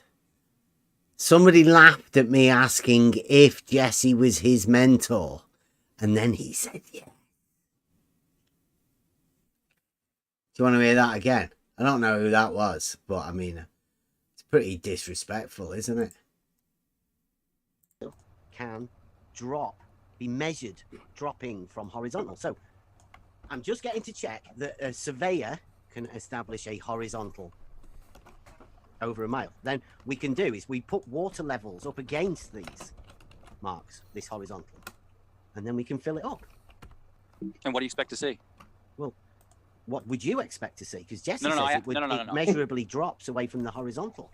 I need you to tell me what your prediction is. Don't make me explain your test for you. I would predict the water level being a tool that establishes a horizontal plane of reference would be exactly the same. In fact, I would say and hope that the water level would be more accurate than the auto level. Do you think that these horizontal marks will be the same elevation across the mile? We'd ask the surveyors to do it. So yeah, I would hope so. Are you saying once again that you don't think the surveyors could establish a horizontal? I didn't say that. I'm saying a horizontal and a consistent elevation are two different things. So you keep if you're saying extending a horizontal from the beginning of the mile, taking that line and extending it in the same orientation all the way down this mile, that's going to be different. That's going to be different than the elevation at the beginning and the end. A straight line. Do you have a section of canal that is straight for a mile? Like we have it in between locks. I didn't ask that. I asked, do you have a mile of straight canal? Yeah. Why? What do you need a mile of straight canal for? You said that you have a straight mile of canal, so I'm asking you. So I'm asking you why we need a mile of straight. We've got 27 miles in between locks, right? Yeah, so that would be Bev, it's your test. It's your test. You tell me. What am I telling Don't make you? me explain. Don't make me explain your test to you. You explain your test to me. Okay. So what we do is we get surveyors to come and establish 3 marks on 3 posts. One at the beginning, one at the half-mile mark, and one at the mile mark. Yes, we've been over them to establish a horizontal line on each of those posts, the same horizontal, right? Because it's definitely doable, that isn't it? So all right. To be clear, which horizontal? You asked me to explain my test, and now they're obfuscating yet again. Are you going to go at? Because the horizontal point at the first marker, the middle marker. Sorry, one of the edges or the middle one? Is it going to be the horizontal plane starting? The horizontal. Yeah, which one is it? Is it going to be referenced to? It's the same which one? Horizontal, isn't it? This is a simple question. There's three posts. 1, 2, 3, and there's a mile between. There's a half mile between. All the way across the same horizontal.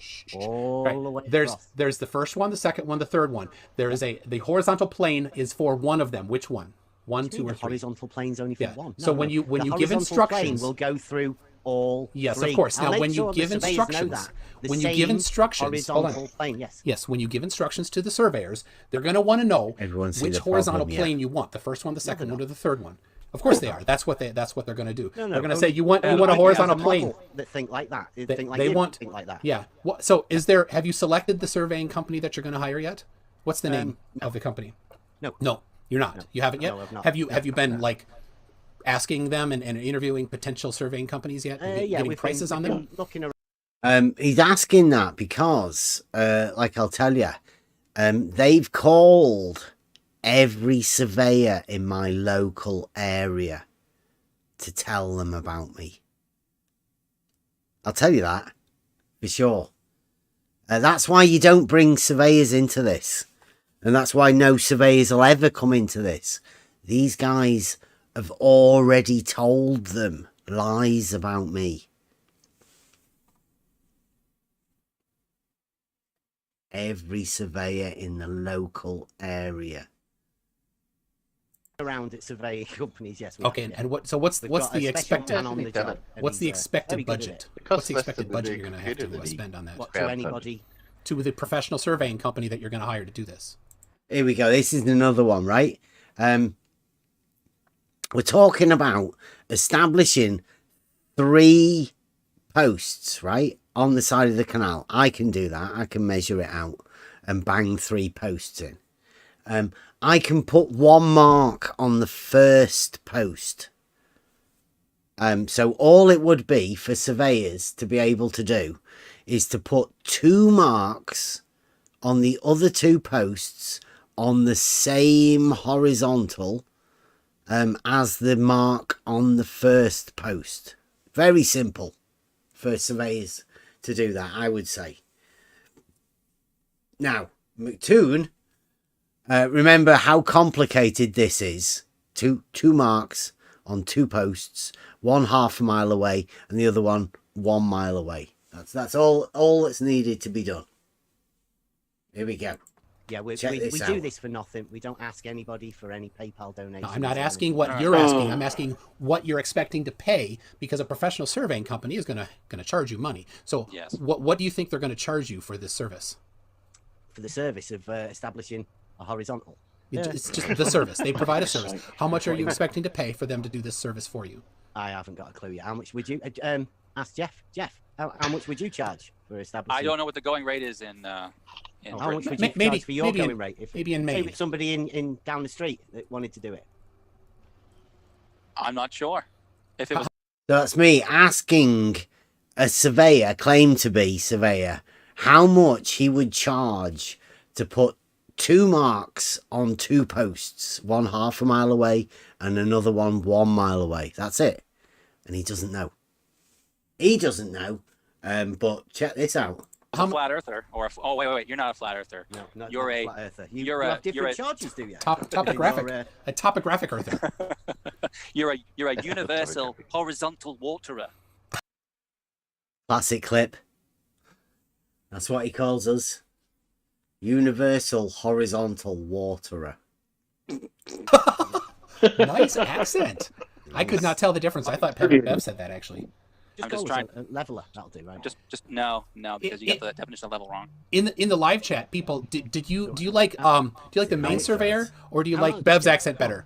Just go ahead and tell us that in the live chat. So, how many hours do you think it would take you? Because you'd have to have a couple people, right? And you'd need to go back and forth between the half mile and the 1 mile away, a little bit. So probably. You'd set up somebody with a theodolite on the first post. You'd send somebody a half mile away, and then you'd communicate with them to put a mark on that one. Do you not know how to do differential leveling? I'm asking the main surveyor what he might do. I'm throwing out some spitballs here. Tell So us how you do it. Like then you'll give us an idea how much it costs. So Bev, the thing is, you're not going to tell the surveyor what tools to use. You tell the surveyor what they need, and the surveyor decides what tools they're going to use. I can't make the determination of what it would cost, but it might be at least a day in the field, establishing elevations, then do some calculations, come back another day, and make the marks that you want. Did you hear that? We just need marks on 2 posts. That was one of the most classic ones. Yeah. Besides, why would you want to? Yeah, why would you want them to? Spend a day in the field and then go away, do some calculations, and then come back. Holy shit. Yeah. I mean, that seems like a profitable job, that, doesn't it? Let's see how much McToon's going to sort out, how much he's going to get paid for this. yeah, these are professionals. 2 days, professionals. Jeff, how much do you charge for that? 2 days. Oh, I'm not. You and your lad, obviously, the stick carrier. What's the going? I'm far too expensive for you to hire me, Bev. What's the going how much rate? would you charge for the ultra high class people that you do? I'll look it up here. I'll look it up here for you, Bev. Surely would have had enough money by now to do it. Too expensive. Yeah, how long ago? It's like useless. Talk about useless. Yeah. What's the going rate of a surveyor? Yeah, I asked. I was thinking just about that myself. Like, come on. What is the going rate? How long would it take for you to put 2 marks on 2 fucking posts? Wouldn't they laugh at you if you called them and asked them that? Well, I have. And, well, I mean, I don't know. Ask him yourself. I mean, try it. Just literally. But step 1, they'd say, why are you doing it? Yeah. And you could tell them you're doing a test. Can they? I have 100-foot tube. I suppose I can do it myself. Yeah, it's all about money, right? All of this is all about money, what they're talking about. I mean, because of this, this is why me and Spot On decided we were going to do it as cheap as possible. Like, make the test affordable for everybody. Then you don't need to be working about crowdfunding or doing anything like that. It's just not needed. If you can do it and fund it yourself to be able to do it yourself, then that's what we did. Give us a. You can guarantee how much we charge a that Bev normal has person. contacted no surveys whatsoever. That's Farmer's Boy. The boy of the farmer that can guarantee I've not talked to any surveyors. Wonder why he knows that. Wonder where he can make that guarantee. Because that's a pretty big guarantee, that. From Farmer's Boy. No. Well, I don't think it costs, in Australia, I doubt it costs more than $500. Might be $1,000, depending on how obstinate you must be. 500 to $1,000. Oh, apparently, it took him quite a while to get enough money together to get the plastic tubing to do his so-called test when he did it 3 years back. The one. Apparently, Farmer's Boy's talking bullshit again, making shit up. Apparently, yeah, I'm a carer, but they only cost 20 quid each. So not long, really. Affordable to anybody. You want to know more about it? Come and ask us. It's called the Realising Euclid Test, the one that we did. It's not this one. That they live streamed on Discord. So he actually has, how long's the plastic tubing he's got? He'd got two separate lengths of plastic tubing. Farmer's Boy, wrong. I got 4. But hey, never mind. Of course, he doesn't want to do it all in one go, and I think it was something like 200 or 300 meters each. They were 100 meters, and there was 4 of them, making it 400 meters. That's me. And Spot On had one exactly the same, except he had a larger bore pipe. So that's me and Spot On, both of us, with 400 meter water levels. I think Spot On's was also 4 by 100. I think. But it took them quite a while to get the money together to buy the tubing. No, it didn't. We did it naturally, bit by bit, me and Spot On. It wasn't quite a while. It was as long as it took for us to do it. We did testing along the way. Yeah, no problem. Yeah. Not trying very hard though, because I'm sure it would cost him less than what it paid for the computer that he needed. Yeah, it cost us £100 each, about, with the reel. And that's all it costs in order for you to have a 400 meter water level. You can join the 400 meter water level club. As far as I know, there's only me and Spot On that are in it. Anybody else has got any longer water levels, practical tools, let us know. You can join it. Let us know if you can beat it. Yes. And then how much you would charge a flat earther? So 2 days. Are you a flat earther then? Is that what you're saying? No. He said he'd charge flat earthers different So prices. yeah, Bev, I have done pricing. Yeah, that's what he did. He would charge flat earthers a different price. So if you are around about the state of Maine, and you ask a surveyor to establish a horizontal, be careful, because they may call you a flat earther and charge you extra for it.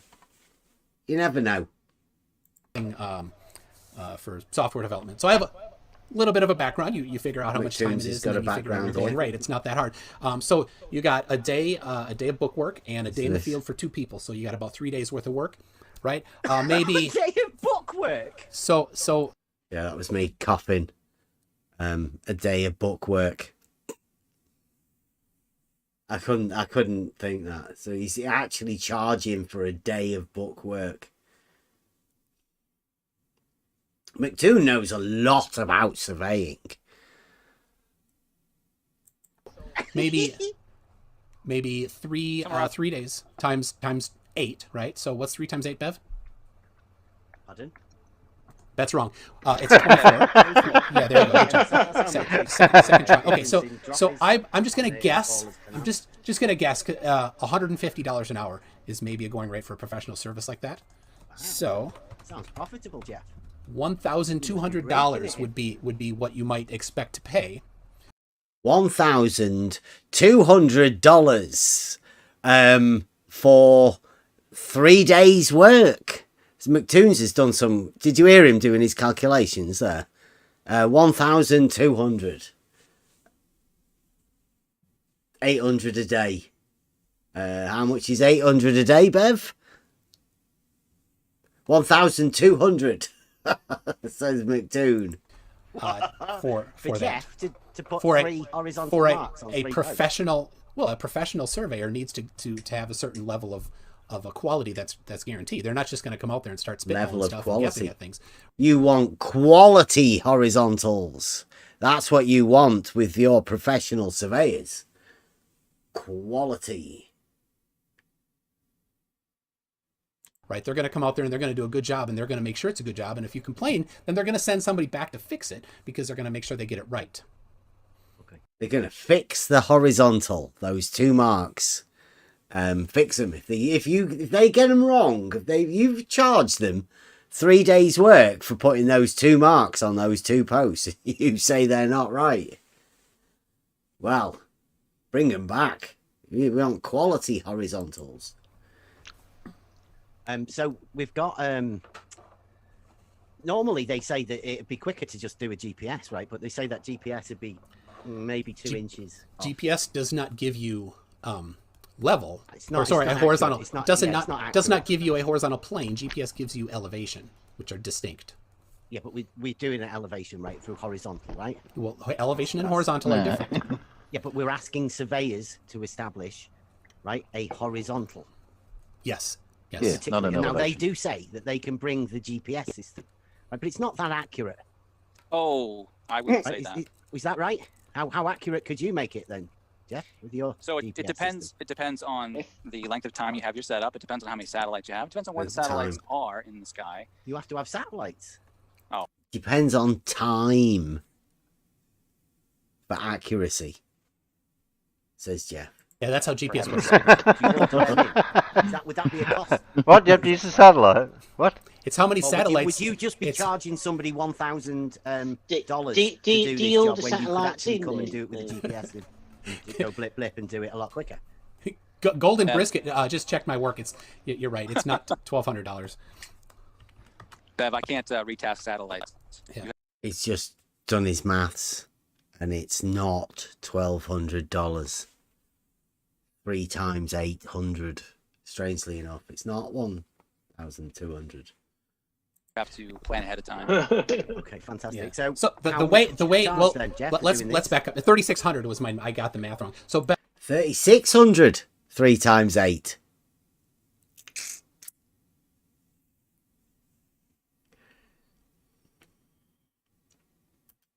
Three times 8. 3,600. £3,600 for you to mark 2 posts. 3 6s. You should get into that job.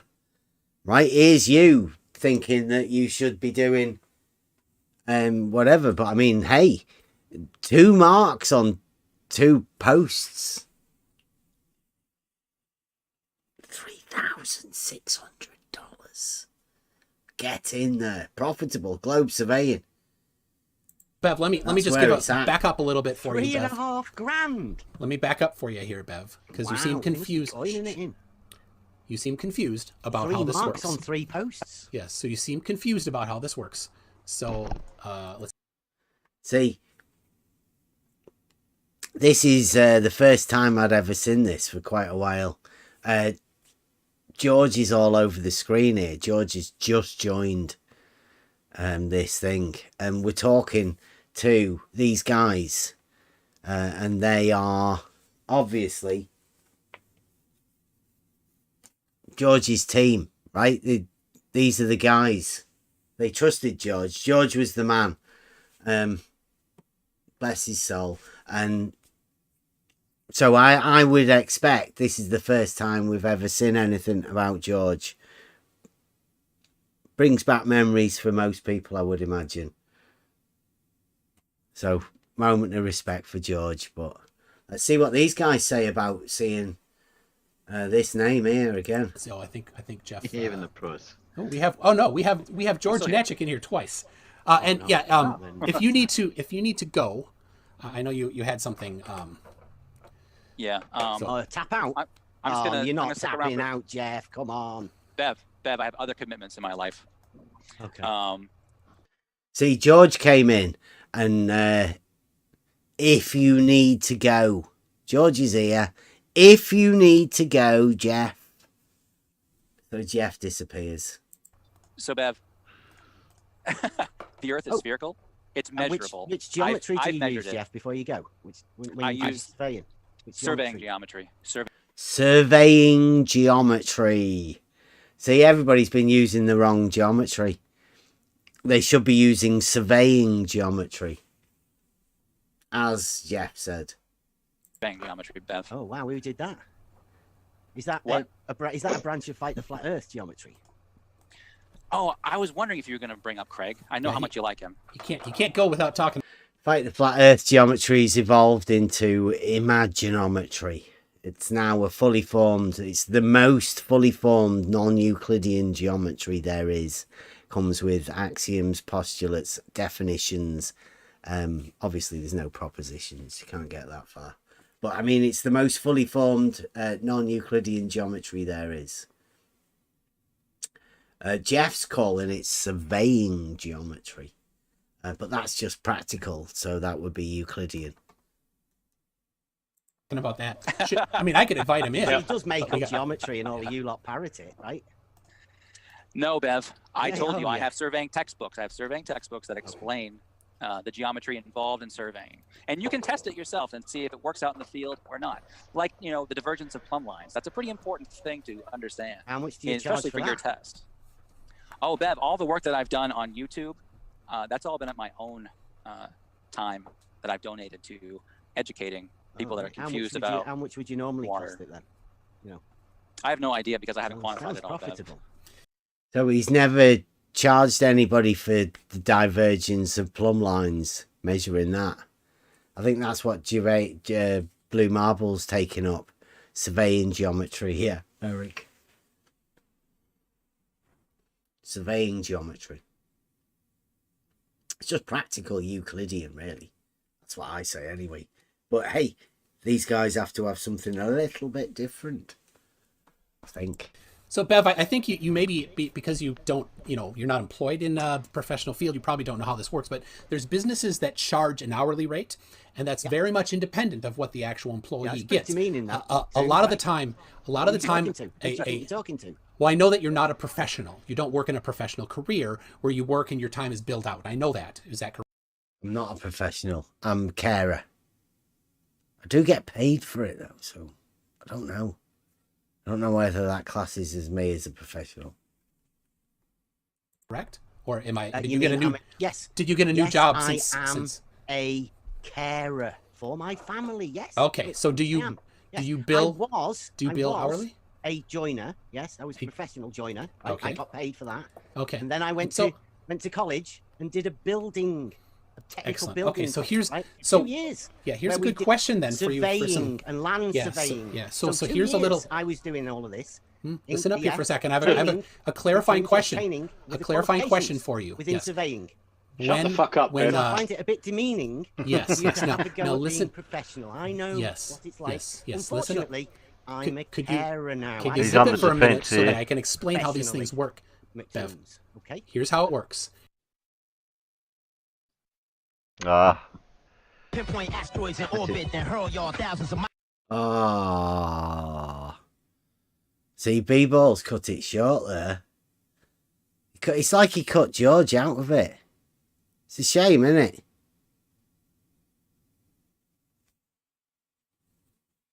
George made him tap out. So a little bit. There we go.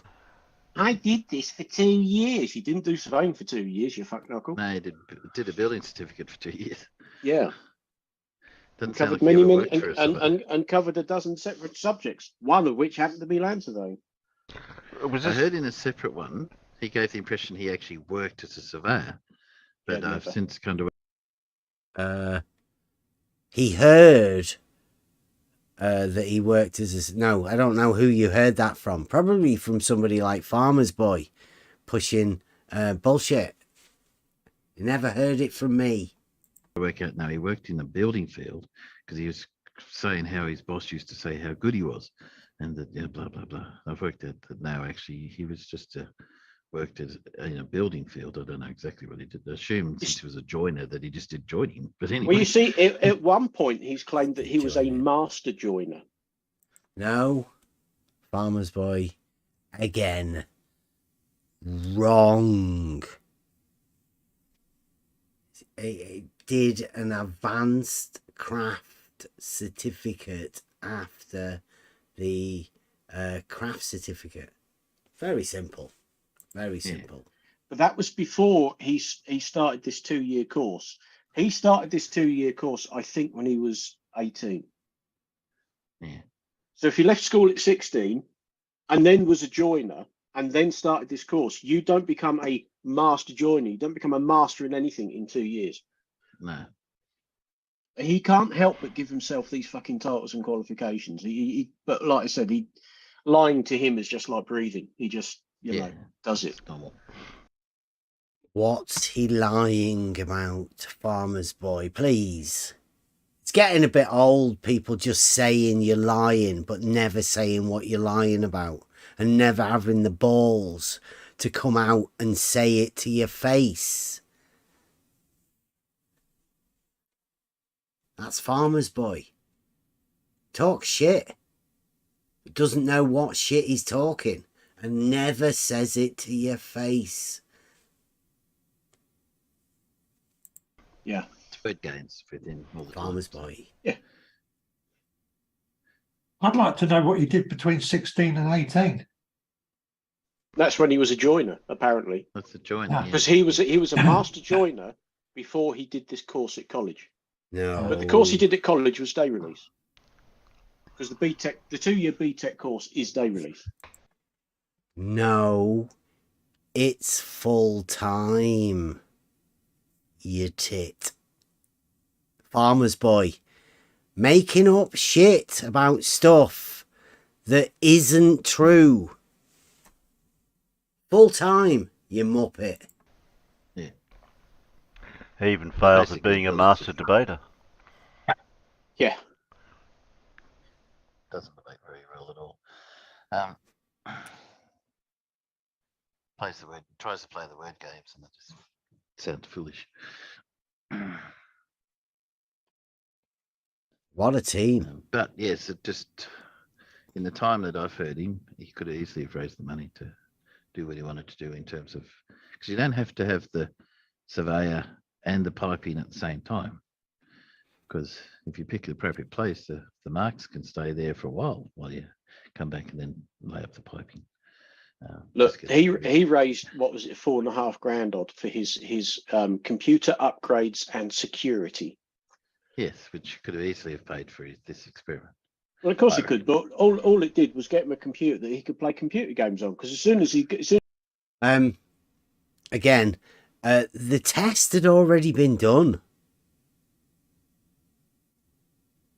The test was already done. And yeah, we did get a fair bit of money. Thanks, guys. You sorted quite a few people out with computers. Thank you very much for that. As soon as he got the computer, he's live streaming him playing computer games all day, apparently. I'm here. Again, Farmer's Boys just said we're live streaming playing computers all day. Nah, that's not true either. Is it? We're doing live streams at night. Farmer's Boy. Stop talking shit. If you want to know something about me, instead of making up shit about it that's obviously not true, that I have to wait and see. I mean, I don't know how many. This has been going on for years. And I don't know how much shit Farmer's Boy's been talking. Because everything I've heard tonight from this has been wrong. If you've been listening to Farmer's Boy talk shit about me, you should really have come to me and asked me, because Farmer's Boy hasn't got a fucking clue. Yeah, the whole thing was just a scam, a grift, because that's what flat Earth is. It's not flat Earth, and people that gave money, thank you very much for doing that, helped to get our computer system working properly. We can still live stream. It's great. And there's a lot of people that got helped. Thank you very much. But it's not a grift. It's not a scam. And it's got fuck all to do with flat Earth. Never has had. Apart from Farmer's Boy and whatever's going on in his head. Talking shit. Imagining stuff that just isn't true. Contradictions. All sorts. Fucking joke. Unless, of course, as some people have suggested who know a little bit more into his background than I do, that he has actually upset people in his local area. And do you hear that?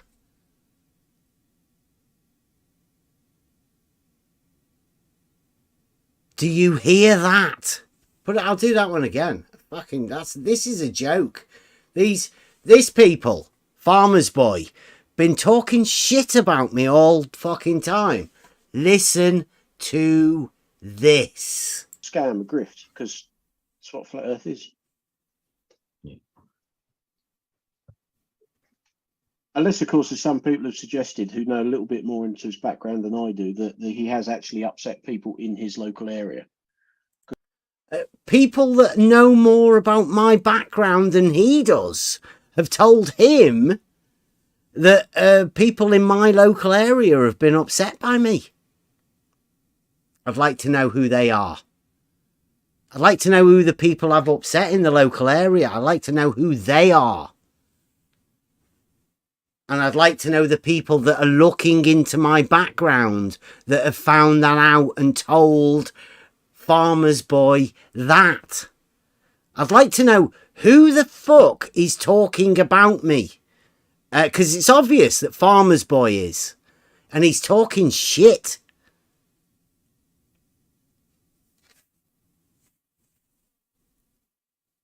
Farmer's Boy, come and have a chat instead of talking shit.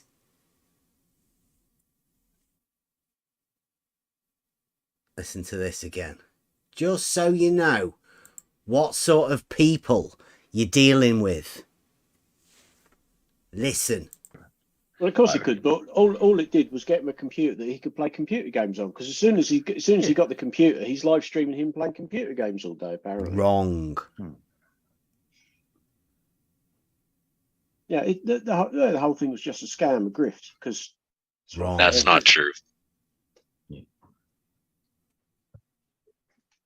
Unless, of course, as some people have suggested who know a little bit more into his background than I do, that he has actually upset people in his local area. Because some of the stuff he used to put on Twitter was really not very nice. A lie. A lie. Bev, try thinking on Twitter has never been suspended, never been banned. Never. So, Farmer's Boy, stop talking shit. So who knows? Can't really say. Well, Actually see it. It wouldn't surprise me that he would upset people. He seems No. like the person to do it. And listen, Alan Evans now is jumping on the back of what Farmer's Boy says. Personal attacks? For what? Somebody who says level is horizontal. Here's the proof. Here's the arguments. Yep. He would, and he'd think it was funny. Oh, more likely. Because when you listen to him in stream or what he types and stuff, that's what he seems to get enjoyment in, when people are annoyed, and then he sort of baits them a little bit. So That's what he's doing. Yeah, he's forever trying. I mean, the number of times he's tried to wind me up in Twitter when I'm sort of prodding him and whatnot, and he'll try to say that I'm a coward and I'm embarrassed, and why don't you come in a week and talk about it? No, piss off. I know what you're trying to do, and it ain't going to happen. So he admits to prodding me and then says he gets annoyed when I say, come and have a fucking chat instead of talking shit. Nah. Not this. He's Farmer's Boy. Everybody knows what Farmer's Boy's like. Everybody's heard Farmer's Boy, haven't they? He's a big name in this, apparently. In the background, talking shit about people. Never talking to anybody. Peanut gallery boy. I go into his Discord server to talk to him. What's the point? I might as well just bang my head against the wall. I'll get more out of it. You may as well just talk shit about me all the time, Farmer's Boy. He tries to wind you up and bait you to get you to come in and talk to him. Yeah, this is pathetic, for real. Pathetic. Yeah. Farmer's Boy, little bitch. He came to Bedford Levels. He ran. Never came over. Never said a word. Such a bitch.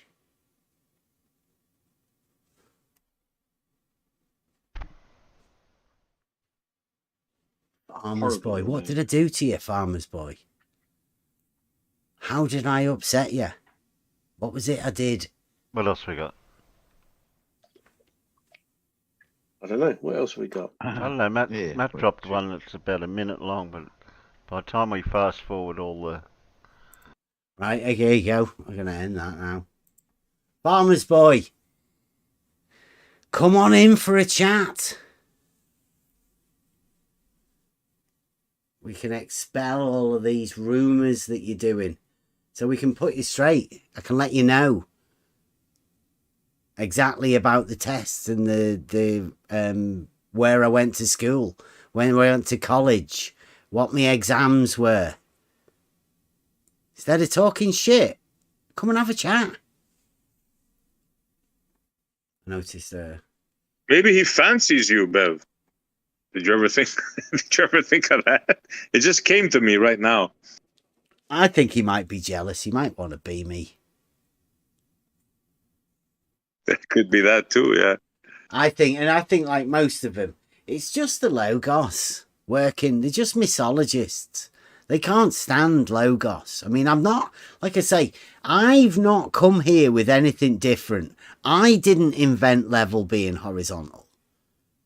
I just pointed out that there's a load of people that are off their fucking tits because I say level is horizontal. I've got arguments, we've got proofs, we've got a test. We've got everything to back what we're talking about. But instead, what these guys have to do is just slander, libel, talk shit about us. That's why we're here. Just so people can we can have our say. Because, like I say, I don't know how long Farmer's Boy's been saying all of that shit. And if he says that I've said something and then other people repeat it, oh, I've heard this about Bev and I've heard... And it's probably all come from Farmer's Boy talking shit. Or the people that say that I've upset people in the local area. I mean, how? Why? What? Doing what? How did I upset people? We had a few conversations when we were setting up the water level. We didn't upset anyone. How could anybody be upset?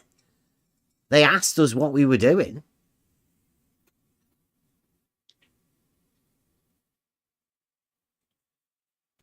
Yeah.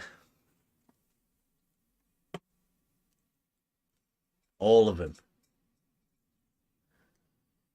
It's like me now telling somebody, I don't know, let's pick a state, North Carolina, right? That I've only spoken to on the internet, maybe seen once and ran away. That what people in your local area are saying about you, like your neighbor, maybe he thinks your fence is too high or you cut your grass not often enough. I don't know. It's like ridiculous. It's comical. Well, it's like somebody saying that there are other people that you've talked to that have talked to people in your local area and you've upset them. Like, Who is asking other people in my local area about me? Why the fuck would they be doing that? I'm a carer. Like, what are they doing? With what purpose? With what? For what reason are people saying shit like that? I don't even know that. I would like to ask Farmer's Boy who these people were.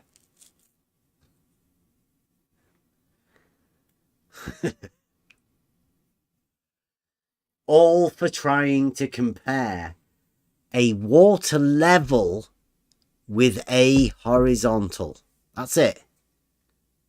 I say they're the same thing. A water level is a tool for establishing a horizontal. But you can establish a horizontal without a water level.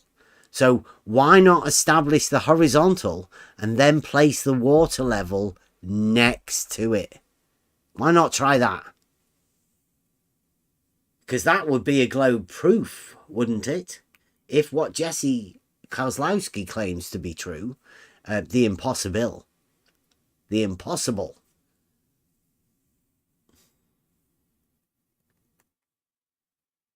We'll see on Friday, though. Blue Marble's going to be having the debate. Level is the debate. Bev Try Thinking versus Blue Marble Science. The YouTube owner.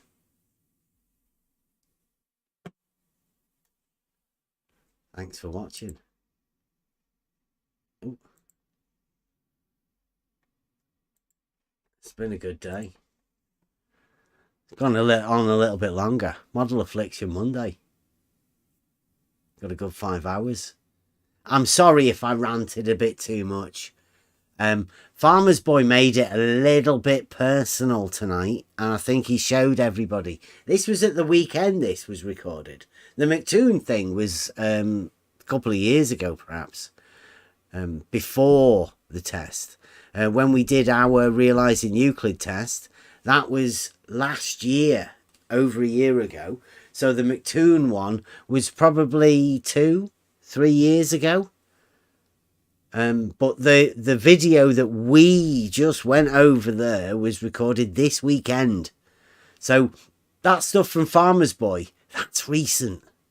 That's him talking about me now. That's what he thinks about me. Still talking shit over a video from last year.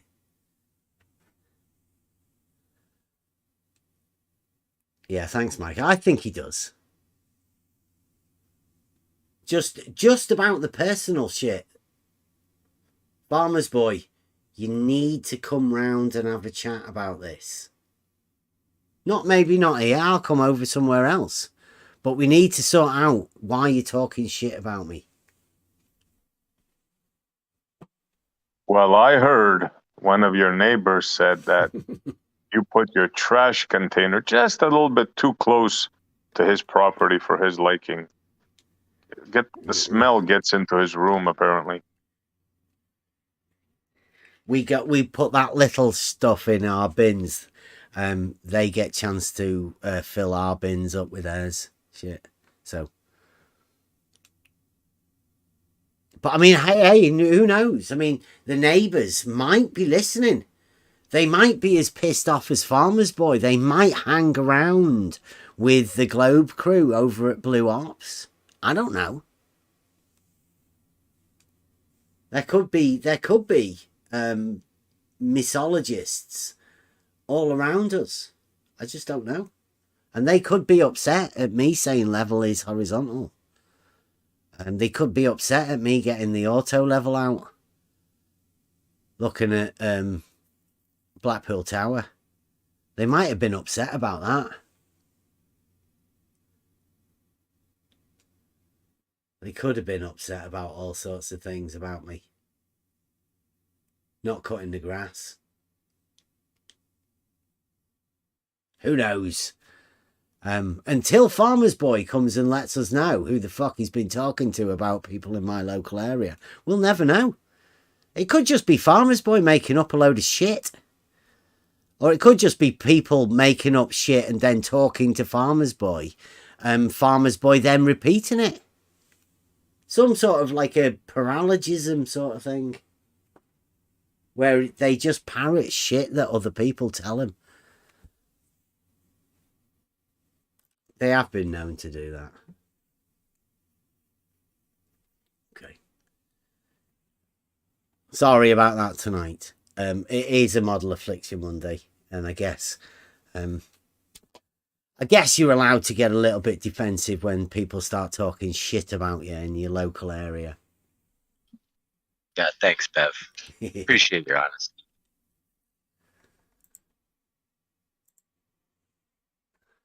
Okay, little bit of an after show, not much, because I need to go and get some sleep. If you want to come in and join us, click the link, Discord. This is where the shit happens. Come on in here and we'll have a chat. Oh, speaking of shit, I was told to tell you to voice check in at the new Nathan server. Righteous Force asked me to pass the message. Oh, they want me over there, do they? Yes, sir. Okie dokie. But yeah, you have to join. You have to join the voice check in and check in with Righteous Force. Just needs to hear your voice so they can get admitted. Okie dokie. Well, yeah, it is me. But yeah, if he needs to hear my voice, that's jolly good. Yeah, I'm not really interested, but I think after that clip, yeah, we'll have to go and have a chat. Yeah. Okie dokie. Thanks a lot for joining. Thanks for watching. Tomorrow is Logic Night. I'll tell you the truth, I haven't got a clue, but hey, this week it's all preparation for Friday. I don't want to be giving too much away, but the debate level is everybody will be doing this. This will be the sort of thing that gets going. Thanks for watching. Thanks for listening. Join us tomorrow. Logic Night. Buster's singing us out. Thanks, Bev. Model Affliction Blues. All right, here we go. Okay.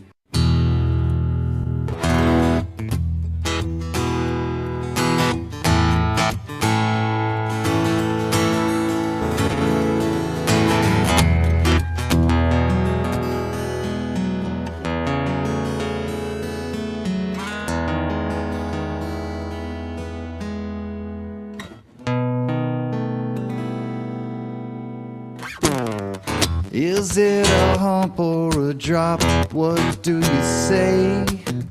You got to twist your words in every which way, because the motto will always dictate what you do.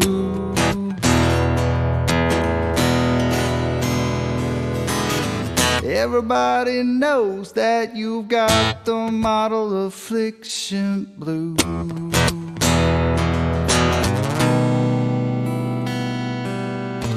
Is it a straight line or does it curve? Some people unclamp it, but that is absurd. We all know that the model will always dictate what you do.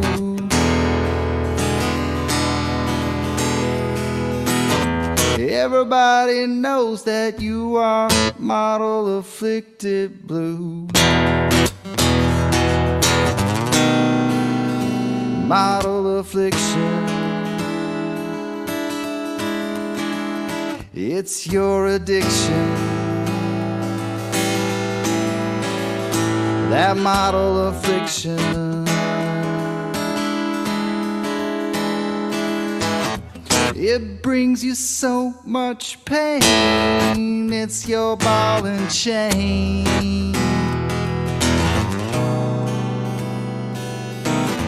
Conflating curvature with elevation change has got your local distance just out of range. That old biggie is gonna dictate everything that you do.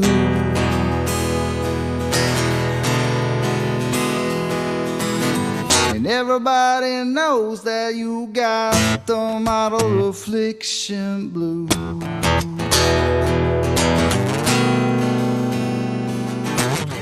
It's your decision defending the model position. You just don't know the geometric proposition. That old ball, it'll always be illogical to you.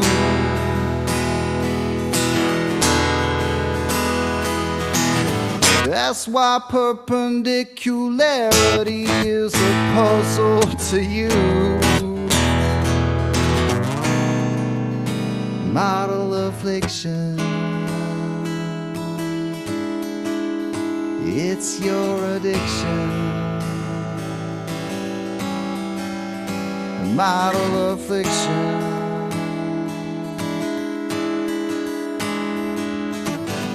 It brings you so much pain, it's your ball and chain.